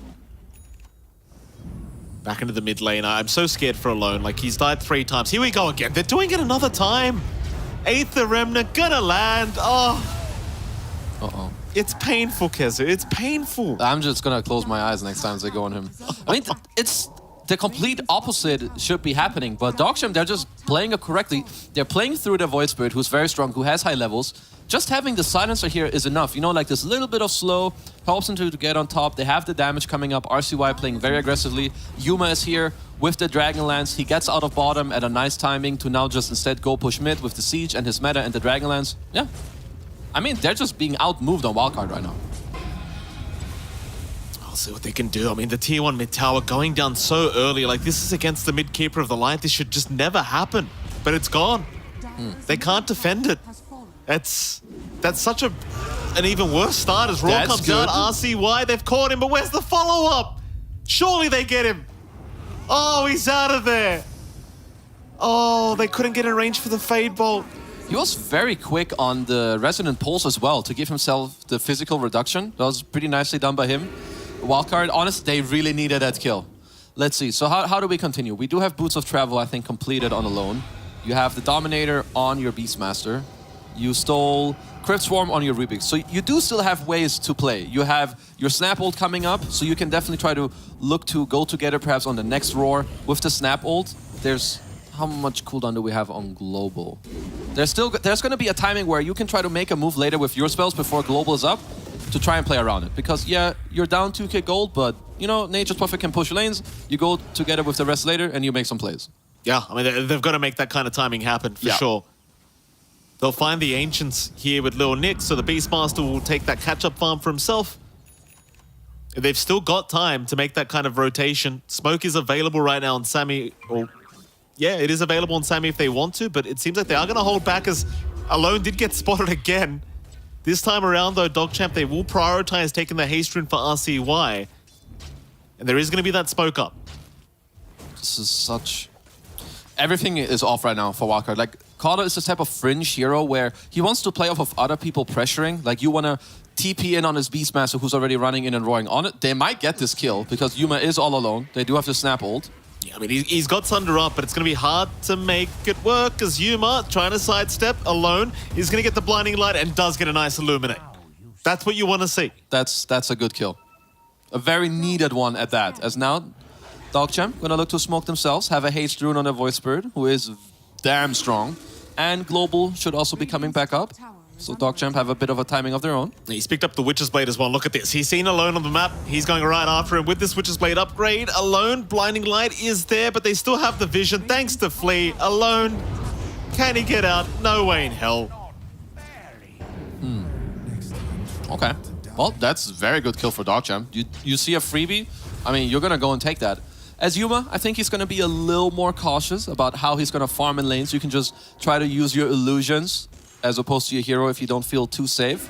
So I'm not sure how easy it will be for Wildcard to obtain another kill on the TB. But at least for now, Wildcard are controlling the enemy jungle. So they're getting a lot of space on the map again. As Yawar, he's actually on the top of the net worth now.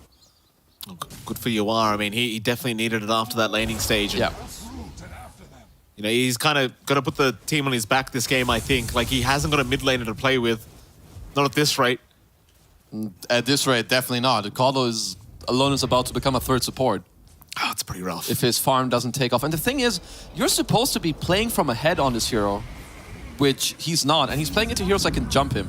As Flea is going to be forced to TP out. But if Monkey finds you, or even Void Spirit as... Yep, never mind, you're dead. Oh, not again. RCY's terrorizing him. Literally terrorizing. Mid lane? Maybe they can pick off Sunlight. Lift is there, but they don't have a follow-up. The cookie was not expended by Sammy. So MSS, well, there's your cookie up, and he gets to the high ground. Spirit Siphons are out. Aether Remnant's going to connect, and that's going to be another for RCY. 6-1-3 is the scoreline for the Void Spirit at the moment. Yeah, he's basically doing everything. All the deaths that are in Caudle are pretty much coming out from the Void Spirit. They are only up 1k gold, but their map is still looking pretty good. Yuma's going to keep trying to really fix the map with his illusions, and I think Wildcard, I would like to see a little more conviction / confidence in what they want to do. If they only want to push side lanes, put Natures on one, put Beast on the other, have Caudle like play somewhere in between, and whenever you have Snap ult, you can try to go for a kill or at least trade out the global. 11-4. Yuma back at the top of the net worth board here on the Terror Blade, going right into the Manta style. And you know, my kind of issue is like you're against a TB and there just seems to be no signs of like slowing him down. Like he's died a couple times, but overall he's still just out farming everyone on the map. And like late game Terror Blade just always scares me. It should, because this is a good TB game. He's good against Beastmaster. Yeah, there's some magic damage, but it's like Caudle, Snap. There's only like 1 or 2 real stuns. So yeah, he's died twice, as now we have a Roar coming out. Bloody 9. Just a freebie. Easy kill for Lil Nick there and MSS. Yeah, just nice usage of Roar. Get yourself another free kill. Try to, you know, regain a little more on the map.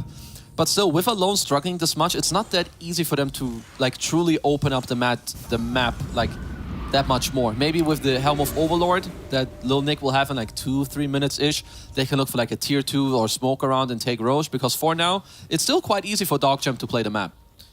Oh, here we go again. RCY, Astral step up. He saw Yawar. He'll make the jump in with the Boundless Strike to follow up from Flea. Yawar is gone. Alone? Luckily for there. Oh, he's got a double damage on RCY. Get the hell out of there, Alone. Luckily for him, no Astral Step charges available, but he definitely has that kind of fear of God instilled in him now. I mean, he should. RCY is playing very well. I like the item build he's going for. Witchblade into the Kaya is going to allow him to scale. Maybe an E-Blade, maybe just a Kaya Sange for more status resistance. We'll see how he goes with that. As Death Prophet going to TP bottom, maybe with level 2 Exo. You know, they can look for an aggressive play alone. No. No. Yeah, no. I closed my eyes. I didn't see it. Oh, nevertheless. Sammy? Got the ward. He did get It's time to tip someone. Please gonna move in. And Sammy, he's just gonna drop. 14-5 now, Kez. I mean, let's put you in the coach's position here, Coach Kesu. Okay. What are we telling Wildcard right now? That I want them to play the map with the Treants and the Beast Summons, wait for Lil Nick to have his Helm of Overlord, which he actually does. Play around him. He's very strong on the map. Alone, you need to either tell him right now that he needs to be more careful. Basically, he needs to realize that he needs to stop dying alone. He needs to play behind his team or push more safely. Here we go. RCY's trying to do this on his own. Roar is out, alone. Okay. He's barely survived. RCY, though, he's dropping real quick. This could be a massive kickoff. And he has given it back the way of Wildcard right as Roshan's going on. It's not dead yet. It's not Yawar. He gets a sprout up there. The kiss is in. Oh, the Aegis sits on the deck. Yuma barely gets it in time. But he should just die a second time, surely. How does he get out of this one? Ooh. There's no way. Wildcard, they make it work.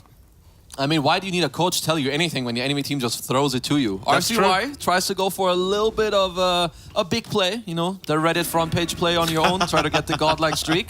Sadly, it fails at the same time as Roche. Wildcard even got the Roche kill. Sure, Yuma did pick up the Aegis, but they weren't even the ones that got the last hit because the Snapple was raining in, and now suddenly the top 2 net worths, well, they're on the Wildcard side. Woo. Here we go. Wildcard back in this game, number 1. Yeah, you've got to be happy for the boys. Like, it's just such an awkward start for themselves, but now a bit of catch up their way. Still, look at this top lane. RCY, he's not done. He wants revenge, but he won't go for it. Maybe he will, though. Never mind. If he hits, he's just dead. Yeah, there you go. Bye-bye alone. And I suppose some things just never change. Some things just never change. I mean, at least they're still ahead, right, on Dire, so maybe it's the same story as last time. What is, you know, does it matter whether you have 6 or 7 deaths and soon 8 or 7 and 9 or 8, who cares? As bloody 9? Very nice. Lil Nick, MSS, they're doing some great teamwork here, these two. Arcane Curse is going to be a pretty cool spell, at least for now, as RCY trying his best again to keep the kill score rolling. Very important. Oh, here comes Yawar. Sprouts himself. Kidoki. Oopsie, it does happen. Yep. Happens to the best of us. At least they're having a smile about it. I mean, they shouldn't be feeling too bad. They're up. It was 2k for a moment, now back to 1k. But they can really try to up the tempo. You have the Mjolnir to try and play fast. Keep hunting out these illusions as well. Put the shield on someone. Yuma dropping very low up top to just some stupid Illuminate spam. As alone, he's not playing like he has 8 deaths. He's playing like he has 0.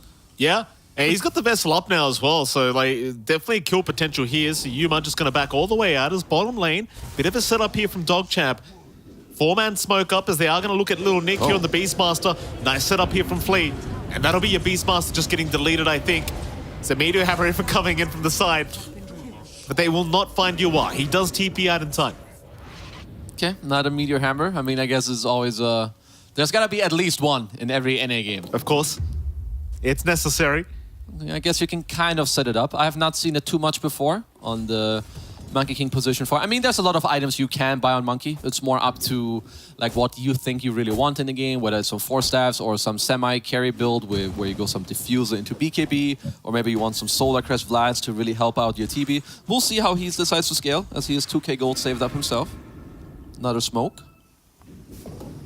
Oh, Dogchamp, 3-man smoke up. Towards the north they go. Looks like they'll run right into Sammy, which isn't quite the target that they want, but they might just have to take it. Though Fleet can get some vision for his team. Pretty easily, in fact. Have a scout around. Won't find anyone quite yet. Oh, wait a minute. Who's that? Oh, it's Yawar. Uh-oh. His BKB is flying out, but it's still like 8 seconds away. Oh, no. The timing. See ya. Ouch. That's some emotional damage right there. That's very nice smoke timing around. As Wildcard are going for their own, it did leave their Nature's Prophet a little vulnerable. As Sunlight. Did he didn't see them. He Nope. has no idea, but he's juking. He realized something's doesn't wrong. know. Is now big silence comes out. Sunlight. There's no way he turns. Guarding Greaves. Roar is out. Where's the damage? RCY. He's gonna move in. Lil Nick the one to go down. Sunlight is still alive. He finally ends up dropping. Meanwhile, MSS. Oh, he's dead, right? Yeah. So you smoke as 4 into 1 hero, and you are the ones dying. Oh, I mean, no. clutch silence. I don't know how nothing really went on his DP to stop him from silencing everyone. But okay, it happens. Pretty chat play from Sunlight. Just tanks it up. His boys come in. They clean up. Pretty cool, pretty cool, pretty cool. Definitely was very cool. 20-9. Haste rune for my boy, aka Young Sumail, level 17. I mean, this guy is chatting it up, that's for sure. He's level 17 now. I mean, he's having a great game here, RCY. I mean, again, I don't mean to be the negative kind of guy. He is a Tinker player, but I must admit, out of any Tinker player I've seen, this guy's impressive. Right? I mean, Like, if he can do this on Void Spirit, I don't want to know what he can do on other heroes.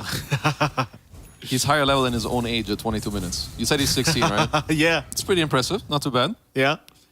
Could be better. Could be better, yeah. Could be Samel. He could be 20-0 at this point, you know. Aetherlands queued up on Kato. Okay.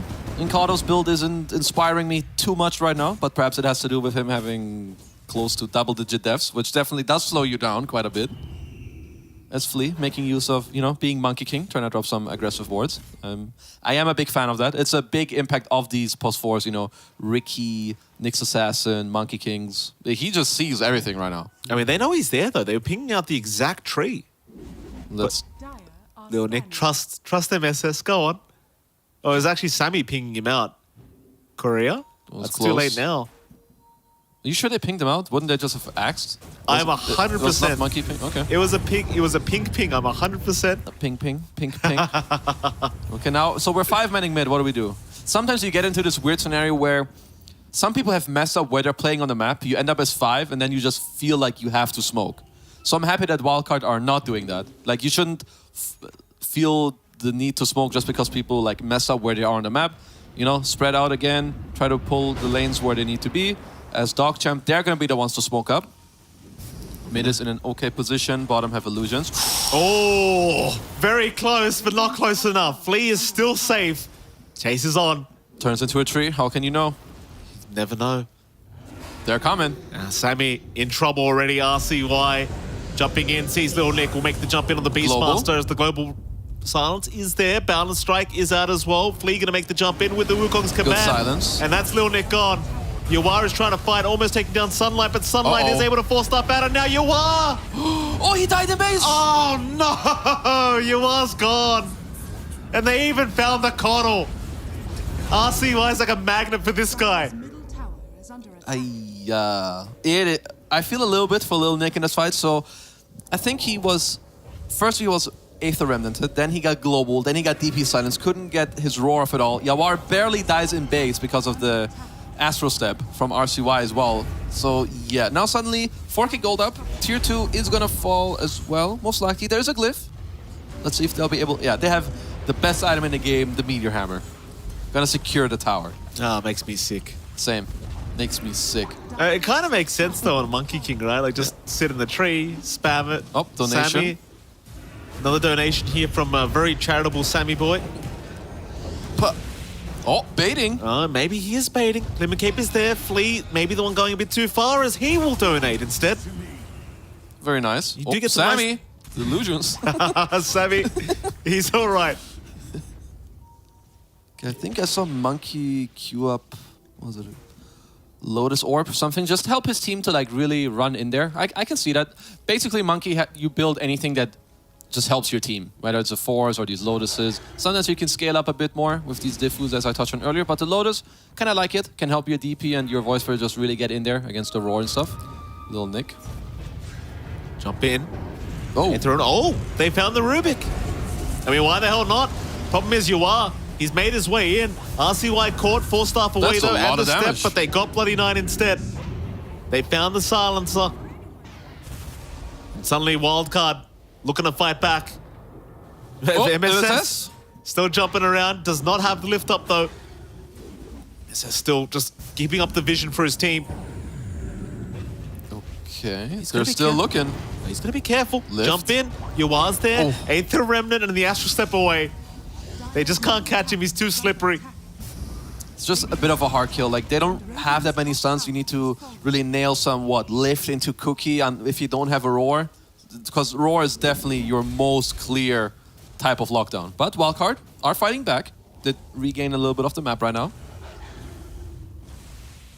They are.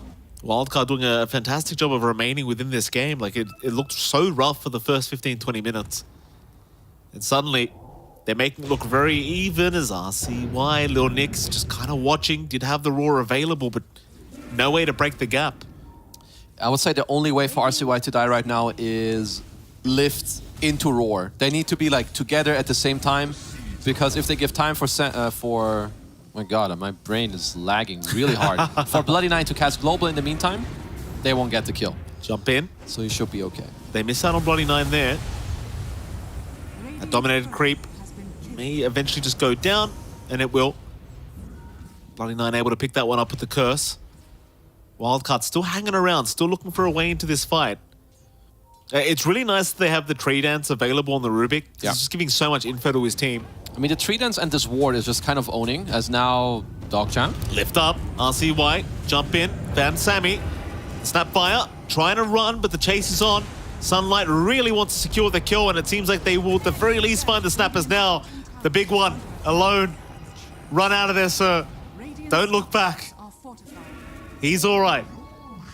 Well, I like that, they're playing this Nature's Prophet lineup pretty well right now. You can hold areas as like 3 or 4. In the meantime, you have your Nature's Prophet farming the map, pushing in bottom. But now they're forcing Roche. Snap is dead. Sammy Boy might want to buy back to take this fight. A second Roche is just super crucial. It's barely ever you want to give it up for free. He does buy back.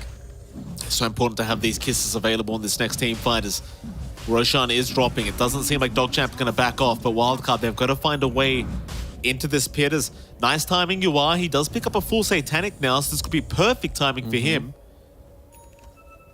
Big smoke up from Wildcard. I mean, EXO is running out. This is a big win for Wildcard right now if they can wait just a little longer. That they will.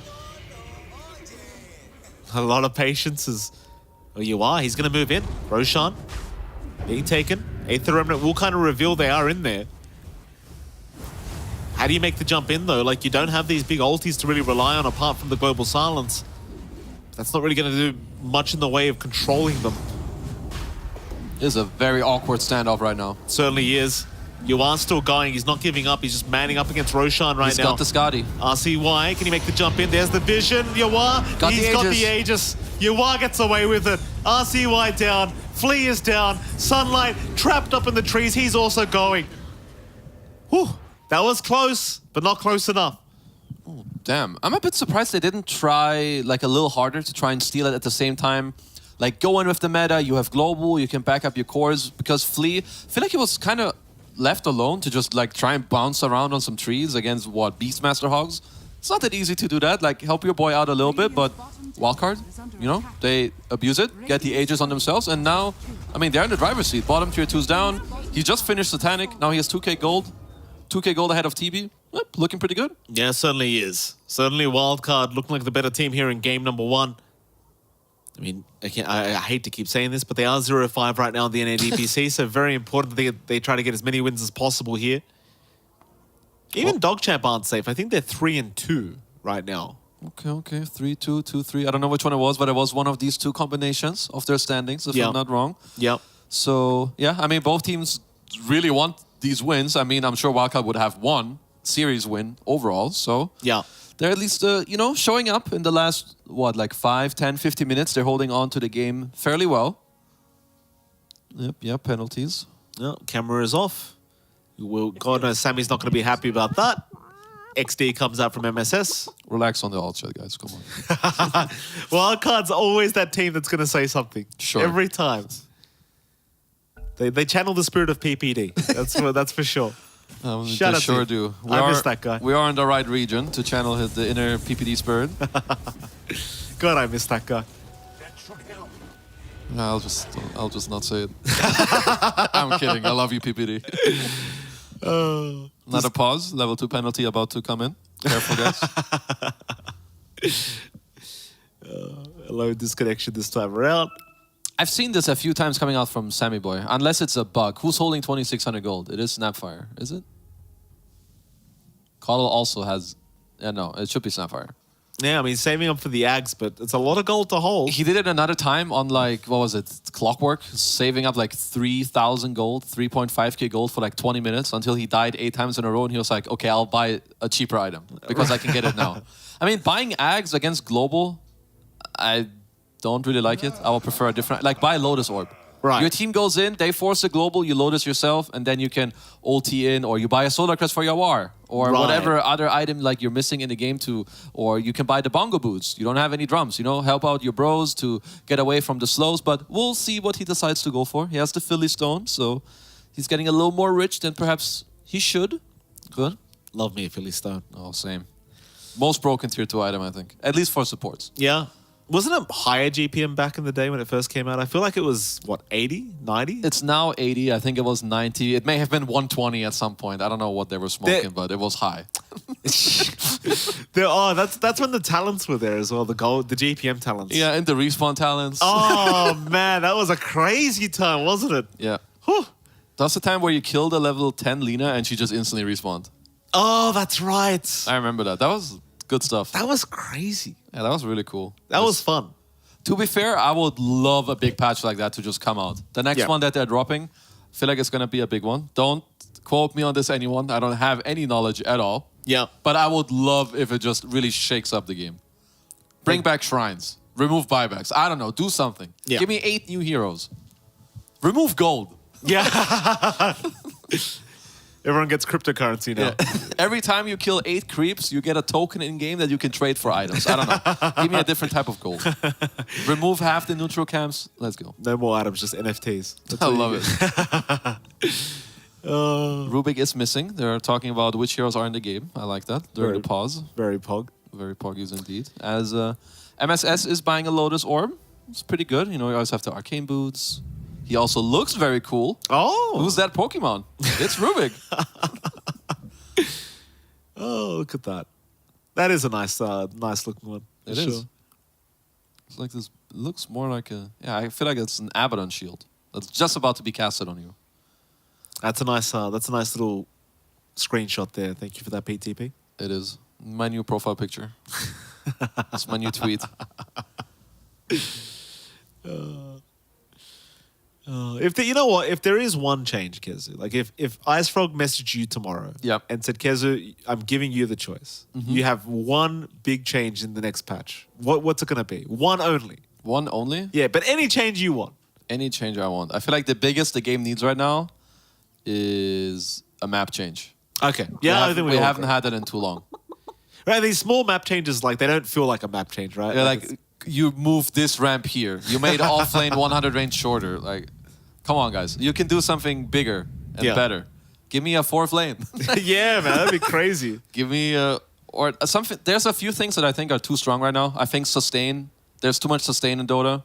Like everyone can find the right neutral item to keep yourself at high mana, at high HP. Flag bearer creeps give everyone HP and more gold. Every team has 20 million neutral cams on their map. Like everyone can just hit creeps. I think it's too much farming. Yeah, I'm with you. I kind of forgot about the days where like you had to actually think about your regen. Careful there, PTP. You're playing a risky game, sir. A risky game. Oh, hopefully Alone's internet does reconnect sometime soon. It will eventually, I'm sure. Did you like Shrines? I liked it in the start because I was an offlane player with Poorman Shield. Oh, the good old days. It was like this Legion Commander meta in Abaddon for a while, I think, where you would just go to the lane, spam all your mana, tank up with Poorman Shield, go back to the shrine, then go back to the lane and go back to owning. It was amazing. Yeah, I mean, that was a little bit lame. But I do think, like, overall, the way that they balance talents nowadays, I think it's really hard, but they did a damn good job at that. That's a good effigy from Sammy Boy. Of course, #1 carry. Of course, that's why he's playing 5. Maybe you need to be the best carry to enable someone else to carry you. That's a nice feature. Good to see the dental work is going well for Mortimer. It's very good nice. indeed. Ooh. Oh, yeah, there Plus you go. 100 in the mouth. Poggers.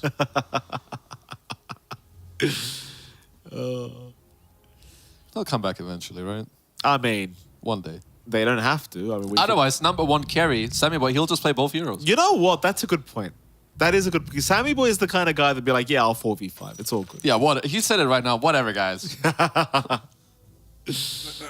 least both teams having a good time during the pods. You know, maybe discussing the most recent anime they've been watching. Are Or you- maybe they watched, I don't know, Mason stream. Oh, are you an anime enjoyer? Not really. Are you a Mason enjoyer? At times. Okay. Okay. Sometimes it's a little too much for me. I need to tune out, but I tend to be a bit of a clown, you know, at times myself. Shout out to Mason. Especially late night. That's usually when Mason streams, at least for me, as Yeah. a European noob. Very intense kind of streamer. Oh yeah, for sure. Whenever I tune in, at least like what was it, 1 or 2 years ago, he would just every game is Weaver. Just playing Weaver. You know that mid Quinn will show up in his pubs. You'd know if Quinn was in his game because you'd see it in the chat. This guy's trash. Go mid. End now. I love it, for that reason. Like just the trash talk. That's good. I mean, it's like it literally is like a episode of WWE That is every true. time you queue up pub in NA. I mean, also you sometimes think it's scripted, but it's not. It really It's isn't. real humans that at the time are using their actual brain. Here we go. Sammy's asking the serious questions. How long do we have? Oh no. What do you do when this happens? This is a rough one. Well, I mean, as far as I'm aware, pause time runs out. I believe they either forfeit or they play 4v5. That's the only choices you have. And then your pause time, I think, resets during game 2. So Is there a way where the enemy team can give you their pause time? I believe they can if they want to. Now, You don't funny have to, asked- obviously. Well, it's funny you asked that because last time DogChamp had an opportunity to hand pause time over. I can't remember which team it was. Yeah. They did not want to. And I believe Flea had to pick somebody up, so he was like, I can't do it. How much time we have? Well, Sammy, calm down. We're finding out. Don't you worry. The admin will be here any moment to let us You know. had to pick somebody up, huh? We gave ours to you. Well, there you go. Flea's the nice guy. See, Damn. Flea last time couldn't do it, but it turns out he's a great guy. He's going to hand This it over time this he time. can. Yeah. Or maybe he's like, I already said last time I couldn't, so this time, guys, I can't pull it again. Thank you, Dog Champs. Oh, here we go. I love Dog Champs. Yeah. Well, what can you do? And ironically, this is the one time Sammy won't tip you, is when you've done something nice for Yeah, him. they don't deserve it. 4 minutes, 30 seconds. Okay. I mean, at least if they're giving you their time, then you'll have a little more too. Okay, so that's good. Did Lasso. It feels good to be. Oh, I forgot Lil Nick and Flea. They were 2 base players, weren't they, together? You're asking Were the they? wrong player. I mean, I'm pretty sure that's where I saw Lil Nick the first time. Actually, that does kind of check out. 2 base, Lil Nick. Yeah. I can kind of combine the two. Go season 2 during pause. No cam, no way to land cafe. Okay. Well, this is a bit of a rough situation here for Wildcard, considering they need the win to Yeah. try and keep their chances. And they alive. are in a good spot if they get to play with 5 players. And this is where people that are currently tuning in get very upset about what's happening. But power outage during in the whole block. What can you do? It happens. Natural causes, guys. Absolutely. Nobody's forced this. Unless Well, you never know. someone out there is cutting some cables. Yeah. It happened in an SCA at one point, I think. That was pretty hilarious. Not really, obviously. We were just memeing. Yeah. Maybe I paid my cousin to go there and cut the cable. You never know.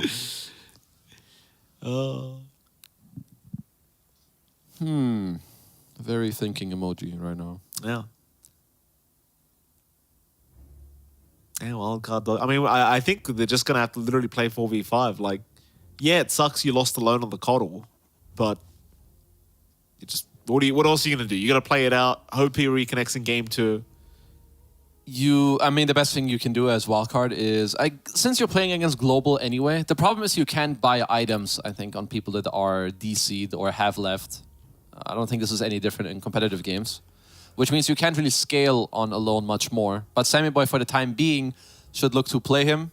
And yeah, they should just kind of, obviously, try to win, drag it out, hope he's going to be able to come back in time for game 2. Or maybe even show up in 2 minutes and 22 seconds from now and just win. Right. Just getting better and better.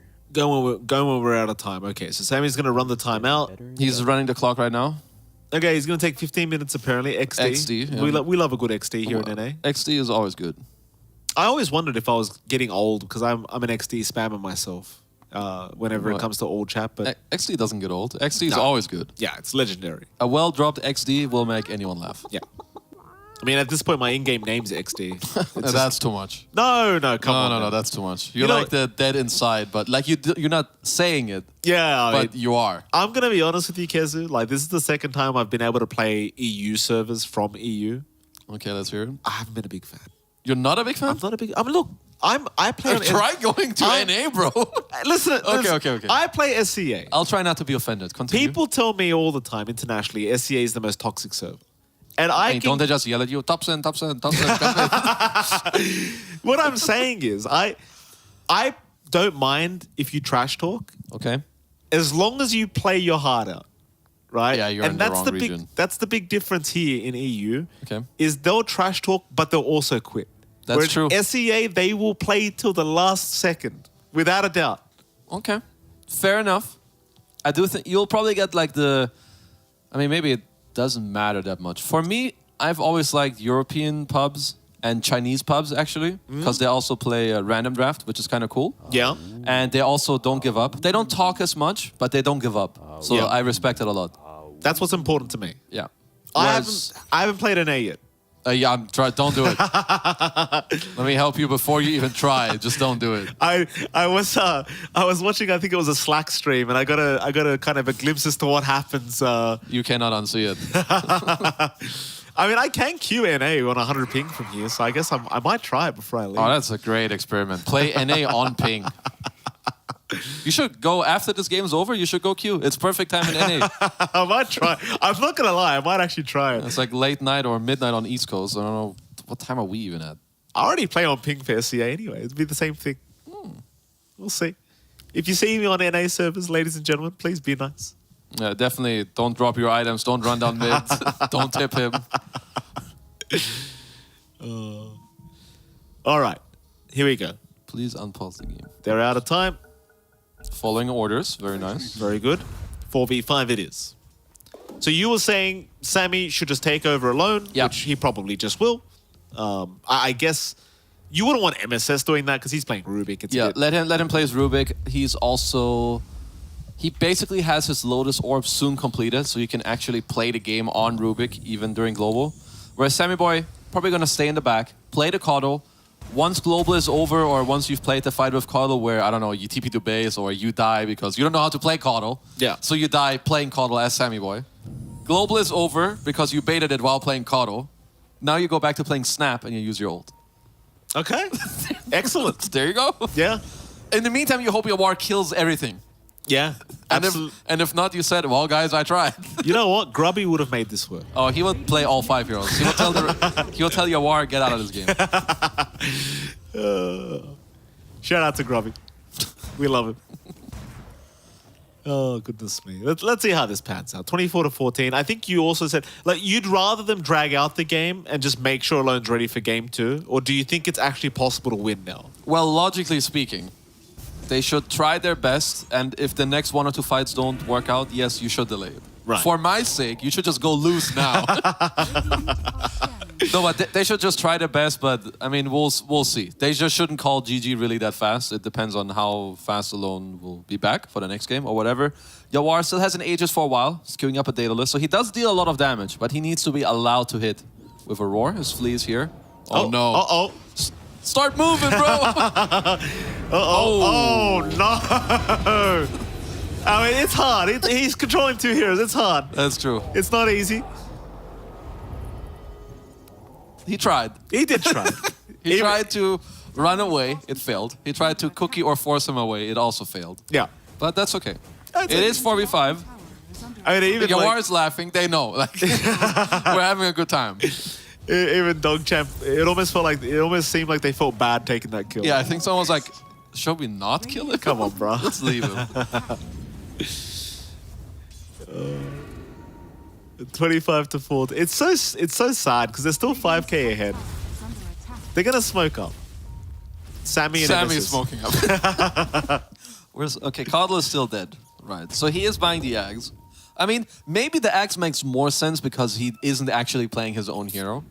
Because then Global won't be up when he's... I hate this Ags. I can't make it sound good, no matter what I do. But you could spit Alone in. That way you don't have to micro. Actually, you just instantly kill him. It's good. Oh, MSS with some scouting, Bloody 9.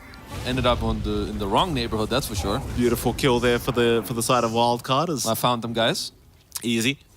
We're queuing up a Lincoln's on Monkey King against a Roar. Okay, sure. That's MSS cosplaying Monkey King himself. Easy. Easy for him. Doesn't that make Rubik so enjoyable? You can play like 10 heroes at the same time. Yeah, it's actually amazing. This is like, one of my favorites. If I actually could like play the game properly with this hero, it'd be probably my favorite. How many Rubik games do you have? Probably like 150. Hold it. We have a standoff here. Oh, nice Boundless. Oh, he got Sammy. Yeah, he found both of them. So MSS gets out, but he gives up Sammy Boy. Nope. Though, no, he doesn't. Sammy TP's away. And in the meantime, look what is happening top. He's microing Alone, farming. Oh, look at this. I mean, if Alone makes it back, he has got a lot of gold. This is my boy Sammy right here. He's making it happen. You know what? If Wildcard win this game, this will be a legendary game for Sammy Boy. It would be. Alone, his hero, maybe you can't see it, but he's holding 5k gold on the Kado. Well, what's he gonna do? By the way, are we sure that he can reconnect when he's on a different IP? I never know how this stuff works. I'm not even sure he can reconnect. BKB has been forced out. Yeah, you are. Sprout, not gonna matter. TP away. Oh, Global Silence is there. He didn't have the TP scroll. Oh no. That was a good global. It was a good global. It's I'm just gonna say that's a little bit of a lame tip, bro. You're making a comeback. You're making a 4v5 comeback right now, my friend. I could put my cat in this game and she could maybe win. Oh. Sammy Boy has the Axe though, comeback item right here. Here we go. The alley-oop is coming up. Watch Alone. My friend's about to get blasted in this game. He may not be here, but he will be in the fight. Okay. Jump in, MSS, Media Hammer. He's gonna pay for this one. He hit them though, and the tower. He did. He's fine. He's fine. Lotus Orb. Is he actually fine? Boundless Strike. Oh, there it is. There's the gobble up. But here comes RCY. They're gonna try and sort this out. RCY. Okay. Can't find himself a nice target. Smoke being popped by 7. I have to take a couple deep breaths right now. I need to go back to a normal mode. Okay, I'm back. 2k advantage now the way of Wildcard. Obviously dwindling now. There's, 4v5. You can't really help it. Alone still split pushing the top lane. So he is still here. I mean, this DP cannot tip again unless he stays ahead of Alone's net worth.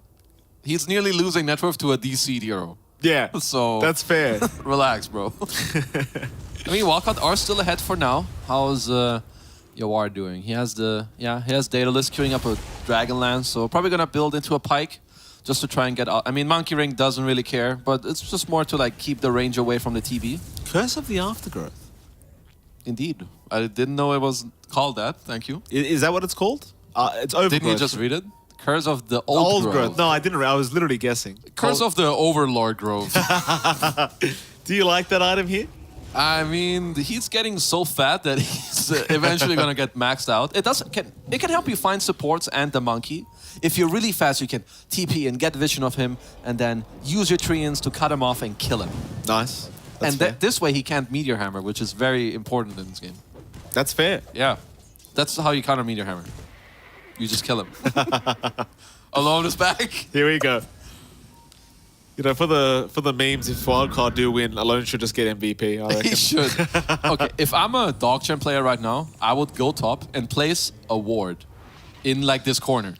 Because whoever's microing Alone isn't really putting in that much effort. He's staying here, blasting the wave, then he waits and he'll do it again. I don't blame them. This is peak Coddle gameplay. Honestly, this is peak Coddle gameplay indeed. I don't know what you're talking about, Keza. This is as good as it gets. Finally, like they'll eventually kill him. They should. If they 5-man tip alone, I will quit this cast. That'll be hilarious. As Yawar using the space of his DC dead Coddle to push bottom.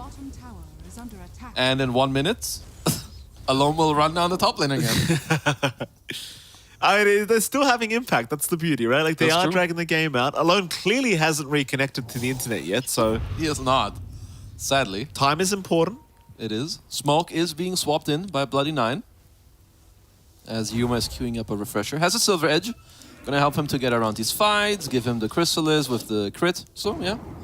All good for now. 30 seconds on Alone. Region room picked up, RCY. They'll head down towards the bottom side of the map where they will find Yuan. Now, that's the big one that you really want. Uh-oh. Yeah. TP scroll, bro. Okay. I'm just making sure he doesn't try to teleport out and get global. A lot of lines being drawn by Yuma. They did, you know, they went bottom, push him away a little bit. You leave an illusion. Now you can actually leave the bottom area to go somewhere else. The illusion will still keep it in a somewhat good position. RCY has a gem. I mean, I'm not surprised the win percent is in favor of Radiant. As Alone is getting ready to run down top. Do you know how much gold he has? 1.1k apparently. No, it's bugged? because he's DC'd. I mean- 6.4k. 6.4k? Yeah. Oh. He has 6,000 gold in his inventory that obviously they cannot use yet. Oh, amazing.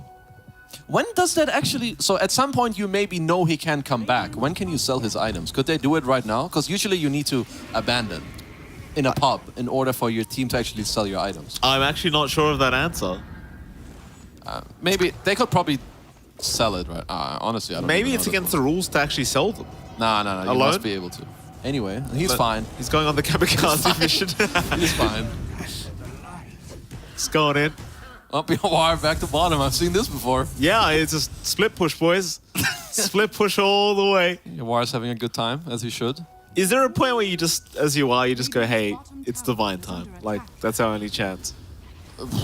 I don't know if you can even think straight in this game right now if you're in it. Okay. You are. Spirit Siphon. Jump in. Gonna get feared. He does have his BKB TP if he wants, but instead he pops a Satanic BKB, and he is out of there safe. Very nice. Okay. Didn't use his spell, so got out after using BKB Satanic. All good. Couldn't get globaled as... Well, Roche is up. Both teams know this, or a wildcard know it for sure. They have a Hawk there. I don't know if Radiant know. They should. Or if they don't, they should scout it soon, because it should be your next objective. As it seems like that will be their go-to. Here we go, Roshan. There's no way you fight this one. This wild card, I think. Probably not. If you're Sammy, you could go for... You just ult at the end. You hope you get the last hit. He might be doing it. He's smoking himself up. I mean, he's got the gobble up. Oh, the Wombo combo. One more combo. Oh, he didn't want to... But they have global if I can't... Could he cookie it? Oh. Could he actually do it? Holy Oh, he's going to do it. monster. Sammy! Do it, Sammy! Get in there! He's got the stun, but he doesn't have the damage. He's been silent stuff. He'll force stuff Oh, away. he Force got stuff the back. cheese! Oh, Sammy! Sammy's doing it. He Honestly, got the cheese. I respect that. That was cool.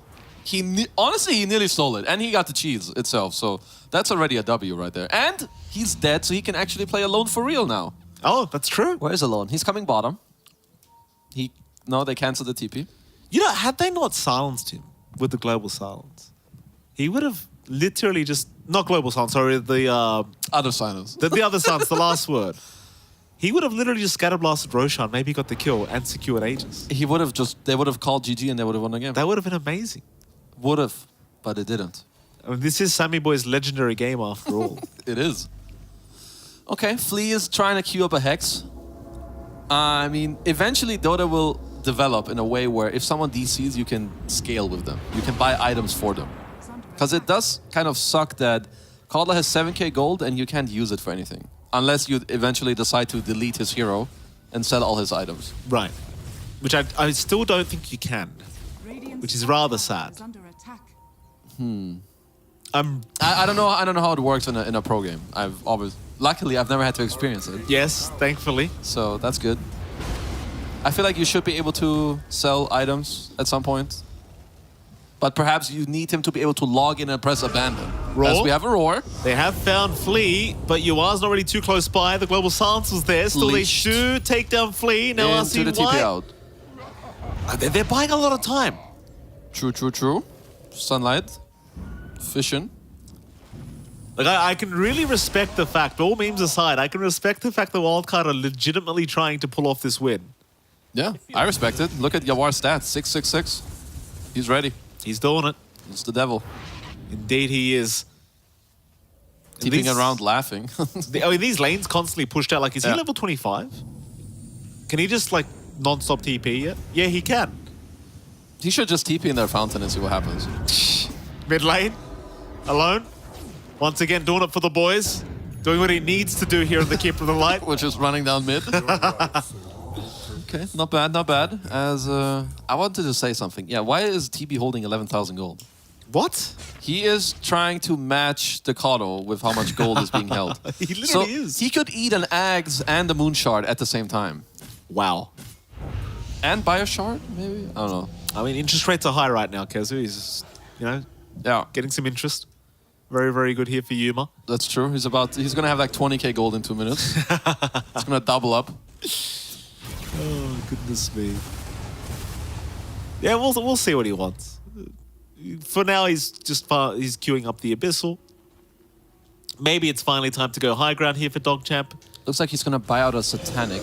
I wouldn't mind if eventually RCY buys a Basher. So just make sure that it's harder for Wildcard to eventually use BKB and TP out, so you can always cancel that. But for now, I mean, you don't have to kill them if you can just go in their base and track down their buildings, because they're showing it. They definitely can. That they can. Satanic now up on Yuma. Tier 3 tower just not going to last long at all. Kiss is going to be expended here by Sammy to try and force them back, and he's actually forced them back for a little bit. Problem is, I don't think it's going to be anywhere near enough. That is very true. They can just stay here. I mean, it did deal some okay damage, but during this meta, they don't really have to back off one more minute on the Aegis.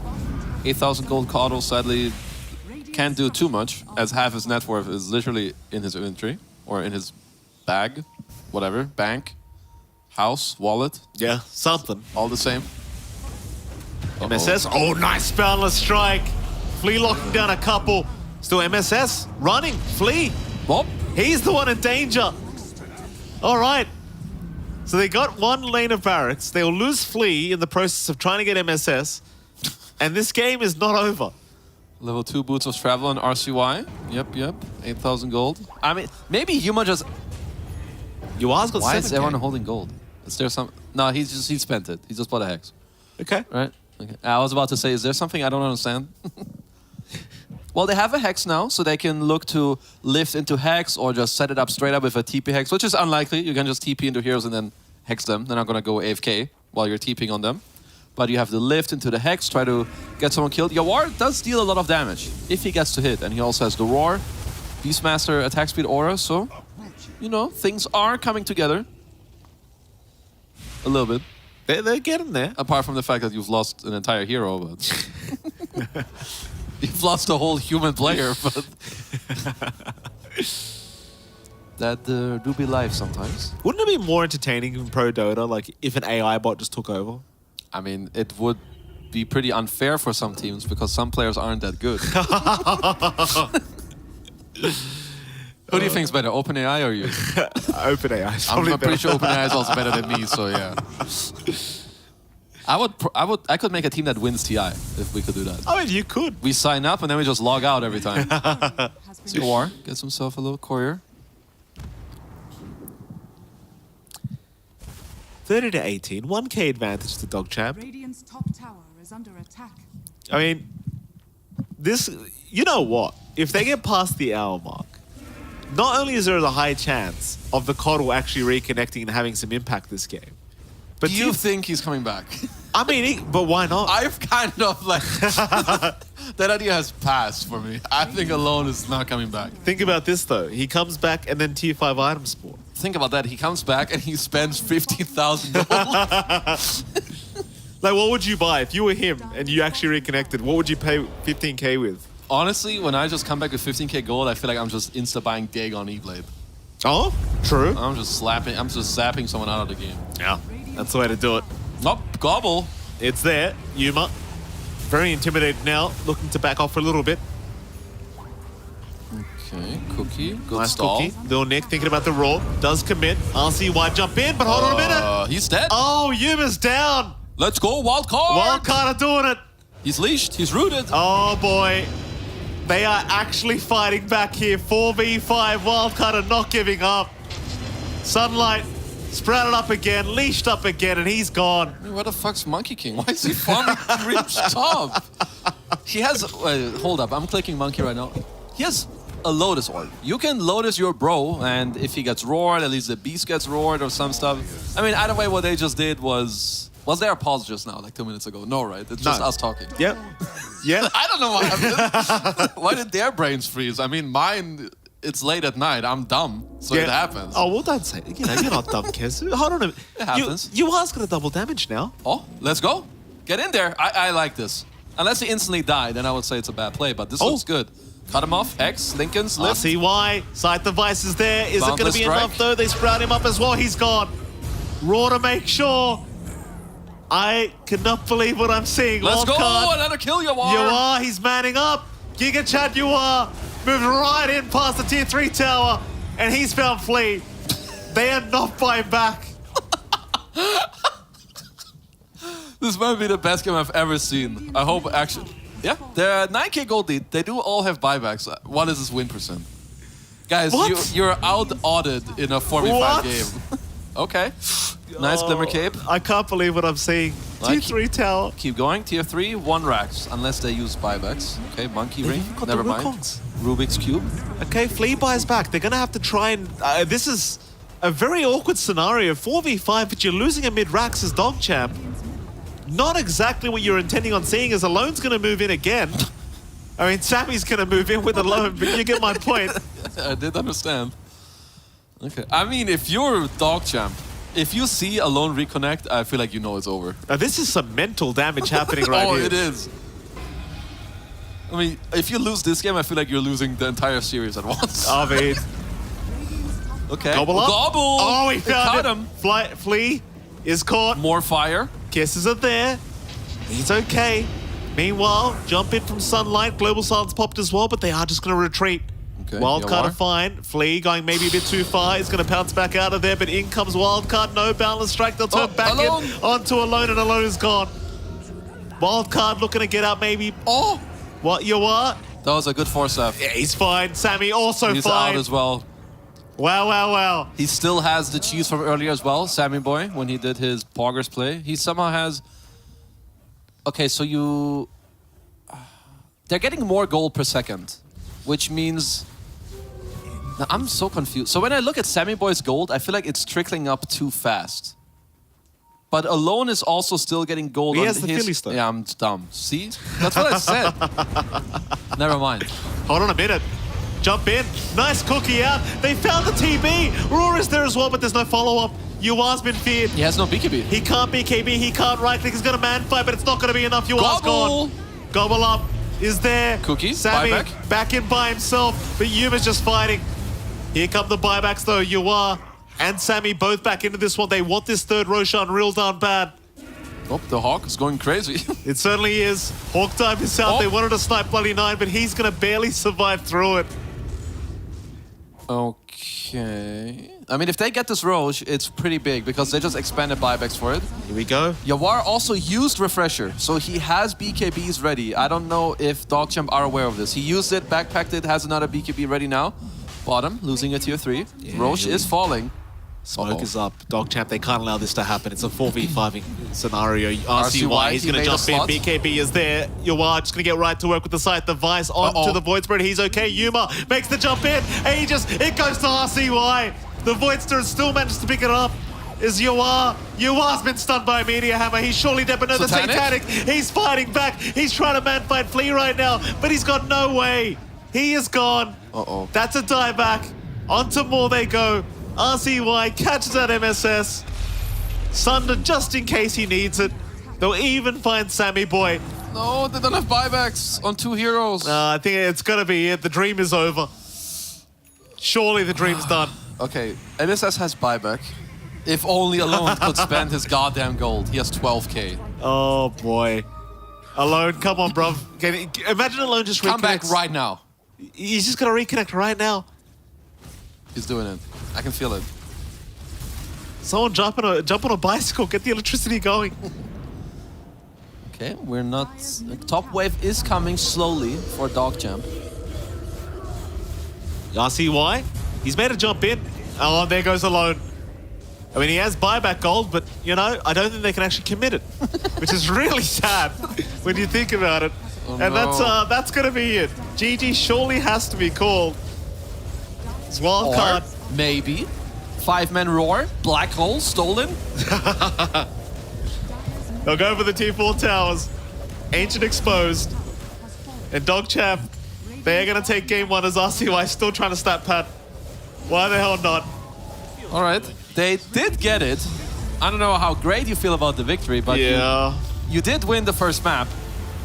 Oh, I hope for Wildcard that Alone is close to being somewhere with internet to be able to play the next game. Yeah. I mean, that would be pretty good. I gotta give props to Wildcard. Like, they almost... They had me for a moment. Same. I thought they won the game. Yeah. Well, there you go. I mean, Dogchamp, maybe a bit of mental damage after that one, because they almost lost the 4v5. Which is definitely a first-time experience for them. Yeah, for and sure. You were close to losing, so yeah. Not the greatest win, but it's a win. It's a win. You'll take it. A win's a win. That's 1-0 for the side of Dogchamp. Of course, they do have at least another game upcoming. Hopefully, with the side of Wildcard, we have to check if Alone's actually going to be able to reconnect. I hope so. Yeah. Well, he's had, what, 20, 30 minutes? Still hasn't reconnected? Yeah, I feel like 30, 35 maybe, something like that. So hopefully he's been able to go somewhere where he has an internet connection. Hopefully. Well, let's go to our panel and let's see if we have a game number 2 on the way. Game number 2, I don't know if we can really classify that as a game, but yeah, there you go. Dogchamp take game number 1 in a very interesting fashion. Have you ever seen anything like that at all? A team with 4 players nearly winning? Yeah. Okay. I've definitely seen a team 4 versus 5 win. Yep, I've cast also one. In pro? Oh, okay. Yeah, and bro, Alright. it's happened. Oh, okay. Basically, cool. Wildcard just like they're not at that level yet. They can't win 4 versus 5. That's where they need to improve. They were struck with some unluckiness because sadly you can't sell items or gain extra passive gold in a custom lobby. Yeah. It is what it is, so it's just dead net worth on a coddle. They were trying to stretch it out as far as they could to hope that Alone could still maybe connect back into the game, but you know, it is what it is. You'll take the victory. Even if it's a hollow victory, it's still a win. That's all that matters for Dogchamp. Yeah, I don't know. Maybe you should be able to like do some deep diving. You know, try and figure out. Maybe you can like buy some salves and then sell them on someone else to like move the gold across. You need to start experimenting. I mean, that's the thing. They put those restrictions in place so a lot of people wouldn't abuse like in-game things. Like if someone disconnects, you just sell some items real quick so someone else on your team can have buyback all of a sudden. Yeah, Did they buy moon shards on? Oh, no, you can't buy the items either. Yeah, It's get like, like hold on, heavily I'm gonna outdrafted, and then you have like, okay, we're just going to amp up the only hero that is going to have a great game. So Weird game. it is what it is. But at least at the first half of this game, RCY rocking the Void Spirit, so he proved basically everyone wrong. In a sense, the hero is still in a bad place. I'm saying that the hero, and we all both agreed on it, the hero is not good, but the plays he made were really good and made the hero look in this particular game pretty good. Yeah. I mean, I think his Void Spirit looked great, and then for Alone, things went bad to worse real fast, but things weren't really good to begin with for him. Like, he had a really rough game on this coddle, and unfortunately, his internet made things even more difficult for him, so... Yeah. They I don't know, it feels like Dogchamp in this game, like, they were winning it. I feel like they should have won. Then Wildcard came it back, then I thought for sure Wildcard would probably win. You can't say for certain that's how it would have went, but, like, with the disconnection... It just got to the situation where it was just kind of like gifted to Dogchamp this game number 1. Yeah, it really did. The fates went in their favor, and that's going to put Dogchamp 1 game ahead, which does mean that they are 1 game closer to securing their spot in Division 1 next season. We don't really know what's going on with the reconnection, so we'll let you know if we have any details. I hope Alone is Monka speeding over to that LAN center as soon as possible. But for game number 1, MVPs, I mean... I mean, if we have to give it to Sohan, RCY. I mean, he played really well on this Void Spirit. He got like... He did. I mean, it's like, the thing is, he made a hero look good that just for the most part hasn't looked good in a long time. Like, he got solo kills on the Coddle mid, made a lot of rotations. You know, take it with a grain of salt. You know, it was a 4 vs 5 game, but he still, like, played really well. Yeah, there were 6 deaths on the Alone Coddle by 15 minutes, which is absolutely insane. That's really, really ridiculous. You have a bunch of key plays in that game as well.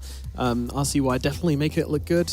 I mean, there was also some cool stuff. Bami Soy with the cheese steal. That was a personal favorite of him. Commendable. Yeah, if he'd got the Roshan, then who knows, could have erected a statue of him in his hometown, given him a parade. Build an effigy in the base. Yeah, absolutely. Maybe. The Coddle Micro. Maybe something to be desired, but it was there. But yeah, in the end, easy prediction for you two, and easy game 1 for the side of DogChamp, but not really. We're going to throw a break, after which we will be back for game number 2. Who knows what's going to happen, but we'll see you on the other side of this break.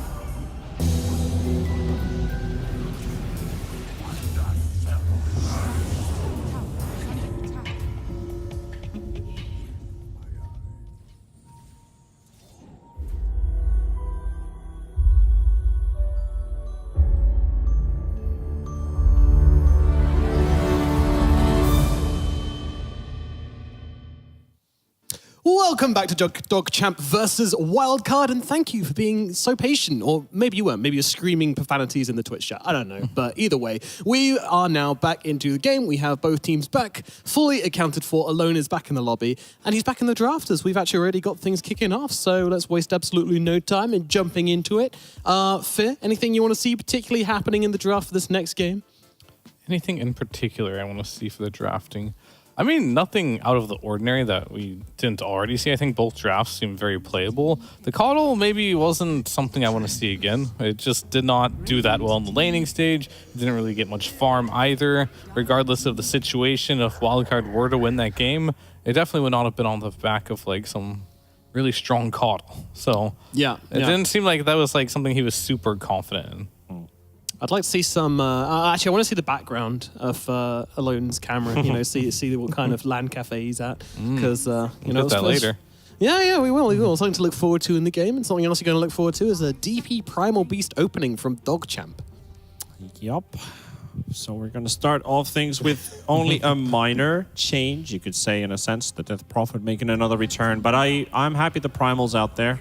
I think this is a very good first phase material hero if it's not in the mid lane, right? You can send it mid later on during the draft if it looks like you're getting yourself a good matchup. But in general, I'm happy. Yeah, I mean, it's interesting they chose to go for Primal over the Monkey King. It didn't get banned or anything, and you saw the NP. All right, so you go for the Primal this time. I wonder what their logic is. I know playing Primal Beast is pretty difficult against the Rubik because there's no way of like stopping him from stealing your Pulverize, and it is incredibly potent on Rubik because it acts as a vacuum. So if you have a lot of if you have a lot of cast range, it can be a very powerful spell. Yeah, it's like a targeted short-range hook. It's kind of silly. But it is kind of like an answer to the Nature's Prophet, right? Like something which can get on top of the Prophet and stop him just doing split push. If the hero's farm does a core, it can have solo kill potential. If it's a support, isn't Monkey similar though? Exactly. Yeah, I'm not debating that at all. But that's the thing with game one. They banned out the Clockwork. I would have already been happy to see the Primal Beast because I feel like Clock is the main counter directly towards this hero. I mean, there's a lot of laning matchups where the carry could be better. Like the Life Stealer makes Primal Beast lane kind of hard. Maybe the Morphling can be a bit annoying to play against as well because you can't really kill him either. Clockworker's first phase banned. Yeah, just like last game. Yeah, so I mean, it is what it is at this point. So like, what I find very weird about the Primal for me is it's with the DP, which makes me think it might be a 4 Primal because like DP is not really a support hero. And I do like the Primal versus the NP matchup, but that's when the Primal's a core. It's okay still as a support, but definitely gets most of its potency from getting an early Vanguard and laning against the Nature's Prophet. But we'll see how it does, because like historically speaking, NP is kind of like that carry you want to have versus DP. You're long range, you have the summon units, pretty annoying for her. One of the few heroes that doesn't really struggle that much in the laning stage versus Death Prophet. So the fact that they wanted that into NP is a little puzzling. Here's what I want to know. Primal Beast. Are those front feet or front hands he's got? Like hands or feet? Because he kind of holds them like they're hands, but then when he's stomping around, they're his feet. So which is it, analysts? Analyze this. Yeah. T-Panda seems like he's in a good thought here, so I'm going to let you answer for something big, but my expectations are high. I think they're hands. Is this like the same type of like question of like if a dog were to wear pants, how would he wear them? Or you can see from the Dogchamp logo the answer to that question. But it doesn't really. Pants, huh? But it doesn't really. No, you wear pants on the opposite the way you wear the jumper. He's got 4 fingers or toes or whatever you say. So in the end, I don't think it hinders his capabilities, even if he uses them to just walk around or stomp around. Great example, ex-Alliance player, Division 2 and Division 1 player who we've seen play, Pablo. Absolutely fantastic guy. He doesn't need any extra fingers. He's still going to make it work just as well. Wow, Don't didn't say know that. I mean, that's where I assumed you were going with that. No, I mean this draft was progressed, but you don't know Primal Pablo. definitely has hands because he slaps. And to be able to slap, you need hands. That's true. That's true. He throws things as well. he does. Yeah, you don't go like, you know, like your feet. It doesn't work. All right, let's get back into the draft. We have a Silencer coming out from Dogchamp once again. This may be the answer to the Prophet, I'm not sure. But an Evoker and a Marcy coming out from Wildcard, which is pretty wild. It's not something I would have expected. Usually we've seen Invoker as an answering hero rather than as like this kind of early in the phase. So what's the deal with that? Well, I think the main reason they want it is just going to be back to comfort, right? Because, like, it's fine versus Death Prophet, especially if you are doing the Quas Wex build and you get the early Vessel. It makes a lot of sense, but with how cheap and how good Greaves are, like, going for that type of, like, risky build with Invoker, getting the Vessel right away and then not being able to farm, like, doesn't really pay off when the Greaves come online at, like, 12 minutes. So we haven't really seen that a lot recently. Invoker's kind of been a dead hero. Only RCY's have been playing it, and he plays it in mid lane with a Midas as Exort, as kind of like a carry. So hope he does. Because what I was going to counter that with is it is his third most played hero, but looking at his CS stats average, he definitely plays Quaswex. Yeah, I mean, his CS is kind of low compared to an Exort Invoker. You can't be a mid player if you don't play Invoker at some point. It's just not the best patch for Invoker right now. Yeah. But I would like the idea of the Exort, at least in a sense, because you have a lot of single target lockdown in a sense. You have the Sprout, you have 2 stuns to provide, and a decent amount of slow. So you can punch a lot of damage this game with this Invoker if you do go Exort, if you decide to. Maybe the puck changes things a little bit where you're like, well, maybe we need a bit of extra control. The phase shift's going to be a bit annoying. Maybe force the puck to build a defensive item this game and kind of hinder RCY. Can you hinder RCY, though? That's a whole different world, That's you question. Knowing its matchup as well. Yeah. You're not in a straight He doesn't care 1v1. about his matchups most half the time. You're countered in the lane and he still comes out shining. So I mean, if you are a mid player and you don't play Invoker in NA, do all the other mids bully you and call you stupid? Yes. Okay. Just wanted to clear that up. So, final pick now for wildcard is going to be the Wraith King. What the hell are they doing? What is this? We've seen this banned, but I think this is the first pick we've seen of it. Correct. Why? I mean, we're going to have the offlane NP. Like, why do they want Wraith King? That's not something that's easy to answer right now. Like, technically with Marcy, it's a lot of damage with the sidekick, so it can give you a lot of like move speed as well, the rebound. It's interesting. I mean, I think Wildcard is on their own meta right now. I think that's the best way to describe it. Like, because like Wraith King just isn't a powerful hero right now, as far as I know. But maybe UR has got something cooking here. If UR is even gonna play it, yeah, it's like the meta with the Wraith King. Basically, is currently you can get stomped in the lane pretty fast. You can still out farm really well in the jungle with the skeletons. Like Wraith King can still bounce back super fast back into the game, but maybe the idea for Wildcard is like we need a carry that's more active more earlier on. Wraith King does provide that. You can one-shot silence her throughout this entire game as well if you go for the right item build. So I guess there's some ideas like, Yawar, we need you earlier, man. Maybe that's a call. Maybe that is a call. That is very interesting. But now they pick up Slark on the side of Dogchamp, which seems like an amazing pick in this game. It gives you so much utility against the Wraith King just to take his stats. You know, you don't care if you have to kill him twice because it's just more stats for the Slarky boys. So, yeah, overall, what's your thoughts on this Slark pick and what's your prediction for this game? 2-0 Dogchamp. I don't think the heroes wildcard right now have inspired a lot of faith. I think they did pick the Wraith King because they needed a few more stuns in the game, especially if he does go the Exort build.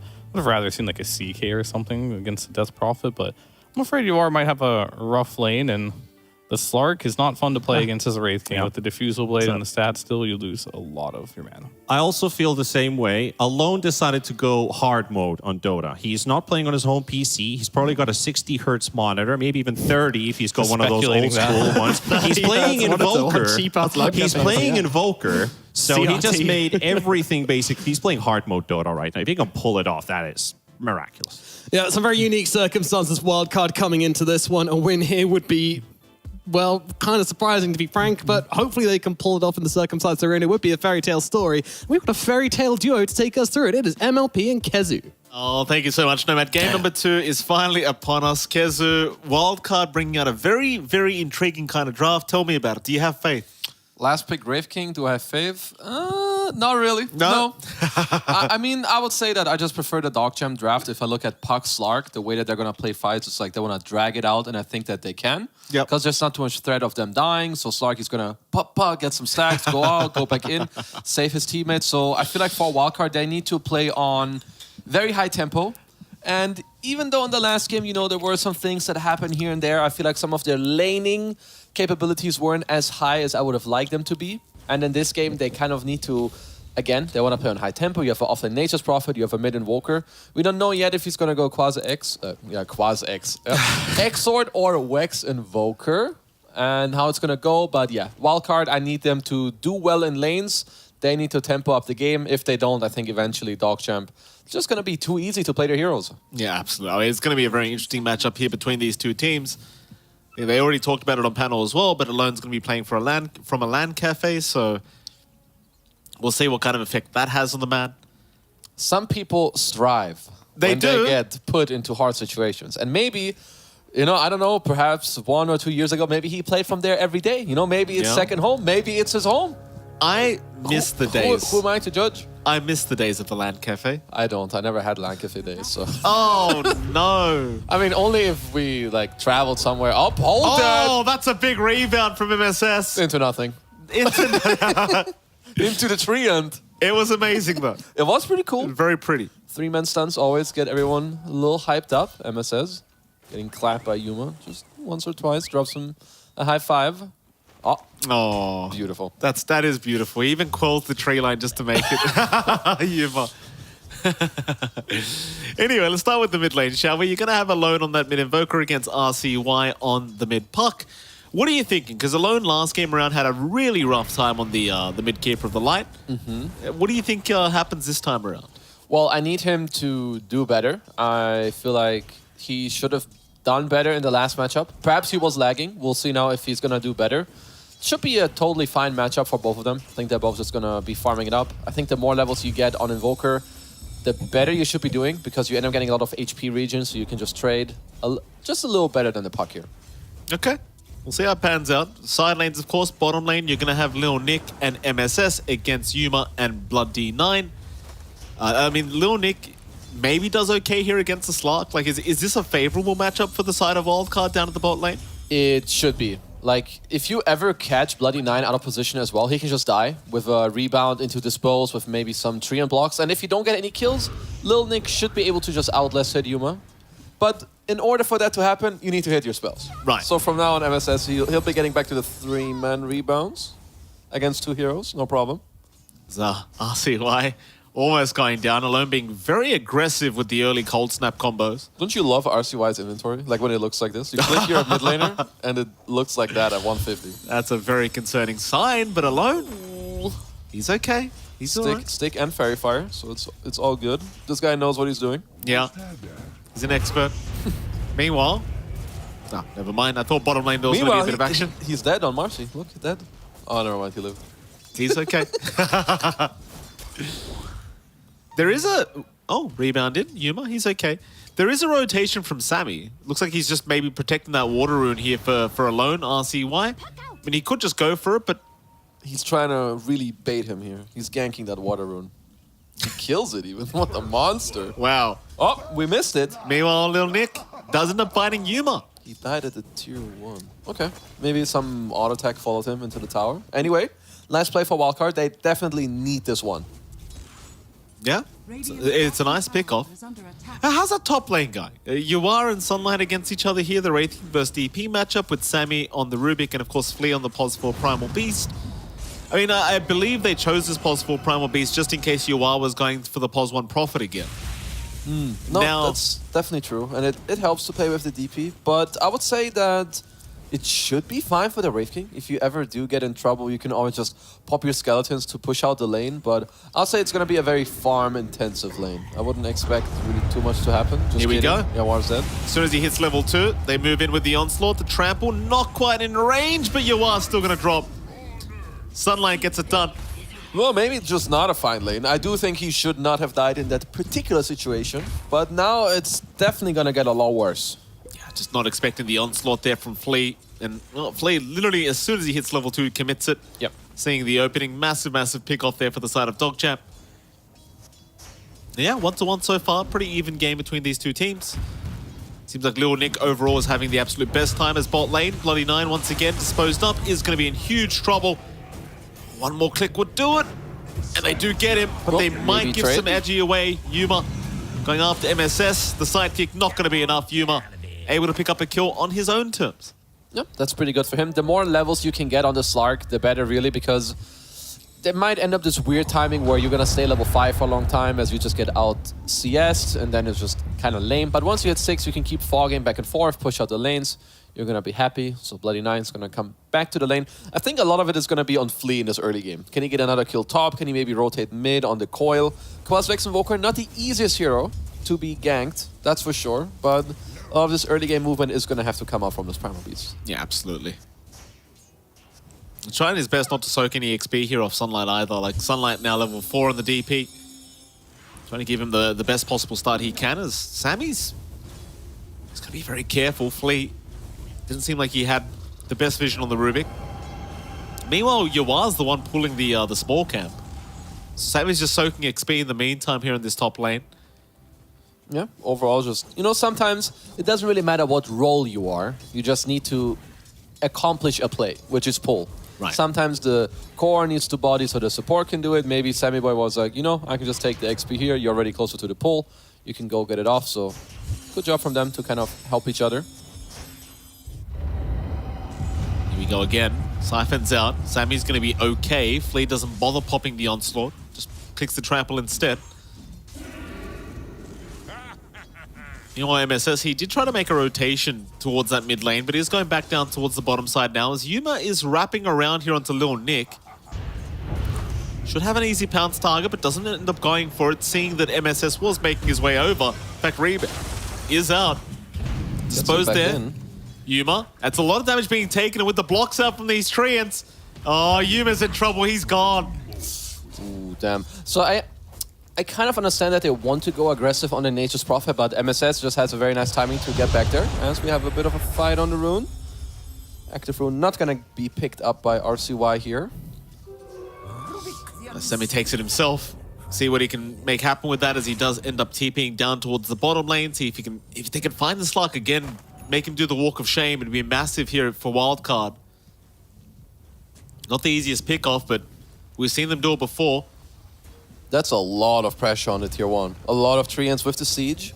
Who's TPing here? It is Flea on the primal. They need all the hope they can get right now.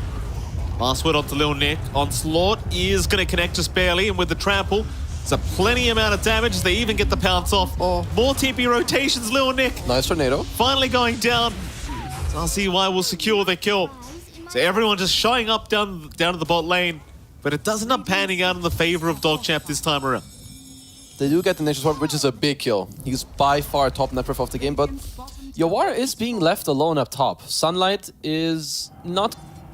He is getting closer to his level 6, so they might need some help up here, as MSS is now reinforcing. Very good timing.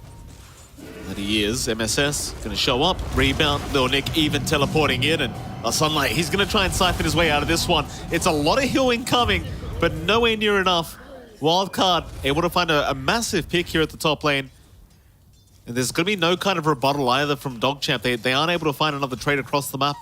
No, that's definitely very good there, as Lil Nick can also just use his TP scroll to get to the bottom lane, return there.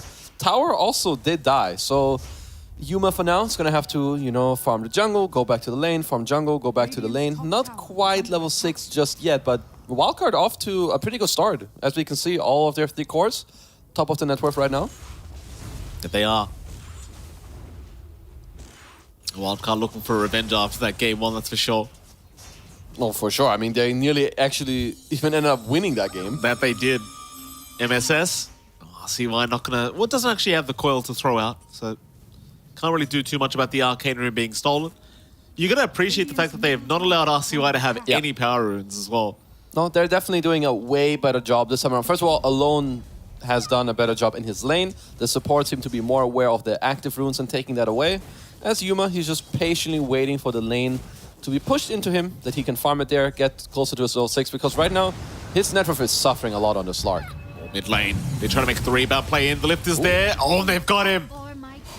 Sammy with the lift up, making sure they can secure RCY, as now Lil Nick gonna rotate in. They even have the Meteor Hammer on Alone. And that tier 1 mid tower, it is gonna melt. Meanwhile, top lane, Yawa Skills his ult. does have to reincarnate. Okay. He's gonna go for the TP out. Exo's going, but it's not enough damage. And while that's happening, the mid tier 1's gone. That was pretty good. He delays the top push. In the meantime, they get the mid tower. There was a very nicely used Wrath of Nature earlier to end up killing RCY with the lift. So Yeah, I would say Wildcard, you know, they had some good time to talk things through, and they're executing it right now. They certainly are. 4 to 5, 2K advantage the way of Wildcard. They're just going to keep this up. RCY will spot a few out. Wildcard won't see him though. Well, in fact, they did. They had the ward on the high ground, but won't make the play in onto the puck. Instead, towards top lane they go. Okay. So you'd much rather just pick off Sunlight if you can, but there's so many supports here on the side of Dogchamp. I mean, if they can hold this top tower, it is pretty big for Wildcard, as Sammy does run into a couple of friends. Good lift. Cancel the onslaught off. Sunlight's going to move in. Sammy is okay. He's got Alone there to back him up with the Tornado Meteor Hammer. Everything in a ladder. Now the rebound out from MSS. Landing onto the DP as Sunlight is going to go down to the Wrath of Nature, but here comes Flea, just trampling all over everyone with RCY. Can they at least find the puck? It doesn't really seem like it. And even Flea gets out scot-free as RCY. He's still got no TP available. That's the thing, so Alone. He knows this. He's hunting. He's going to have a look around. Orb is there. Coldstep committed. RCY will jaunt, but Yuwa is right behind him. Tornado is not going to land. He's still running. Oh. No, Nick now. All back down towards the south. Is going to commit, and I believe he's fine. Damn, that was definitely some max range jaunt right there. It really was. He really took his time on that one. Really nicely done. Just a very long fight overall. Like, again, Wrath of Nature was used pretty nicely to end up getting the DP kill, but then a little bit of an overplay. RCY gets to end up joining the fight. A couple of kills come out, and I don't know how, but he made it out alive. That's crazy maneuvering here from our puck. I mean, Wildcard, they're still having a great old time, though. Like, Bill Nick's still top of the net worth board. Alone right behind him. It's just a matter of whether they can keep the pressure up, though. Like, you're all off to a great start, but you've got to really maintain that here for Wildcard's end of things. I mean, Yuma is getting to recover with what's happening right now. I'm not sure if he was involved in the last fight, I don't think so. But all the time, the lanes just get pushed into him. He's kind of been left alone the last couple of minutes, ever since he's hit level 6. And he's really getting a lot of gold, a lot of XP for Wildcard. They want to continue to really pressure up the game. They're getting closer to Lil Nick's Ags, and they're going to want to really keep using that. Yeah, for sure. Yuma has been spotted. Everyone around from Wildcard, apart from Yuaz, they are going to pop a smoke. Line's being drawn right towards Sunlight at the top lane, so it seems like they're going to try and settle for the DP kill instead. Not that it's a bad kill at all. He's actually the top net worth on the side of Dogchamp at the moment. I don't know if they should be getting this kill realistically. He already took your tower, but let's see. He's still lingering around with the Exo. Is backing off a little bit as Bloody Nine is here. Yep, Might just take it. And will. Let his DP get out of there. So Wildcard, I mean, it's a big rotation. They only really find themselves a +5 silencer. Yeah. I think I feel like this does happen in some games where I think you shouldn't smoke to where the heroes are. You should go to where they're going to be. And also, first of all, he already took your tower. So, and I feel like it takes you so long to really get from bottom to the top side. But okay, you know, it already happened. They did get a support kill out of it. It allowed them to regain a little bit of their map control, at least in terms of the jungle. And I mean, Lil Nick's net worth is definitely one thing to be looked at in this game. He is going to have this Aghanims completed now. I hope he can continue to scale, because when you have this mid invoker, which is Quas Wex, you definitely want to have a secondary carry on the offlane. That you do. Wildcard, I mean, things are slowing down just a little bit. Lil Nick's still top of the net worth board. Does have the Ags up now, but... And like you said, Yuma catching up slowly but surely. Sunlight still doing pretty well in the net worth department himself, going right into those Guardian Greaves and almost has those completely up. I mean, there might be a little bit fantasy points, baby. 14 on Lil Nick, at least for now. Yeah. One thing when the map opens up this way where both teams kill each other's tier 1 tower as they're trying to catch someone. Like, the map is very open now. Like, people can start playing this top lane all the way, the bottom lane. So the map gets, like, very wide in a way. And Wildcard they don't have the best catch. It's like, you need a level 1 lift or maybe some random route from the Nature's Prophet or like a Cold Snap Tornado. So it can become really hard for you to try and catch these heroes on the map, like these Pucks and the Slarks there. They're really evasive. As for now, I like what they're doing bottom. Treants on the tower, Meteor Hammer as well. Lots of pressure. They are. Yuma's actually moving in. It seems like he wants to try and fight with this Echo Saber up. Still seems fairly dangerous for the poor guy. They did ping out the ward, at least with the Shadow Dance, so we'll see if they do end up finding it. Beautiful haste animation on Marcy. Love to see it. It's the Naruto run indeed. Do find the ward. There's a tornado. Yuma, stunned up, is going to be okay. Meanwhile, Call is there. In the meantime, they have got Sammy, and they might just have MSS. He's trying to fight back, but he can't quite do it yet. Alone was dusted, by the way. So Flea, he has onslaught in 5 seconds, just trying to keep the vision on Alone. RCY, he'll be there with the slow from the Witchblade. They should have him. They'll pounce him up and take him out. That's a pretty big team fight for the side of DogChamp. Yeah. Wildcard, they've given up a lot here. I don't like the fact that you play in the enemy woods like this. So I understand the fact that Lil Nick has this Axe, but Axe on Nature's Prophet is basically only good if you can go in and you really use the fact that you're rooting and you have people already going in for you. Yawar, it doesn't seem like he's too interested in joining fights, which I don't really blame him that much for it, and he's getting to farm top and push in the waves, but if you can bring all your heroes and you can't really take this fight in the enemy jungle, you need to be postured in like a nicer way where one guy breaks a smoke and the rest just farm. Because they're just fighting together and then giving them more than 1 kill. Yeah, I mean, it's, you know, a mistake made here for sure. We'll see if they can kind of get it together. I mean, again, Yuma, second in net worth now on the Slark.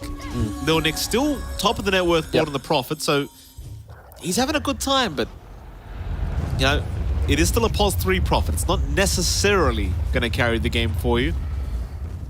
Yeah, it's not scaling into too much right now. Or sure, you do have this top net worth, but you're not the ones that are actually looking for the fight. His next item is going to be a Maelstrom. It's going to help him to, again, keep scaling. But it's not going to really help them fight. There's no BKB. Whereas for DogChamp, I like how they're moving. The heroes are coming together. They're going to have this global. Now they're even looking at Lil Nick down bottom. Coil is there. That's your biggest net worth target. Pounds to lock him down. There's just no way out for Lil Nick. That's huge. Yeah, I mean, I love what DogChamp are doing, and they're using their heroes together in like a way nicer manner. I would also say that the draft is helping with that because, you know, kind of as I stated earlier, it's not easy for Walker to like go together and maybe see a play very clearly. But then if you know you have to farm, they need to protect each other in a better way. Like break a smoke for your Nature's Prophet with someone. That's up top Flea. He's going to take a beating for a bit. A little bit. Pulverized, not going to be there. Is cancelled off, but he's still running. Oh, and the Greaves do reach. They'll turn right back on Yuar. TP away, is it going to be making? No. Still, they'll turn. They do have now Sunlight, a bigger target here in the DP as the Global Silence does come out. Spirit Siphon's going as well. Sunlight, there it is. He's going to get pulverized, but they still lose the first life of the Wraith King as you are. He's in the middle of nowhere, still trying to get to Sunlight, but he's being kited around. He's gone. So is MSS, so is Sammy. They do at least find Flea, almost finding Sunlight as well, but Lil Nick, can he actually make it out? He's trying to hide in the tree line. It's not going to be enough. Still Yuma, disarms are there, but Lil Nick, I mean, no way. He goes down. 4 down for the price of 1. That's massive again for DogChamp. Absolutely. They're stealing everything from you. They have Slark, they have Silencer, starting to steal all your stats. I mean, you can see how DP is just too tanky. It's in their own tower. They have Global, they have the Guardian Greaves, the Spirit Siphons. It just keeps them alive, and yeah, it doesn't matter if you deal so much damage when they just heal through all of it and then you end up dying with 2 of your 2 net worth cores. It's not the place to be. It does not feel very good, that's for sure. And I believe an Ag's now coming out onto Yuma to make matters worse. There's just so much diving in for Sunlight. Like, props to Flea, who barely survived. Oh, yeah, he's not happy. I mean, can you blame him? Nope, absolutely not.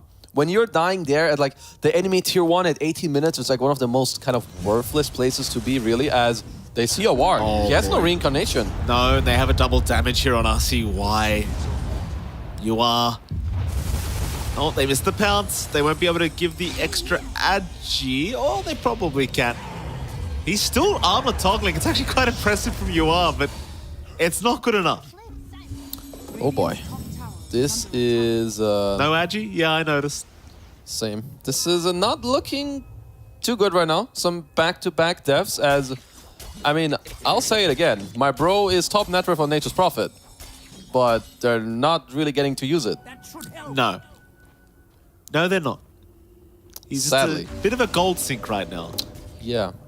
Feels like a top net worth alchemist who isn't really ready to fight. And I don't blame him too much. Maybe his item build could be different or whatever, but it just seems like they can't really sync up the heroes yet. At least he does get to kill the enemy top tier 1. And yeah, I mean, DogChamp, they are recovering on all the heroes needed. Alone. Flea does make the jump in. Alone actually had little to no help around. It was only Sammy moving in, but there's MSS now. It's Arcane Rune going to be spotted.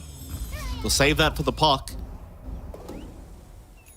Wildcard now for the first time in this game behind in net worth compared to DogChamp. And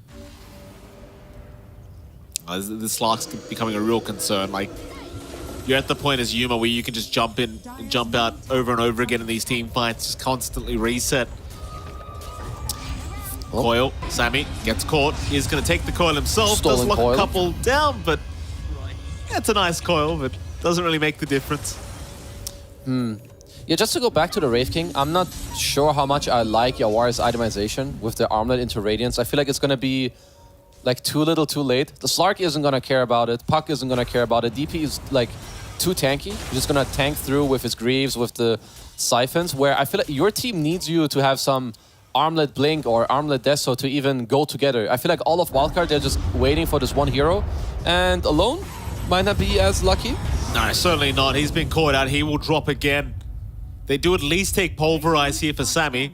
Lil Nick hiding in the tree line, maybe could make some magic happen, but needs to make sure he doesn't die as they do continue starting to fight. Sammy is gone. Lil Nick has been spotted. They do at least find Bloody Nine here on the Silencer as Flea's trying to find a way out of this one. Lil Nick, Onslaught is out. Again, he does have to be somewhat cautious, you are. Or it doesn't seem He's like trying. they want to fight. Flea will go down. But RCY, he does jump in eventually. But it's only just jumping in, bit of damage, jump out. Seems like they didn't have sunlight there for the fight, so they don't want to continue. Yeah, I do like their poke. They kind of keep the fight going. 2-for-2 trade, but they, once again, did get a core out of the wildcard lineup. Lil Nick is trying to get closer and closer to his BKB, but I don't see wildcard stopping the DogChamp heroes from playing the fights in the way they want to. If DP is going to run in, he's going to feel very good doing so. Yuma on Slark also is picking up the shard to... He can furthermore help his DP like in the fight. If they really try to burst someone down, he just drops the shard. So I feel like the next 1-2 fights are going to be really hard for wildcard. Absolutely. Mid lane, a bit of a group up here from Wildcard. Jump in, RCY. Oh, Sammy. That's rough.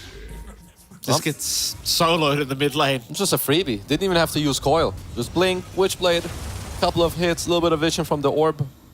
It's all easy. Very, very easy indeed. Now Yuma looking for an easy target himself. Though Nick and Flea, they'll exchange some tips here. Not sure why, but doesn't really matter anyway as Yuma. Definitely does not. Just a couple of chuckles and smiles as Flea is close to his BKB, sacking himself his camp. Gonna be happy with that. And then, yeah, just another problem. You know, another hero that is gonna get in your face. You're gonna have to use a lot of right clicks, which you don't have too much right click damage in your team at the moment. Yeah. It's a Quasvex Invoker, a Maelstrom Aghanim's Nature's Prophet. Sure, he's gonna have a BKB, so you know, some okay damage, but Yawar with the Radiance, I've questioned it before. I'll feel like I've just gotta do it again. I don't think this item is giving them any timings whatsoever in this game. No, I'm with you. I mean, it's coming out now, but I agree with what you're saying. Like, it doesn't feel like it's going to make any kind of difference here, apart from his own farm, maybe. But even then, it's like 24 minutes in almost. We'll see. Yuma's on the hunt. Okay, they're smoking themselves as Yuma breaks it. Okay, Yuma does break it, but he's more than happy to just jump in on his own. That's Depth Shroud being committed. Orb right the way through. They've got the Dream Call as well, right onto UR, but it seems like they want the backside first. So Sammy, he's going to be the target of Yuma, and he does find one. UR's trying his best to fight, but the problem is you're getting kited constantly. And now the first life of the reincarnation's gone, so they'll just pulverize UR. He's already so darn low, and Sunlight just takes him out. Oh god, Lil Nick's gonna die too. Oh, that's just massive for Dogchamp. That's the thing with this Wraith King, like, even if you get up close, they just kite you. The way that Wraith King and Nature's Prophet want to fight, they don't want to be gone on and then overwhelmed. They want to start on you, keep the fight going, make it easy for Nature's Prophet to TP in, but first of all, it's not easy to do against these heroes, and they're not in the right position. Like, if you look at Dogchamp, they're just running you over. They have the Exo running. If they kill you once, I mean, they're gonna kill you twice. They also have the global. Uh-oh. Do we have another pause? We do have another pause, MSS. Quick pick. No, I can't even speak properly. I was about to say, click on alone. He's still here. His camera is working. He has not dropped yet. He is trying to get his BKB, which, once again, looking very cool. I like that. We have a medical issue. Fair enough. Hopefully everything's okay. Head bonk. Head bonk indeed. Do you remember the time? That's a nice Forge Spirit. I haven't seen that one before. It's a Forge Spirit? Yeah, okay. I think so. It is, yeah, you're right. I've never seen that. It's like a Cthulhu kind of thing, right? Like an octopus. Yeah, very demon-y one at that. Do you remember? This is back in my day when I used to actually play Mid-Invoker. Because I used to actually be skilled onto this game. Mm-hmm. A long time ago, yeah. The time I stopped playing Invoker is when they made it so you did not summon 2 Forge Spirits. When you just had one and you got the second one later. Or when you never had 2 and it came from the talent. No. Well, once the talents came in, where they gave you like 1 extra through a talent, I was like, nah, I'm done. That's it. Then you just stopped playing? You were like, fuck this hero. Yeah. I was done with it. Because I'm not good enough to be like a skilled Invoker player. All I had was Cold Snap, blinking Cold Snap Forge Spirit. That's all I had. I remember. There was when I swapped to Dota at first, Invoker was the most interesting hero to me. So I played a lot. And then eventually, when I tried to actually get good at offlane, I just stopped playing it altogether. Yeah. Ever since then, I haven't touched it. It really hasn't been like... It's been viable, but it never felt like it used to be. Yeah, I feel like now, the Exort Invoker, it's been coming back a little bit, like over the last months. Yeah. When you can, squeeze in your more greedy hero, but back then, you could do your Yule's Meteor Deafening in Sunstrike combo and kill anyone, because it was a very noob-friendly combo. It was. There's a very scaly Roshan. Mm-hmm. He's had a rough life, this bloke. Sadly for him. Yeah. There's his only friend, the Dragonfly. Well, what's Primal Beast doing? What's he up to down there? He's just chilling. Just having a good time. Taking a selfie. No. How do you feel about this Primal Beast hero? Like, I remember when it first came out, like after, what was it, Agslab? Yeah. And it became a hero, and I was like, I don't know about this one. I mean, I don't think he looks very interesting. Right. In terms of the looks of the hero. And I feel like every new Dota hero, they have, let's see, what do they have? They have very high reach. Yeah. They can all escape. Yep. They all have stuns. Yep. They all have very high damage. Yep. And or slows. Yeah. Don't forget the wave clear. Don't forget the wave clear. True. Yeah, I mean, Primal Beast kills waves with like 2 of his spells kill entire waves. Yeah. His trample and his ult. Yeah. So that's already pretty good. I mean, Marcy at least doesn't have the wave clear. But she's got everything else. She's got all the numbers. Right. I mean, this hero got nerfed like, what, already 8 times in a row? Yeah, it was pretty busted. Yeah. Yeah. Oh, someone's not at their chair. Someone's getting banned. That's what I keep saying. Like, why can't we have Gambler? That's a Dota 1 hero that I don't know what it does. You spend gold and What? you just maybe insta-win. I didn't play Dota 1. Oh, my God. Oh my God, get out of here. We've got a young'un. Oh. Yeah, I was playing League of Legends. Honestly, I wasn't. Oh, thank goodness for that. I mean, we would have had to kick you right off the cast. I know, I would have never had a job in this field ever. Imagine being a ex-League pro and coming to Dota. Yeah. People would despise you. Oh, I mean, you wouldn't. You're not welcome. Yeah. Sorry. Get out of here. Radiance complete, lowest on the fantasy score points. That kind of checks out to me. Okay. Lowest net worth hero has more fantasy points. Yeah. Shout out to the fantasy boys out there. Yeah, I don't know how it works, but I mean, I don't think Nature's Prophet should be on the top, but I guess he has what? Good hero damage and good CS. I mean, it's nice. You can just TP across the whole map and do everything, right? CS, yeah, okay.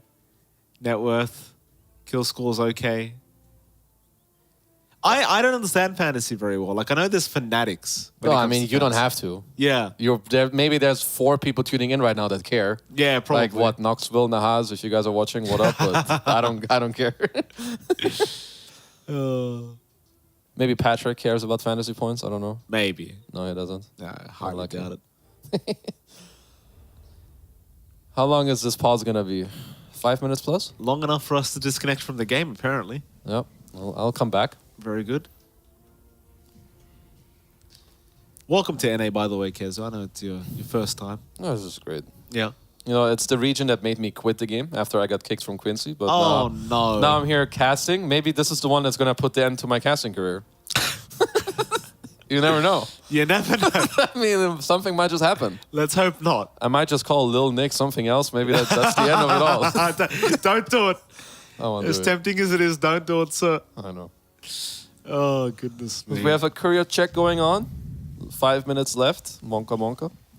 Who's this pause even for? It's for wildcard, right? Yeah. Apparently there's a medical issue going on right now, so, That's not good. Hopefully everything's okay. that's what we hope for. That's an interesting career. It looks more like a, I don't know, halfway monster, halfway Pokemon. I don't know what's going on. Some of these couriers get real weeby. don't They sure do.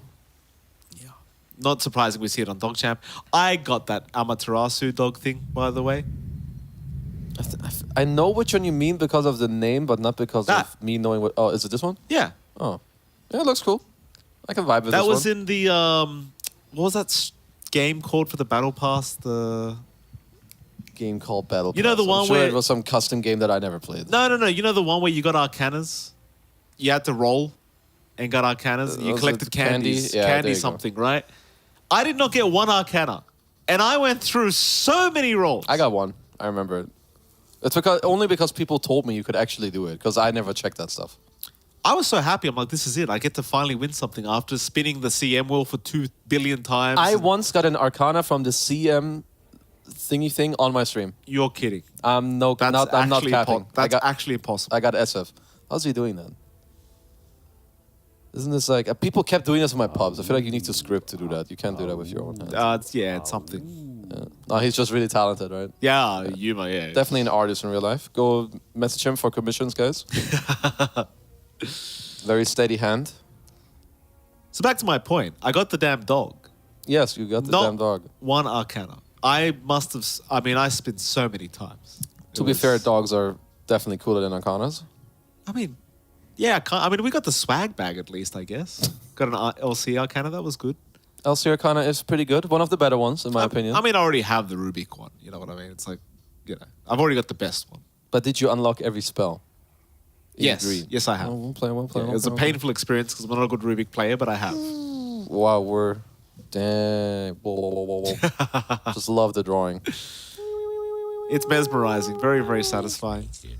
How's he voice lining as well while he's doing that? Okay.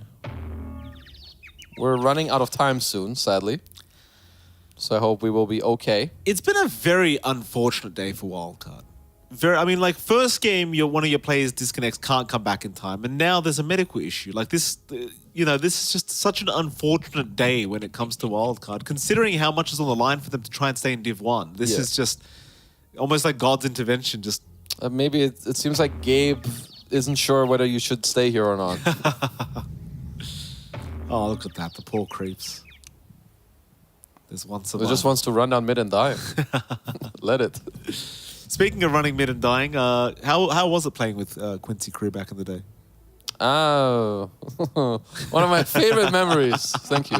I thought you were going to ask how was it playing with Quinn, because that actually was a very pleasant experience. That's what I was implying. Okay. I mean, Quinn is a very good teammate, a great player, and it shows now because he's in Gaming Gladiators. Right. But my experience with Quincy Crew, I'll do it short because we're back in the game. It was miserable. It was not great. As it tends to happen in Dota teams very often. Right. Sometimes you don't hit your team. Sometimes, things don't match up well. It happens. Hopefully in this game, Wildcard can do a better job, but currently game's looking to get harder and harder. Yeah. I must admit, when I first met Quinn, I expected something different, but he is actually a very sweet man. Oh, he's great. He's Yeah. like a clown. He's a dog at the same. Like he's funny. He's funny. He's lovable. He cares a lot. He's good at the game. He is like everything you would want. He's a great guy. Absolutely. We have a smoke up. We do. Radiance plus Marcy being smoked up. Let's see if the burn will come through. Sunlight is just kind of being chilling for now. Nothing happening. Just dodging some smokes. Nothing happening indeed. Dire's Oh, bottom armlet Radiance into BKB. I mean, this is just a tricorp item that makes me a little bit. Yeah. I'm with you. You with me? I don't feel it. Dire's bottom We'll see what Papa Fear says after the game, if they do end up losing. Yeah, I mean, Wraith King specialist, I'm sure. I can feel him steering through the wall right now. I mean, at least I didn't pick Gyrocopter. I know he hits that one. Yeah. Anyway, Alone does have BKB. It just got here.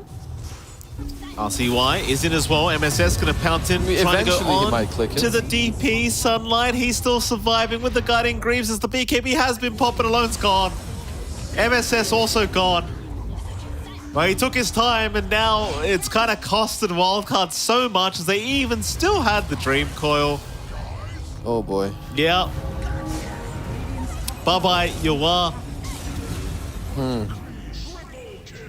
What can you do? It's just not the places for them to be. Earlier it's the tier 1, you lose 3 heroes. Now you're closer to tier 2, you lose 3 heroes.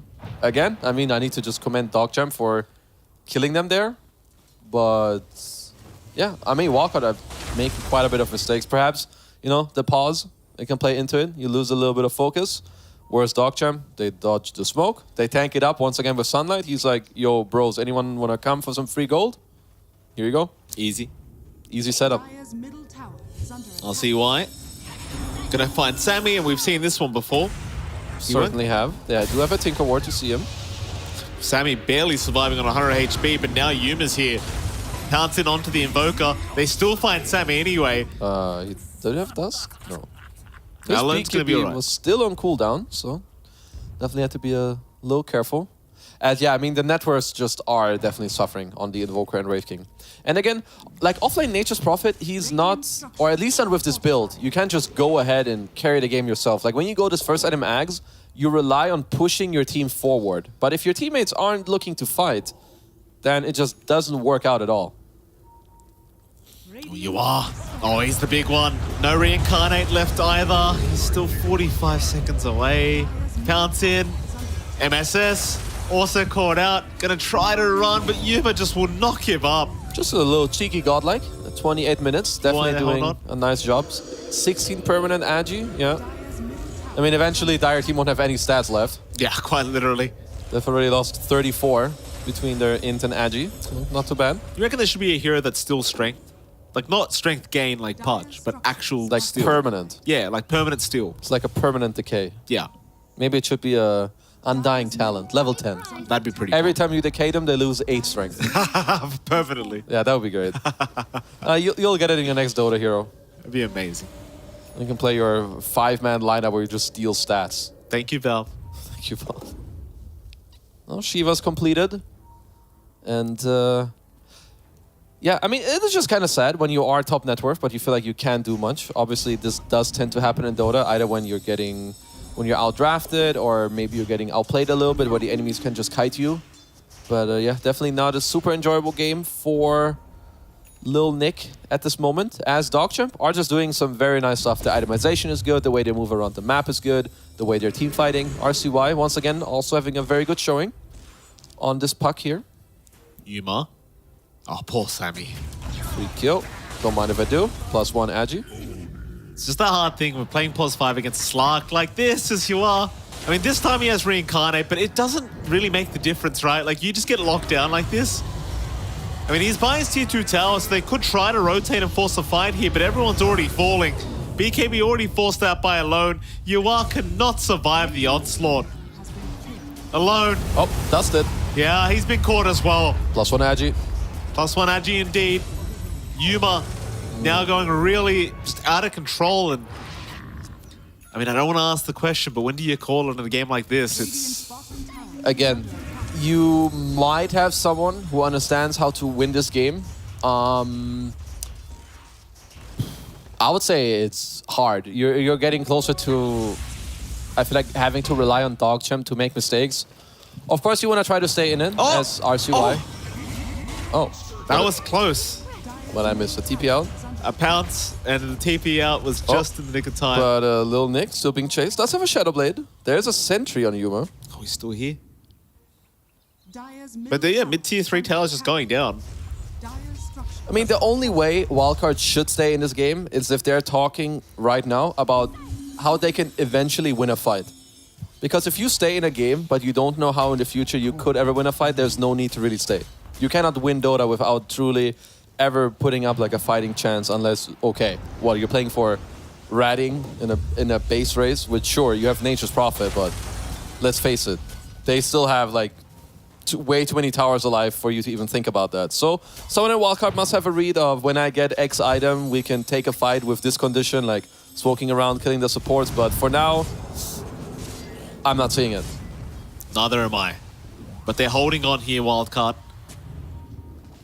Group up once again from DogChamp down on the bottom side of the map. Lil Nick going to be spotted here by Yuma, and this time he might find it a bit more challenging to get away. He does have the BKB. He will go into the Shadow Blade. They have the Pulverize, though, to lock him down. Yuma picking up another. I mean, you've got the full Silver Edge up now on the Prophet, but he's got no buyback gold. And I mean, quite frankly, even with the Silver Edge up, I just don't see the difference it's going to make. I mean, for now, with how DogChamp are moving around the map, they have a gem. So they'll continuously kill your vision because you're losing against a Slark currently. So your map is just going to keep shrinking. When you try to split push, they will be able to pick you off with the Primal, Puck, and Slark. So eventually, on item timings, you will have to fight them. Maybe it's this double BKB from the Wraith King and Marcy. But until then, DogChamp, they will just try to keep growing their lead with a 95% win probability. I do think it's somewhat accurate, maybe 97, 98. But we're in the right trajectory. Here we go again, you are. Cannot escape the grasp of Yuma. The thing is, because you died, in fact, you won't even die twice. He does have buyback. 21k for now. Let's see. Looks like one Rax is gonna drop. Exo's still up for like another 7 seconds or so. You're just giving so many stacks away to Yuma. BKB Constantly, blink. the Pulverize is out. Alone's gone. They have buybacks if they want to, but there are still outer towers left. So they will go back, claim the top and maybe the bottom tier 2 tower before they try to go high ground again here on the side of DogChamp, and you maybe even just go back for Roshan in a minute. That's a full Abyssal Blade completed on Slark with 22 permanent Agi and 22 stacks of Essence Shift. So yeah, you know, pretty strong on the little fishman. Also, of course, has the shard to protect his teammates. And a 25,000 gold lead as Wildcard are smoking up, maybe going for some cheeky play, like what, dropping a ward behind. You have to be careful as Slark has gems, so they would instantly see it if you drop a ward right now. Unless you drop it far behind. I'll see why. Stun is out, they found the Slark. Yuma, he'd be a massive pick off if they can get him. Pulverize in the backside, Yuma still perfectly fine as the Sunstrike even lands, but Yuma is not dying. He'll pounce out and reset. Lil Nick in the meantime does kill off Sunlight. It's the best fight Wildcard have had so far, but they can't afford to go too far because Yuma is waiting in the trees for the perfect moment. They'll find Yawara again. Alone now the next target, but it seems like they will back off for a little bit. They won't go too far into this, I don't think. Though Yuma is still extremely healthy, and RCY is still giving him the space to kind of pounce in if he wants. Dire's top tower is under attack. Instead, they'll go after the tier 3. Yeah, I mean, for now, they're just... I mean, I just like to see how their team fighting. With RCY, he's just going in, he knows he can give vision, hit a few times, go out. Yuma nearly ended up dying, but then disengages, waits like 5 seconds, 6 seconds, heals up a little bit, gets to go back into the fight as well. Second Rax claimed. And... okay, they're going for a Roche steal. Wait, honestly, I like it. If you just leave it, you're gonna lose for sure. Making this play, maybe you get yourself an Aegis, the shard for someone. Not only that, you get it yourself, but you also take it away from them. So, let's see if this works out. I'm a fan of this play. I mean, it's something. Sammy's gonna die in the meantime. He's making space. Space created. Space created indeed. He'll even give the sorry over as this is happening. So Roshan does get stolen. Flea, it's barely gonna be set on Lil Nick. Alone trying to run towards the south. Lil Nick getting all the tips. Sunlight. Yes. Of course, it's Sammy's idea. That is kind of funny. I'm not gonna lie.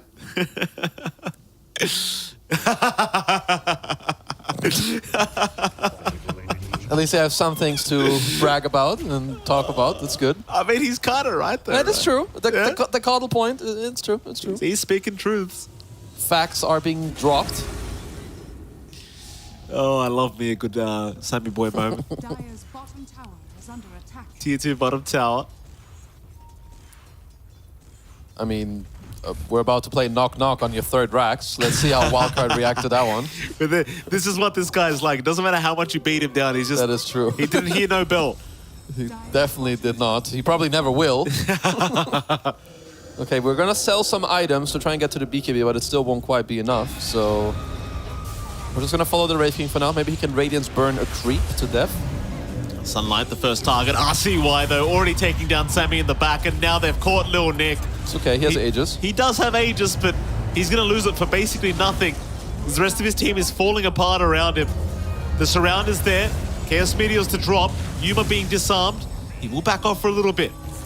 They even found the reincarnation life. Is Lil Nick going to be pounced on once again? He's the big target. Global Silence is there. Onslaught right through. Yuma's got him. No buyback available. Wildcard might have to call it at this point. I don't think they've got the bodies anymore. No. 2 on 5? Okay, what does Yawar need to do? I need Rubik to steal... that's not even a good spell he can steal. Yeah. Black Hole. Phase Shift, that's the one. He will kill everyone. Coil is there. RCY, Fountain Farming. He certainly is. RCY, he'll take one for himself. And they are literally just trying to force a GG call. But Wildcard will not do it. They will force the Ancient to go down. No, never mind. They will do it. GG is called. They've had enough. And that'll be a 2-0 victory to the side of DogChamp. Of course, unfortunate circumstances for Wildcard throughout the series, but it happens. DogChamp still able to pull off the 2-0 victory. They're just playing better. They just look like the better team. I think RCY, once again, kind of a standout performance, I think, on this puck. Last game on the Void Spirit started off very strong. This game, again, the way they move around the map, the way they itemize, and Wildcard feel like they really, they can't match it. They don't really look like a team. All right. Well, let's see what our panel has to say about this game number 2. Panel?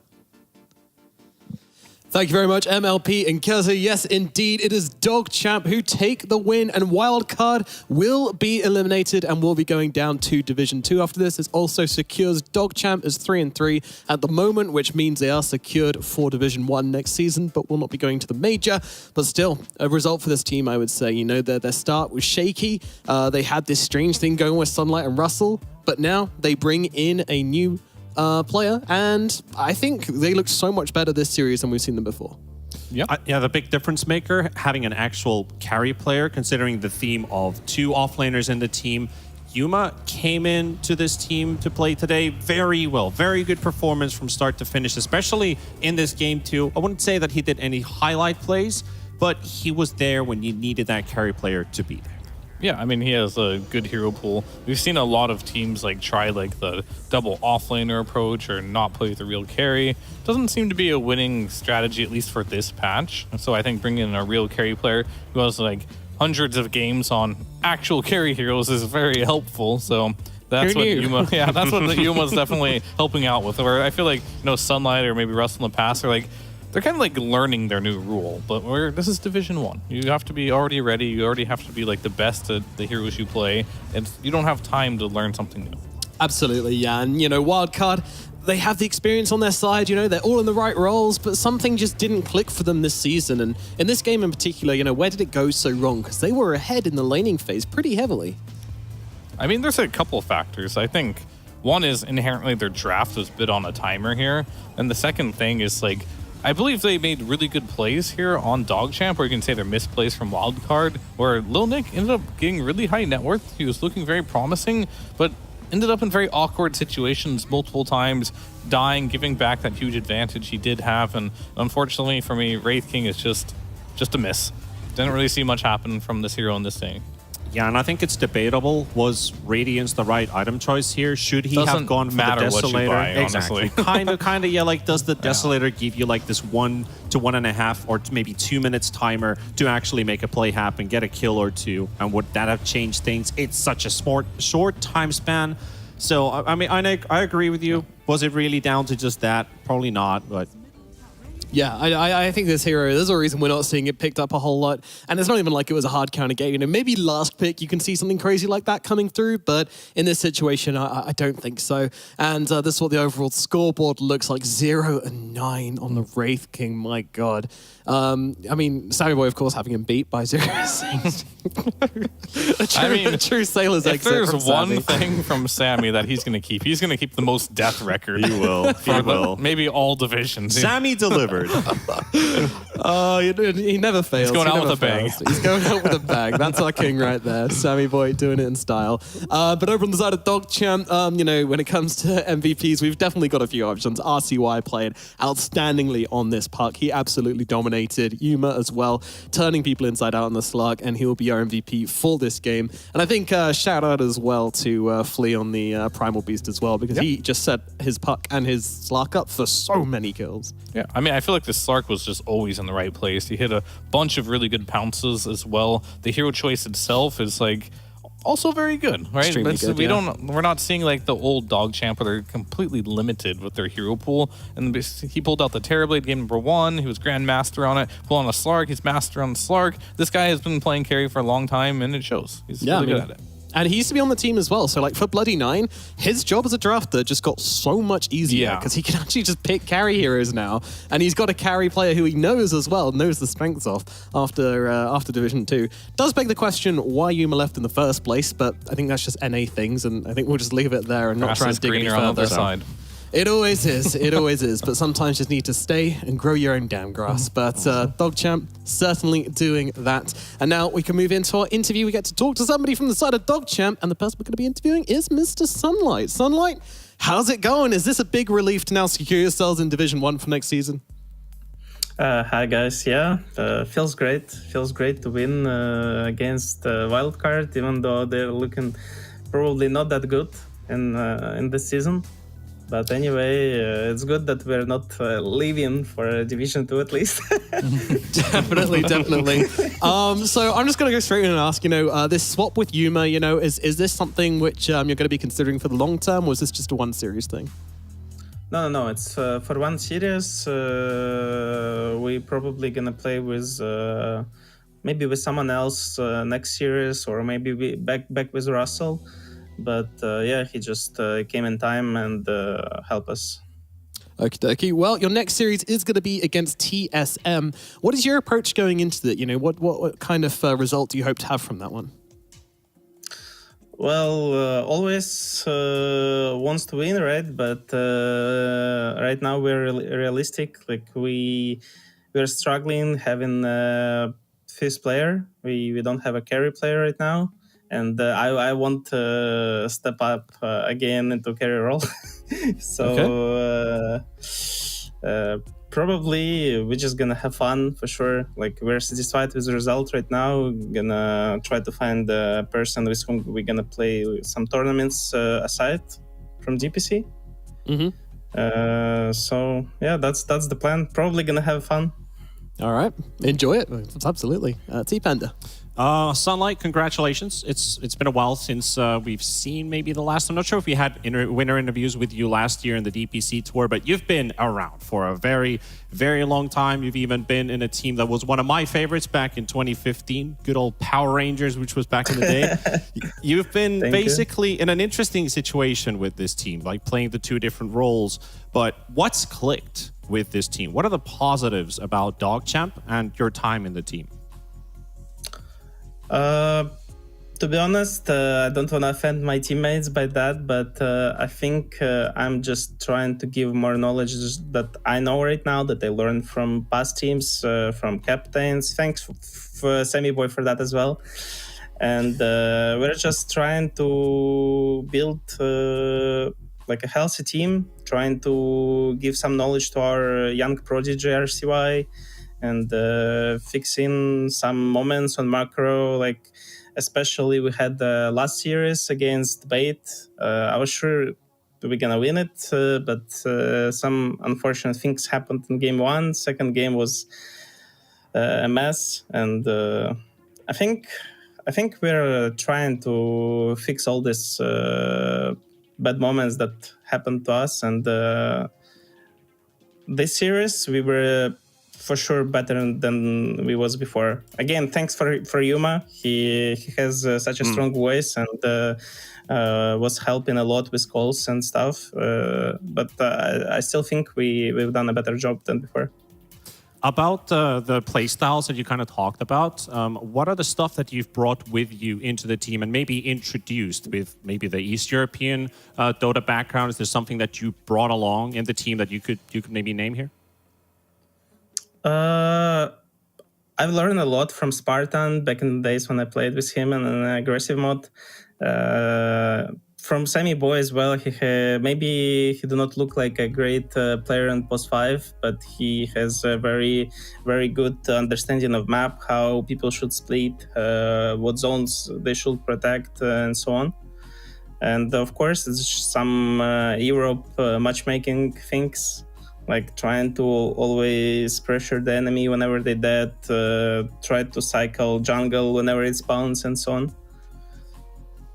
All right, and my final question would be, was this series your favorite to play? Because you've been playing in the safe lane, you've been playing in the off lane, and now you had to stand and take over the carry role. Was this a lot easier compared to the previous games that you've played this tour so far? Yeah, I enjoyed this series a lot because we had such a wonderful boy Yuma here playing with us. It was, I think everyone enjoyed this series. Like, it was great. Yeah, maybe we've probably lose the first game if enemy is not like having an issue with a disconnected player. We just kind of throw the game away in some moment, but still it was fun to play, and I do really enjoyed it. Yeah, it was a close game one for sure. Yep. Okay. All right. So you said you wanted to learn to play carry, because that's what you want to do moving forward here. Is there anything that you feel like you need to focus on the most? Is it going to be hero pool, or what's your goals for like moving forward with carry? Oh no, I guess it was a misunderstanding. You know, not good at English so far. So it's all right. No, I don't want to. I don't want to play carry again. Oh, I see. Okay. But I think my hero pool was kind of enough to play. I was ready to play Naga as well as TB, but we just decided that we had a better synergy. We have a better synergy with Flea on lane. Like we play together in Wildcard, and we have a better vibe probably. So sometimes that's why we were switching roles. All right, this is going to be a very heavily debated topic here. You want to go back to the offlane talks. What's your opinion on Meteor Hammer this patch? I tried to play like last week, like whole last week, starting from tomorrow, and I lost kind of a lot of MMRs, around like 300, maybe 350, something like this, going at first item. It was an experiment. It was experiment for sure, but I tried like some different heroes. For example, Sand King. I think it's kind of underrated hero right now. The main problem of Sand King is still like he's very hard to stay lane, like first 5 minutes, I guess, and that's why like a lot of deaths might happen. So, but item is strong, but I don't know. You just shouldn't buy like on every hero. It's a good example when I play Timber against whom I played. Yeah. Is it was Nouns? Yeah, it was Nouns, against yeah. Nouns. I played Timber with a Meteor Hammer. We had a like good idea, but it just didn't work out. I'm pretty sure if I just go normal build in that game, like we could won easily. Game was in our hands. We just throw it this super hard. Happens. Yeah, Experimentation complete. You talked about that specific series when you had that Timber Saw and you went Meteor Hammer. You were doing so good in that lane as well. The matchup was it against the Ursa, right? Yeah. Yeah. So how do you feel against about that Timber Saw versus Ursa matchup? A lot of Ursa players are going to say, "Oh, easy for me," but you were dominating it for a while. No. I think it's completely on Timber's favorite. Like you're just not going for the passive build, and you're just going like first two. I mean Q W. You're just killing them. Ursa cannot sustain against this.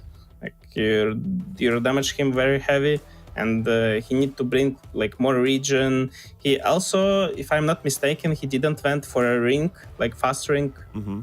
He was buying like phase boots. We just played this game poorly, but I think that was like completely fine. And yeah, I think it depends on matchup anyway. Like with whom are you staying and against whom, like 2 versus 2. But in my opinion, Timber is stronger than Ursa for sure. All right. Okay, well, that's going to just about do it for the interview then. Thank you so much for coming to talk to us, Sunlight, and best of luck in your final series versus TSM. Thank you, guys. Thank you. Good stuff from Sunlight there. And yeah, a little alarming at some point where he was like, oh yeah, I want to play carry. And we were just like, oh, we just spent like 5 minutes talking about how good they looked with the carry. Guess we better control Z that one. But no, all good. A little bit lost in translation there. But yeah, I think DogChamp are on the right path. Yeah, I mean, for sure. This is the team that I kind of wanted to see going into Division 1 from coming from Division 2, but the roster shaked up. They ended up just trying to make it work with what they could. They got Yuma back for just one game. On who knows what their future holds, but like that version of the team looked really good, and we kind of got a bit of a sneak peek of like how good they could look if they just have the right players. And considering comparison with Tour 1, we talked about Alpha and Theoth a lot with like, we had some player changes. We went like 3-4 new players. They didn't mesh at all, but this team looking so much different compared to those two teams and promising results. Really happy to watch DogChamp do this well. And you have to say, like, they've gone 3-3 despite all their roster changes, despite playing with 2 offlaners. Like, yeah, it hasn't been the cleanest for them, but that's still bloody impressive. You know, they've had a lot of losses, but they've had a lot of wins as well. So hats off. Very excited to see what DogChamp are going to look like next season when they do have it all together. And of course, in their series versus TSM, but that's a while off. But yeah, that win's going to put them at 3-3, which means things are going to look a little bit like this.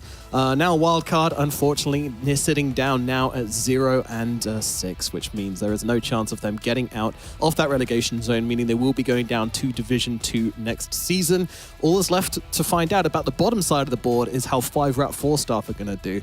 They have a series versus wildcard. If they can pull out a win there, then they can drag themselves out of relegation. Felt are still to play TSM and Shopify Rebellion, which those teams are pretty good in case you didn't know. And it's very unlikely that they're going to win against that. So there is a chance which 5-Rat 4 staff can force tiebreakers, but wildcard, if they bring their all to that series, they could drag 5-Rat 4 staff down with them. It is a very likely scenario. This is definitely wild, no pun intended, just based off of like seeing the squad and how like they were supposed to be so good, and then ended up like not getting a single win so far. And it's like no one could have predicted this. Yeah, our predictions aren't shambles. Yeah, for sure. I mean, I think everybody would have thought wildcard would do better than this. 0-6 is insane. I think it would have been considered like bad-mannered if you put them down in the relegation zone. For sure. You would have got some messages from some of those players like, yo, bro, you think we're bad now or what? Put some respect on the name. But hey, things... No rest from Sammy Boy at that point. Absolutely not, no, but things are as they are. And meanwhile, over on the top side, things are a little less sure. We've got TSM, Nouns, and Shopify, all with only, well, 2 of them only with 1 loss to them, and TSM undefeated. So very likely that we'll see TSM going to the major. Nouns and Shopify, they still need to play it out. When will that game be played, I hear you ask? Well, the answer is very soon. In fact, in just 2 days' time, we will have that matchup of Shopify Rebellion versus Nouns, and then we'll move on to TSM versus Felt, which, you know, slightly different series between the 2 of them, but I'm very excited for this first matchup here. I cannot tell you guys. Shopify, I mean, first of all, I hope Nouns bring their full roster, because they did not look the same without Lelis. That has to be said. Yeah, I mean, I just, nobody likes having stand-ins unless it's DogChamp with a stand-in, of course, but that is different. It is different, but for Nouns, the team that is doing really well, they were projected to maybe take a game off of both these teams or maybe win one of these series against a TSM or Rebellion potentially with their roster. Unfortunately, brought a stand-in to the mix and we couldn't see them at their full form, so fingers crossed that they have everything fixed up, and we can see them at their full strength. T-Panda, who's going to win? Who's going to win? Yep. Oh, wow. Obviously, Rebellion is being favored here. But I think I wouldn't even say parallel universe. I hope Nouns gets that international experience we were talking about at the start of the day, that they make it to the major, and then Rebellion is going to have to, roll their thumbs around a little bit like, what went wrong? What happened? Does Nouns pull off a fluke in this series? Possible. Does Rebellion stomp the series? Also possible. I think there's a lot of chances that can potentially happen in this specific series, but I'm hoping Nouns really shows up that day. At least pull it a 3-map thriller. That's all I want. For sure. I mean, I think 2 seasons of work, it wouldn't even be a fluke if they beat them. I think some of us are considering Nouns to actually be able to bring a really good fight to Shopify. And Shopify have been the team which have been kind of sleeping a little bit, but I'm sure versus Nouns, we're going to see them looking at their sharpest. Fair. It's going to just about throw it out for today. What have you got to say about that series? Not the last series. I'm going to say I do want Shopify to qualify just because they've just consistently proven they're the best team we have on LAN. So them not going to a LAN does misrepresent the region a little bit potentially, unless TSM or Nouns really do pack a punch on LAN. But Rebellion is the one team we have that for sure has always kept consistent results. So for both of you to be happy, TSM would have to lose to Felt, and then we have the tiebreaker where Nouns and Shopify qualify. I'm not going to throw shade on TSM here. Well, I want to see TSM on LAN, so we've got 3 different representatives here. But we don't get to choose. So. It's a world of chance. We get to find out, and make sure you join us on the next day of NADPC to find that out. But from today, we are all done. Thank you so much for watching, and we'll see you next time.